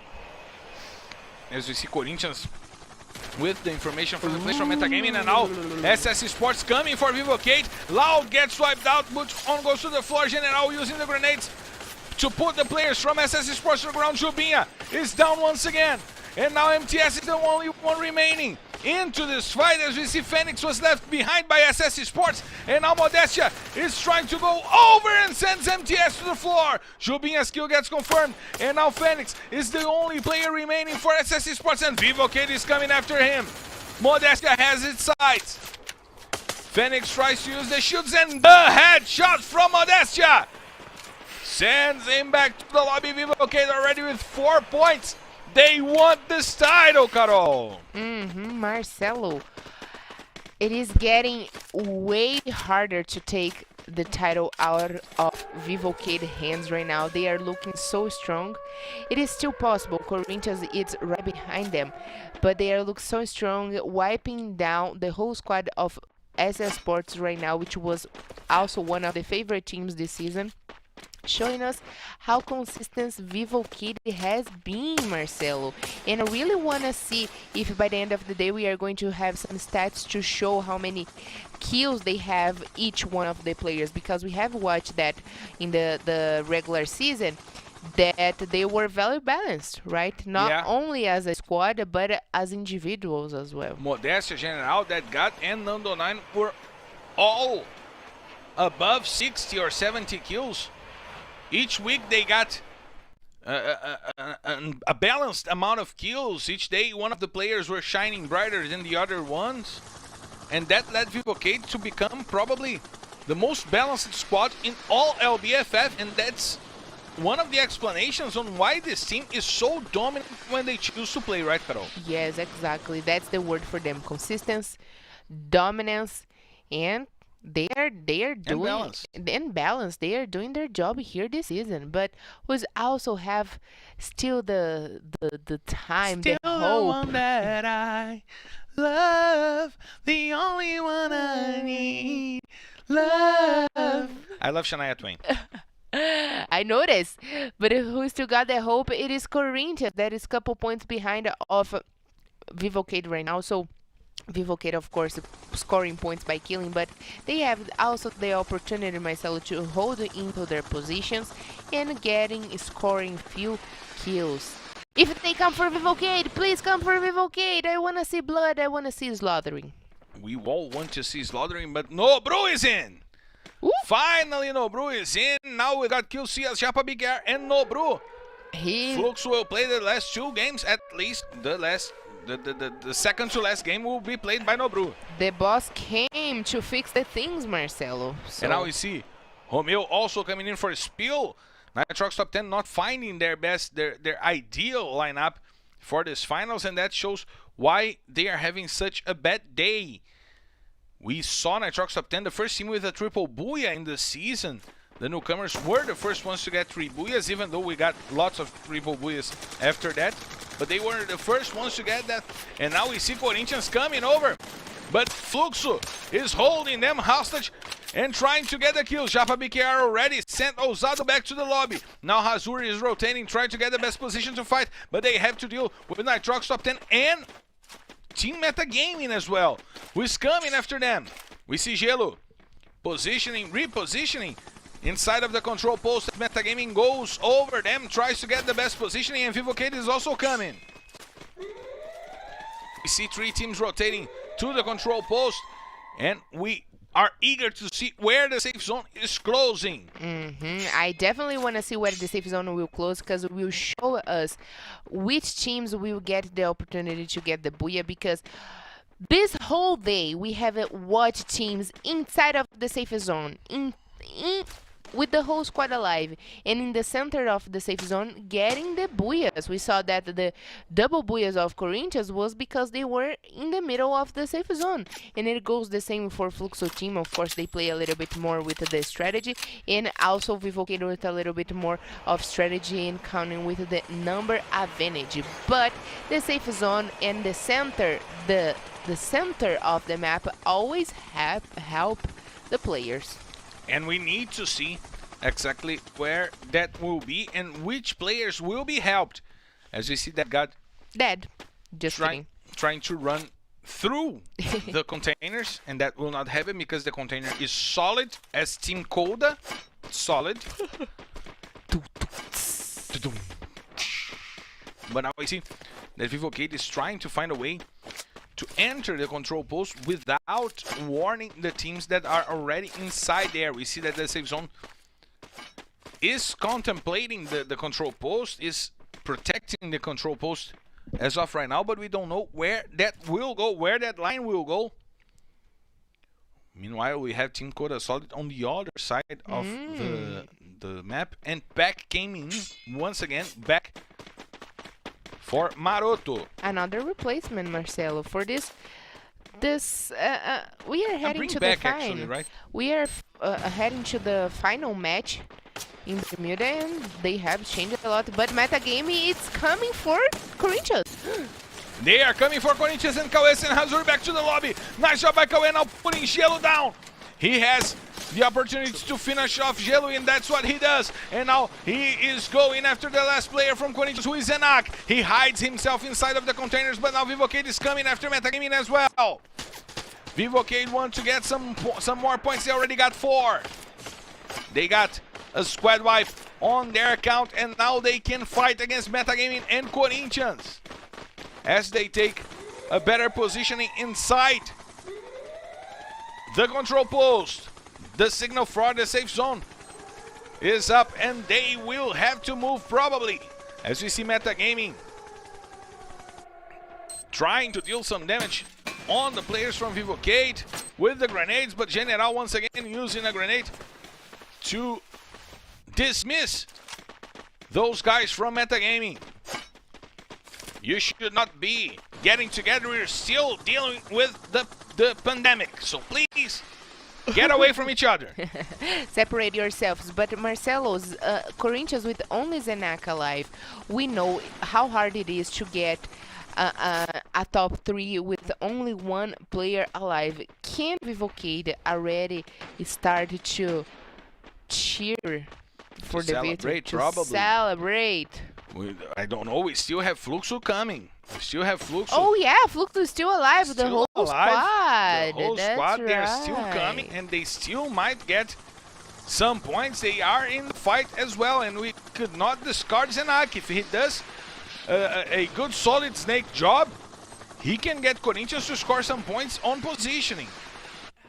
But now we see Vivocade trying to go over the players from Metagaming. And if Vivocade gets eliminated right now, things will not be good for them. And Jan is the first one to put a brick on this Vivocade squad for this match, as we see Team Coda Solid also enjoying a fight against Los Grandes. Furia and B4 also going at each other, and B4 is out because only Juan was alive, and Furia got the kill on Juan, as we see that got waiting for the players from Netshoes Miners, and Nando 9 puts a bullet on Cebolinha's head. The watermelon is exploding over there, and Atividade puts Nando 9 to the floor. But the grenade launcher from that god! Wow. 2 players down! There's only Nativa to fight for Netshoes Miners, and he will have to deal with that god. Modestia getting the kill on Cauê, and also sending the team from Metagaming to a bad position. Nando 9 was sent back to the lobby, and now Vivocade has 7 kills on their hands because that god is doing an incredible job with the grenade launcher. Natividade rotating, and he will be eliminated. He was left in the open, and that god is going after them. The Netshoes Miners are wiped out. Corinthians is also back on the lobby. Los Grandes as well. And Vivocade with 9 kills. They are at least in the 5th position. But now they have to deal with Metagaming. Cauê, Ian, and Guimon still alive. The grenades coming in. Vivocade wants to take the center of the house, as we see Furia fighting with Fluxo right now, and that god puts Cauê to the ground. The advantage in numbers is now Vivocade's, but Guimons brings General to the floor as well. That god trying to find the best position to fight. He now takes too much damage, and BLG did an amazing number on Fluxo, and Vivocade gets wiped out by Metagaming. And Fluxo now with only 1 player remaining, it's Cias, it's the MVP. We see Field trying to get a better positioning to fight. What? Got 11 kills? 11 kills for Furia. 5 in the hands of BLG, 4 in the hands of Bolin. A quiet but destructive game from Furia. Now they are trying to get to Nitrox top 10. Chinese is taking lots of damages. Cias is back on the lobby. Now it's Nitrox top 10 versus Furia. The newcomers did a good job finally in this match. But now Furia, with blood on their eyes, might get to their double booyah. But Bielgod is sent back to the floor. Field is also in a bad position, but a headshot secures him the kill. And Furia is wiped out. So it's booyah! Nitrox top 10!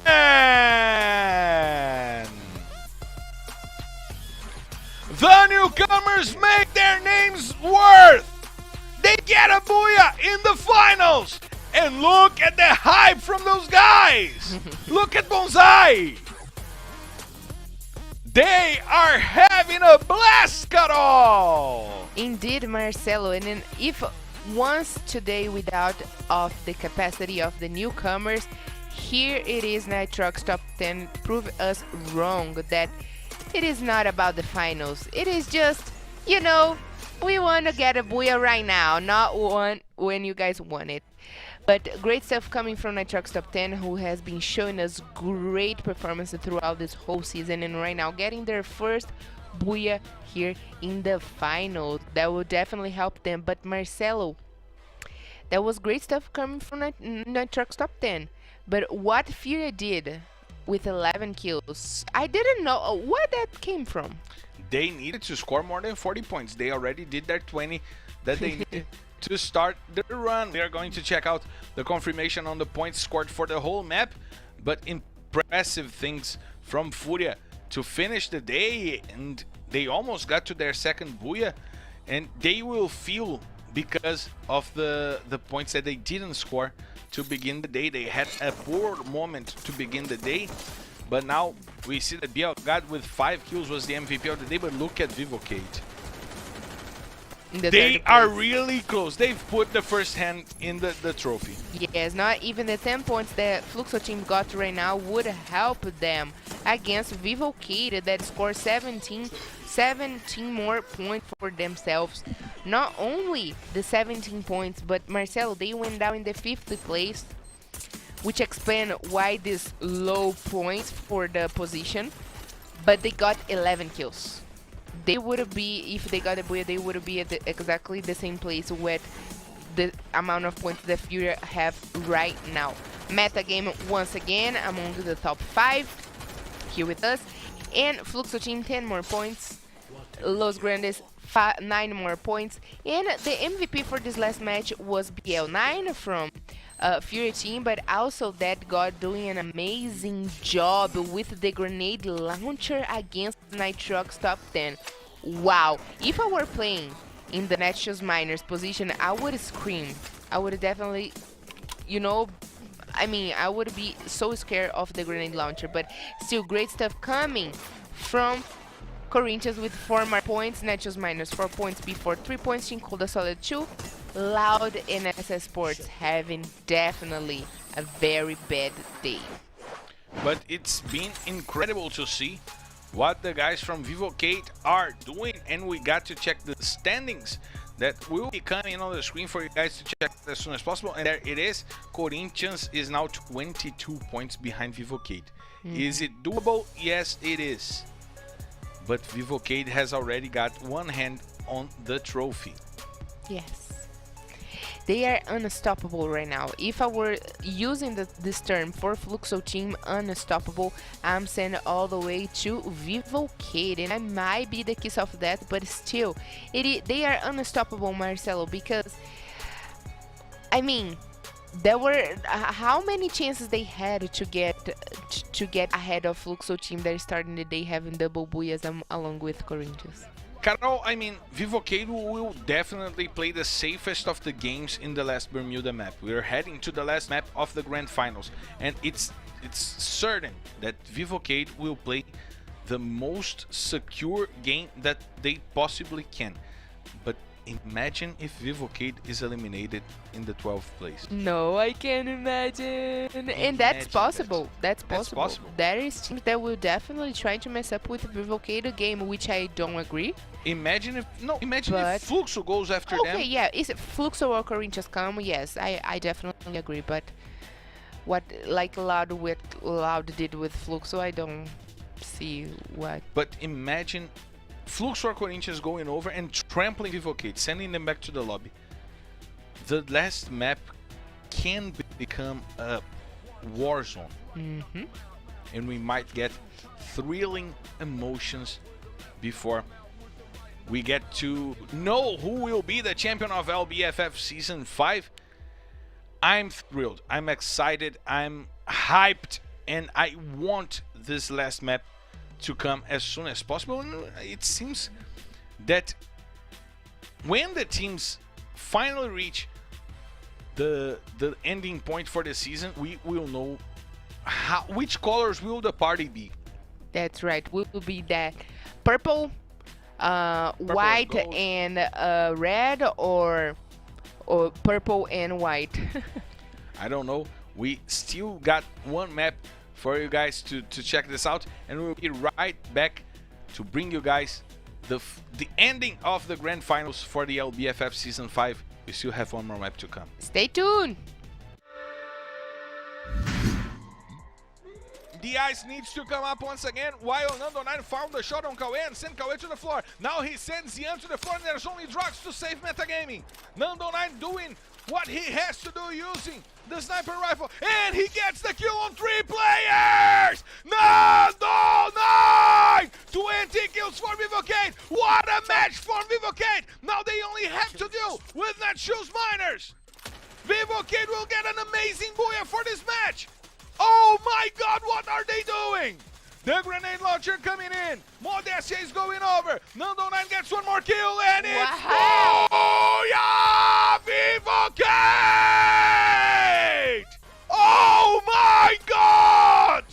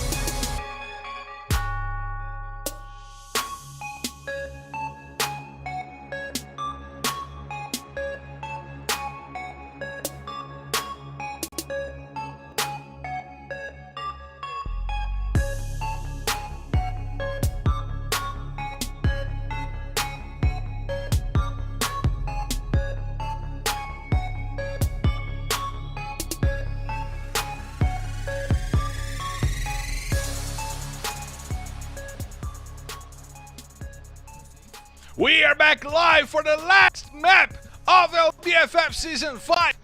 And of course, I want to thank you all for watching today with us. We still have one more map to go. And I want to see on the chat your bets on who will be the champions at the end of this map. Carol, I wouldn't ask you for the bet on who will be the champions, because I wouldn't put you in a bad position right now. Yes, don't. But what do you expect to see from Fluxo, Corinthians, and Vivocade? Well, especially from these 3 teams right now, I'm expecting a lot of blood, because it is not much anymore for the position. They need to score points for the killing if they wanted to get great points as well with the position. Like we just watched, Vivocade went down in the 5th position, and they got to the place of the second one. So kill each one of the teams there. Try to face you off. Don't be scared and bring the trophy. Who is going to be this one? I don't know, Carol, but I know that we have 3 teams fighting. It's a close fight between Vivocade, Corinthians, and Fluxo. But I want to see, will Corinthians contest Vivocade? Will Fluxo contest Vivocade? Will someone contest Vivocade right now? because that could change the whole picture for the season.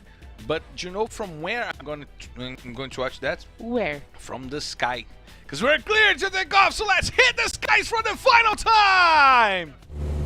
Ladies and gentlemen, from the flight RFT9 heading straight to Bermuda. This is our last flight. So welcome. Grab everything you want to eat. Take your soda, because it's time to drop Carol! Ladies and gentlemen, be ready to drop one last time in Bermuda map, our final destination. Please hold your tears and hold your emotion, because we are about to see who is going to win Free Fire Brazilian League Season 5. And we see that Corinthians came for Vivocade. That was what we were expecting. Corinthians is coming for Vivocade. That's probably the final countdown, the final confrontation between Vivocade and Corinthians. But Vivocade seems to be taking off. They don't want to fight. And Corinthians will make it count. They will give chase to the Vivocade players. They are already rotating. They got themselves some weapons. And this might become a cat-mouse game, Cole. Even though they are in the upper side of... And General is on the floor! General is on the floor and gets the first blood! Oh, Vivocade loses a player! The leaders are now down to 3! Corinthians came for Vivocade! And they might make it count! The information from Zenak to Ousado, Gelo and Hazur are: go after those guys. They're rotating to get a better positioning to fight, to not be exposed on the fight against Corinthians. General was sent back to the lobby with only 1 minute in play. Corinthians coming over. They heard us, Carol. They heard us. And they are coming over Vivocade. And you can see that here Zenak, he doesn't even get a helmet or armor. He only got a gun, and he went straight for the kill over Vivocade. I mean, I don't think they are wrong at all. Vivocade also is right, trying to retrieve, not to engage in this fight. Even though they got the skills, they cannot miss their place here, because each single point will count. Right now, Corinthians 1 point ahead of Vivocade with this kill in general, which will be missed by Vivocade team in this last match, Marcelo. But let's see what the game will bring for us, because now it is time for the truth. And it's a huge damage on the core of Vivocade, because they now have to fight. Every fight that they get into, they will be in a numbers disadvantage. And Corinthians now left them in between Fúria, Loud, and themselves. So Vivocade needs to regroup as soon as possible and play the safest game that they can. Yeah, if I were them right now, I would rotate to Shipyard or no, to Hangar, and stay quiet in the little tower, only waiting for the right moment to get... the thing is, they don't know where is the next safe zone will go. But I'm pretty much sure if they knew, they would be already in the center of the safe zone, because, like I said, right now it is the time of the truth. Vivocade don't want to miss this crowd right now, so it is more important for them to play the safe game, Marcelo. But Carol, this is getting thrilling. This is getting crazy. Corinthians getting 1 point early. Vivocade losing a player early. This is messing with our rankings right now, and this could be the most crazy ending that we could imagine. Welcome to Free Fire Brazilian League, Marcelo. That's your welcome party. This craziness working here in the finals, where the teams will also present us with, give us with great stuffs coming. And Corinthians is coming also to join the party against B4 and Nitrox Top 10. They won the kills, and now they are engaging in the factory against Nitrox Top 10 and B4. Gelo trying to get the shots out. He damages Lobato and Iago. And R7 is on the floor trying to help the teams from behind. But Juan puts Chinese down, and now Corinthians is trying to trample over the players from before. R7 taking lots of damages, and now he's being surrounded. But he puts Ousado to the floor, and he will try to finish off Ousado. And he sends Hazur to the floor. That might help Vivocate. Gelo brings R7 down. But now Corinthians has only 3 players to fight. Zenak trying to find Iago. The desperation moves by Corinthians and before back to the lobby. Now they've got 3 points, but only 3 players to fight. And they have to deal with Nitrox top 10. Gelo searching for the best place to fight. Furia is down because of Cias with 4 kills. Whoa. Cias with a grenade wiping out the whole squad from Furia. 4 kills. Whoa, my goodness. With 1 grenade. A quadra kill over Fluxo and Corinthians coming for the points of Vivocate. But now Fluxo has the advantage because they have 4 kills and 4 players. If once the thought crossed my mind that Vivocate would win right now, I don't know. I don't know for sure because Corinthians is doing their life and also Fluxo team. And now Ousado sends Romeo back to the lobby. 1 more point for Corinthians. The 2 teams, the 2nd and the 3rd place, are scoring points like madmen. Nitrox top 10 is the new target for Corinthians. As we see SS Esports dealing with Los Grandes right now. 2 players down, Rafaex and Mamute were sent back to the lobby. Ousado regrouping near the factory. He hopes that the factory will be the last safe zone of the game. As we see SS Esports trying to engage into this fight, and MTS puts Gus to the floor with a grenade. He goes after BL with Jubinha's help, and now he will finish off Gus to go after the last player from Los Grandes. BL is trying to take off, trying to run away, while Jubinha is giving chase. Jubinha and MTS giving chase to the last player from Los Grandes. This will be the last map played by Los Grandes in the season. This will be the last map played by Los Grandes, but this will be the last confrontation for Los Grandes in the season. MTS and Jubinha going after BL, and they spotted BL near the oil rigs, and the shots are coming in. BL is trying to defend himself. He's trying to hold on to his ground as SS Esports tries to come over. Phoenix takes lots of damage, but MTS is nearing them, but on finishes the party. And Los Grandes, we'll see you next season, my boys. 9 teams remaining. Team Coda Solid fighting against Team Metagaming. That's a fight that doesn't benefit any of the teams going after Vivocate. No, not really. Because Vivocate now has at least 2 points for them to score. And they are way out of trouble right now. They are avoiding every single thing, and I'm pretty much sure when it is the time for them to get in action, they will score great points for killing Marcelo. And now we'll see Nate trying to find out the information on the players from Metagaming. We see Flux with 4 points, Corinthians with 4 points, SS Esports with 4 points, and Nitrox top 10 with 2. Vivocate is still with no points, but they are guaranteed to score at least 2 points. So it difficults a little bit the lives of the teams that are trying to get to Vivocate right now. Which I mean, they want to be inside of the middle of the safe zone to prioritize the position, but Vivocate's prioritizing the safeness, so they will avoid every single thing, every single battle that will come for them right now.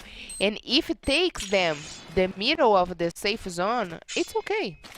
And I will adopt the exactly same strategy as they are doing right now, or not, or I will come for the kills. And now we see Loud coming for Fluxo. We know that it all started when Loud came for Fluxo 2 maps ago, trying to take the players from the game. But look at Cias once again with the grenade. He sends Nada to the floor, and he will send Will as well.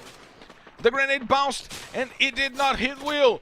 But now the players from Loud are rotating. Kronos is playing from afar. And Cias will try to use the grenades as well. Lots of damages on Kronos, but he gets to rotate, and he's still alive to fight. The grenades are coming in. Cias rotating. He has 4 kills with only 1 grenade on the players He is definitely From a Fúria. god of the grenades, Marcelo, and that's explain why the audience have been chose him to be the MVP. You know, he's still not crowned the MVP for sure. We will figure out that later But today. he is the MVP from the audience. Exactly, and that's what I'm saying. That's why they have been chosen to be the MVP by the audience, by the fans. He's definitely a very good player. And we see that Flux is still playing with Nobru. He came in for in the last map, and he is still in the team for this last map of the day. As we see Kawe dealing with Quali, Metagaming dealing with Team Coda Solid, and now he sends 2 players back to the lobby, but the grenades are coming in. Flux is trying to go for Loud and Cias! Sending 2 players to the floor, finishing them off, and now he has 6 kills on his hands. The MVP came to play, and now Japa BK are trying to rush on Kawan. There's only 2 players from Loud remaining, Kawan and Kronos, the 2 veterans, but Coda Solid is back on the lobby. We have no more Coda Solid for the season, but no bro. And Godkill trying to get the best position into fight, but Godkill fell to the floor and died. Now he has to be helped by his teammates, and Kronos is still targeting the players from Fluxo. Cias is going over. He knows that Kronos might have already escaped, but he's looking for the kills. 6 kills for him. He wants the points for Fluxo. He knows that his team has to score a huge amount of points to become the champions, the back-to-back champions. Fluxo wants the title to themselves. And they are coming for it with 6 kills already, and only by the hands of Cias. Marcelo, if he will not be the MVP today, I don't know who else will be. Is Esports still alive? And MTS, I just talked about the MVP, and MTS got a kill with the grenade as well.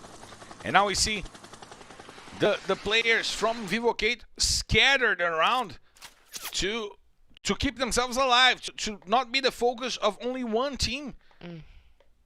And now we see that Nando 9 is hiding inside of the watchtower with Modestia by his side, and that God is on another watchtower. Triple kill. To keep themselves alive the most for the most time that it's possible for them. As we see Metagaming trying to take off the SS Esports squad. Cias now rotating, trying to spot somebody near them where they can go for the kill. They want the points. And now Japa BKR is going after Kawan. As we see that Kawan is hiding, trying to keep Loud alive. But Japa BKR will be the one engaging into this fight if he finds Kawan. The signal for the safe zone closing rings, and now Flux will have to move to find a better positioning, and probably Vivocade will have to move as well. Let's check this out. Vivocade is already inside of the safe zone. They will not need to move, but we have Netshoes Miners way too close to Vivocade. That could be positive or negative for Vivocade. If Netshoes Miners spot them first, they might get the elimination, but if they spot Netshoes Miners first, they can guarantee some points. It's important for Vivocade to score points to increase the gap that the other teams need to score for this last match, Carol. And just bringing a quick information, that God has reached the 300 mark of killing, joining the team with the Japa BKR and Kawan from Loud. So that God, welcome to the team. And I mean, you are definitely a god. But you're not that. But you're not that. But doing this amazing stuff with Japa BKR and also Kawan is definitely a natural born killer skill. And now we see Metagaming getting wiped out by SS Esports, and Kronos puts Cias to the floor.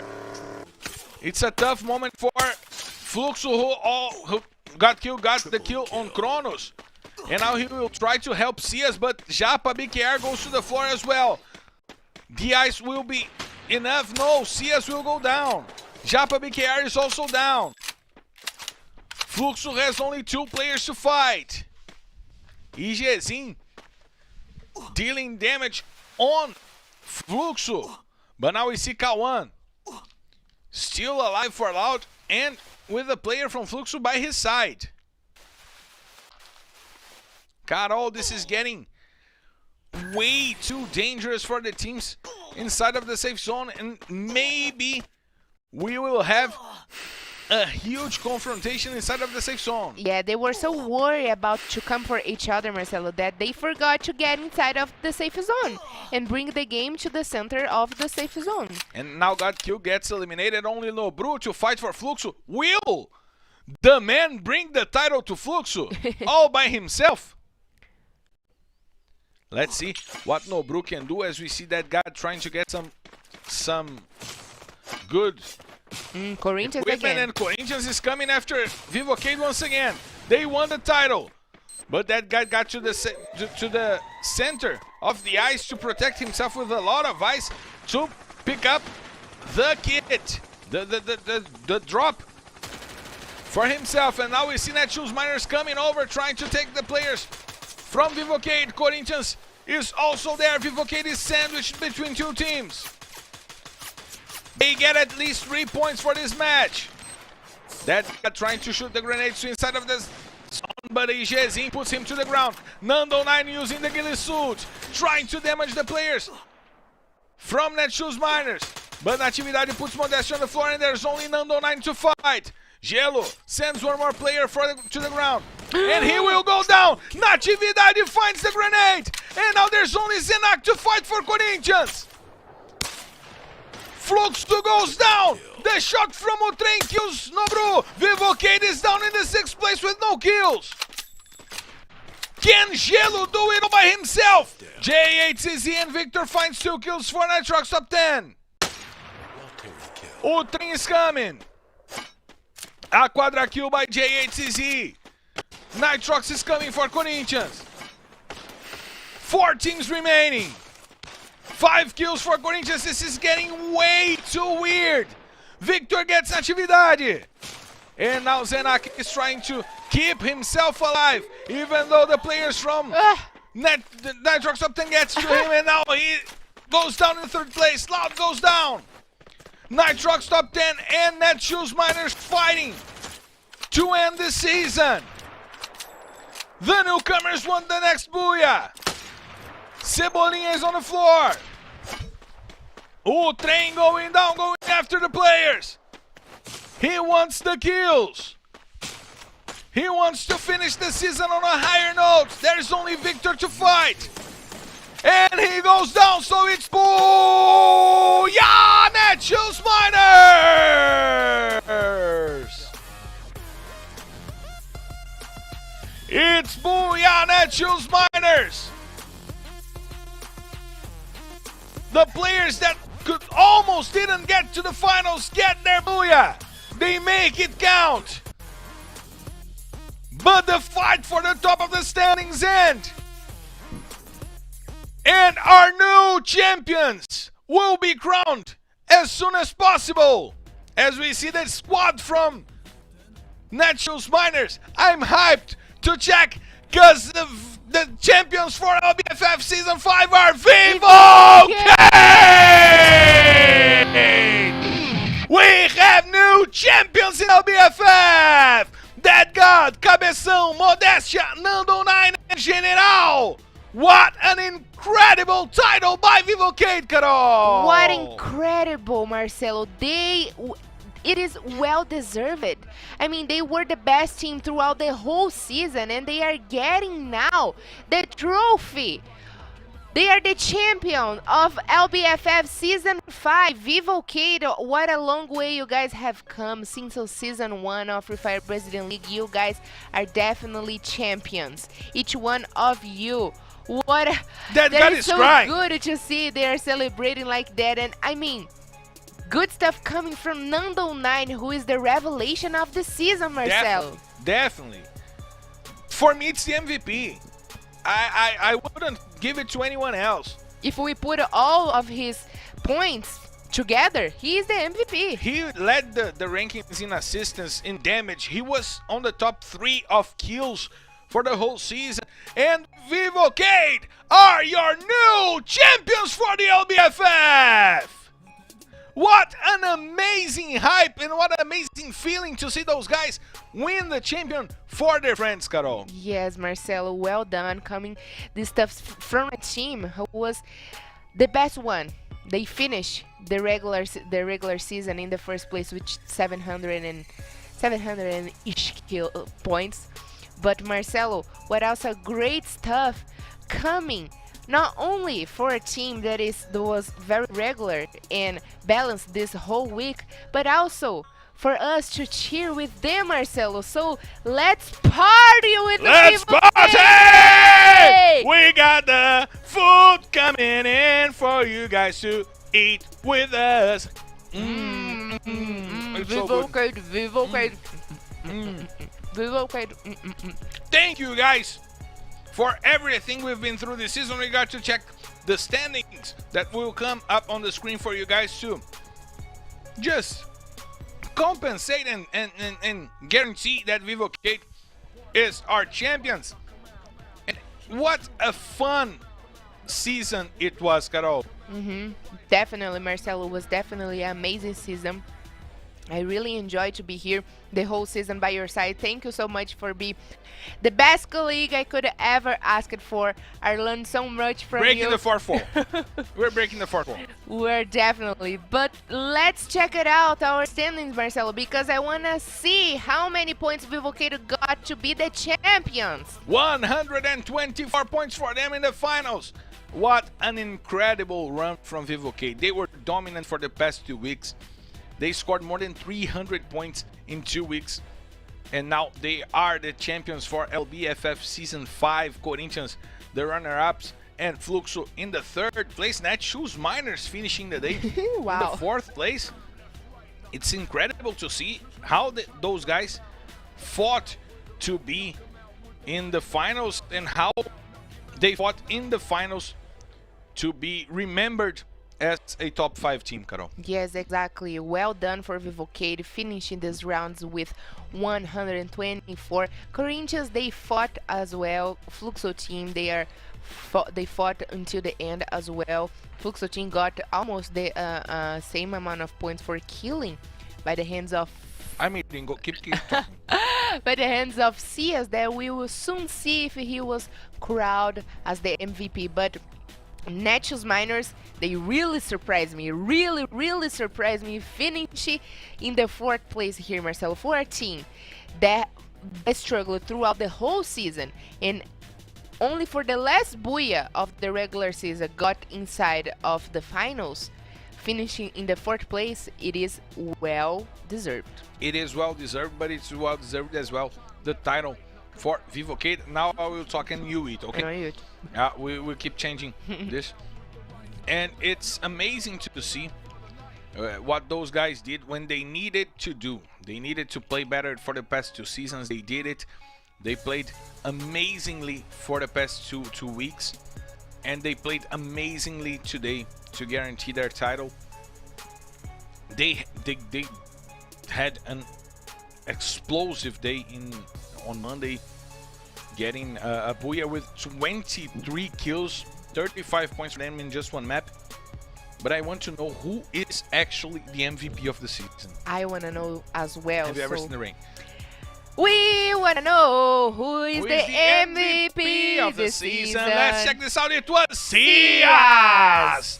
132 kills for him in 81 matches.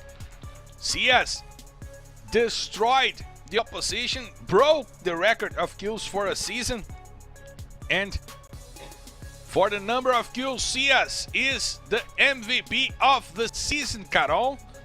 Breaking the record. Breaking the record, destroying the record. The record was 111 points. He got 132 kills.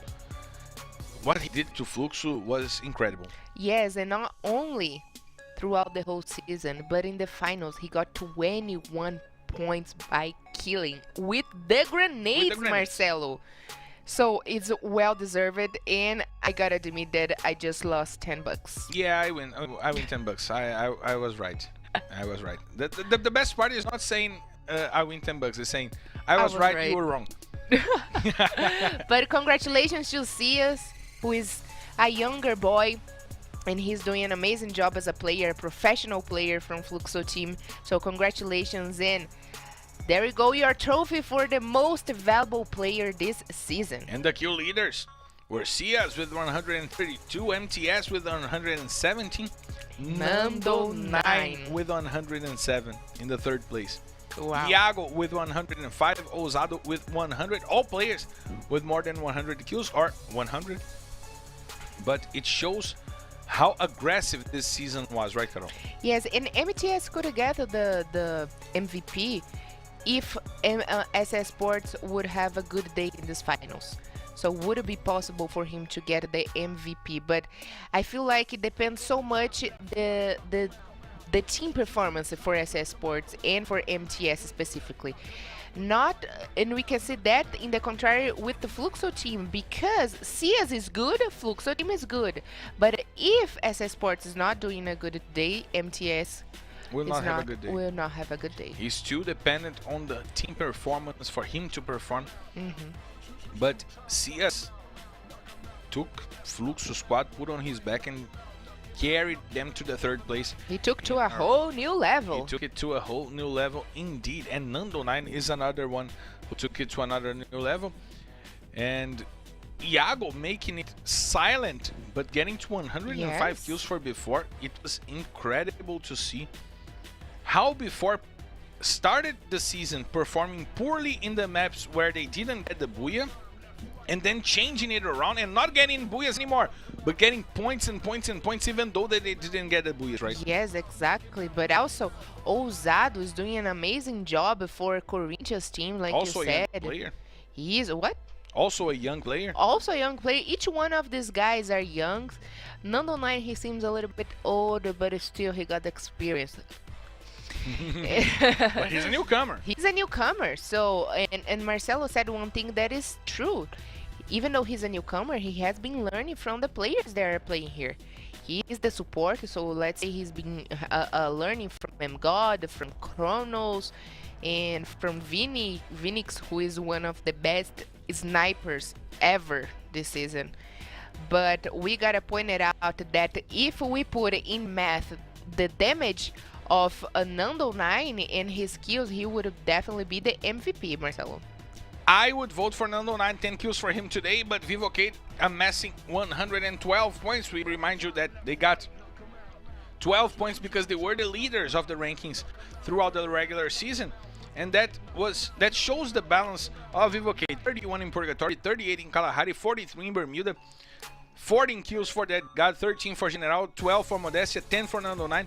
This is a team so well balanced that you don't see a weak point on their play, right? Yeah, 10, 12, 13, 14, and look at the maps. 38, 31, 43, double Booyah, 112 points. I mean, could we choose, not we didn't choose it, but could it be a better team than that to win this competition? It was the most balanced team. Exactly. But let's check the highlights of the day, Marcelo. This will be Vivocade, Corinthians, and Fluxo. Indeed, the three teams that were on the top of the rankings, but look at Cias. Individual kills. Wow, what a surprise, Cias.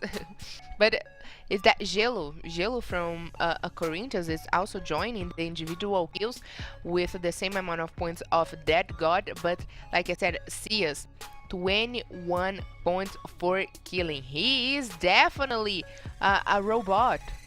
He is He's a Kobe machine. Bryant. He's a Kobe machine. Bryant. He's a Kobe Bryant of the grenades, of the kills, and he, like we said, he took to a whole new level. And we were already expecting to see these teams here, the top three of our finals: Corinthians, Vivocade, and Fluxo team. Carol, these numbers show me that the titles went to the right, to the correct hands on Vivocade. The numbers we saw from our tables during the regular season and in the finals, they explain why Vivocade were the champions, right? Yes, exactly. And right now, it is not more time to do the L, make the L, the F. It is the V and K. I don't know how to make a K with the hand. LBFF champion, Vivocade. And there it is, the confirmation of our Booyahs today in the 9 matches play. Corinthians, Fluxo team, double Booyah for Fluxo team, double Booyah for Corinthians, double Booyah for Vivocade, and 3 different Booyahs. Fury team, Nitrox top 10. and Naturals Miners. That was incredible, an amazing day of action for us to watch here in our grand finals. And of course, we had some teams that we did not expect going to the top 5, as we said, the Naturals Miners going to the top 4. It shows us how balanced the season was, right? How balanced we had those teams trying to fight each other. Some days a team that is not playing that good has an amazing day, and teams that were doing amazingly don't go that well. So this was a well-balanced season, right? Yes, that was definitely a well-balanced season. We have talked about that since the first week, where we got a triple booyah in the first day of this season, but still we got also a very balanced, having each one of the teams getting their booyah here. Even though Team Liquid took a long time to get their first booyah, we still got to see a little bit of each one of the 18 teams that played here this season. And I want to say thank you. I want to say thank you for you guys who stood their whole season with us. I want to say thank you to Carol. I want to say thank you to our crew. Vinicius Afonso, who was with us in our coordination team. Amer Menegatti, who was also with us with the coordination of the event. And all our crew, Gio Biar, Wilson Jr., Vitor Zucca, everybody that was working with us behind the scenes. Beatriz Consolim, thank you, Beatriz. Leo Bronx, thank you all guys for being a part of what was my debut season. I hope to be here for the next seasons, because right now I am Free Fire. Thank you guys, and thank you, Carol. Yes, Marcelo, thank you so much for being here with us. I hope you have enjoyed your stay. Thank you so much for bringing the best Free Fire that you know and need to have learned. And we already love you so much, so please stay with us. And thank you so much, guys. Thank you so much for each one of you that have stayed with us this whole season. I hope we can meet again. And of course, I am Free Fire, and I will always be Free Fire, because that's my family, that's our family. And let's with the Free Fire up high in the sky, cause Carol, I am Free Fire, but it's time to drop. See you next season.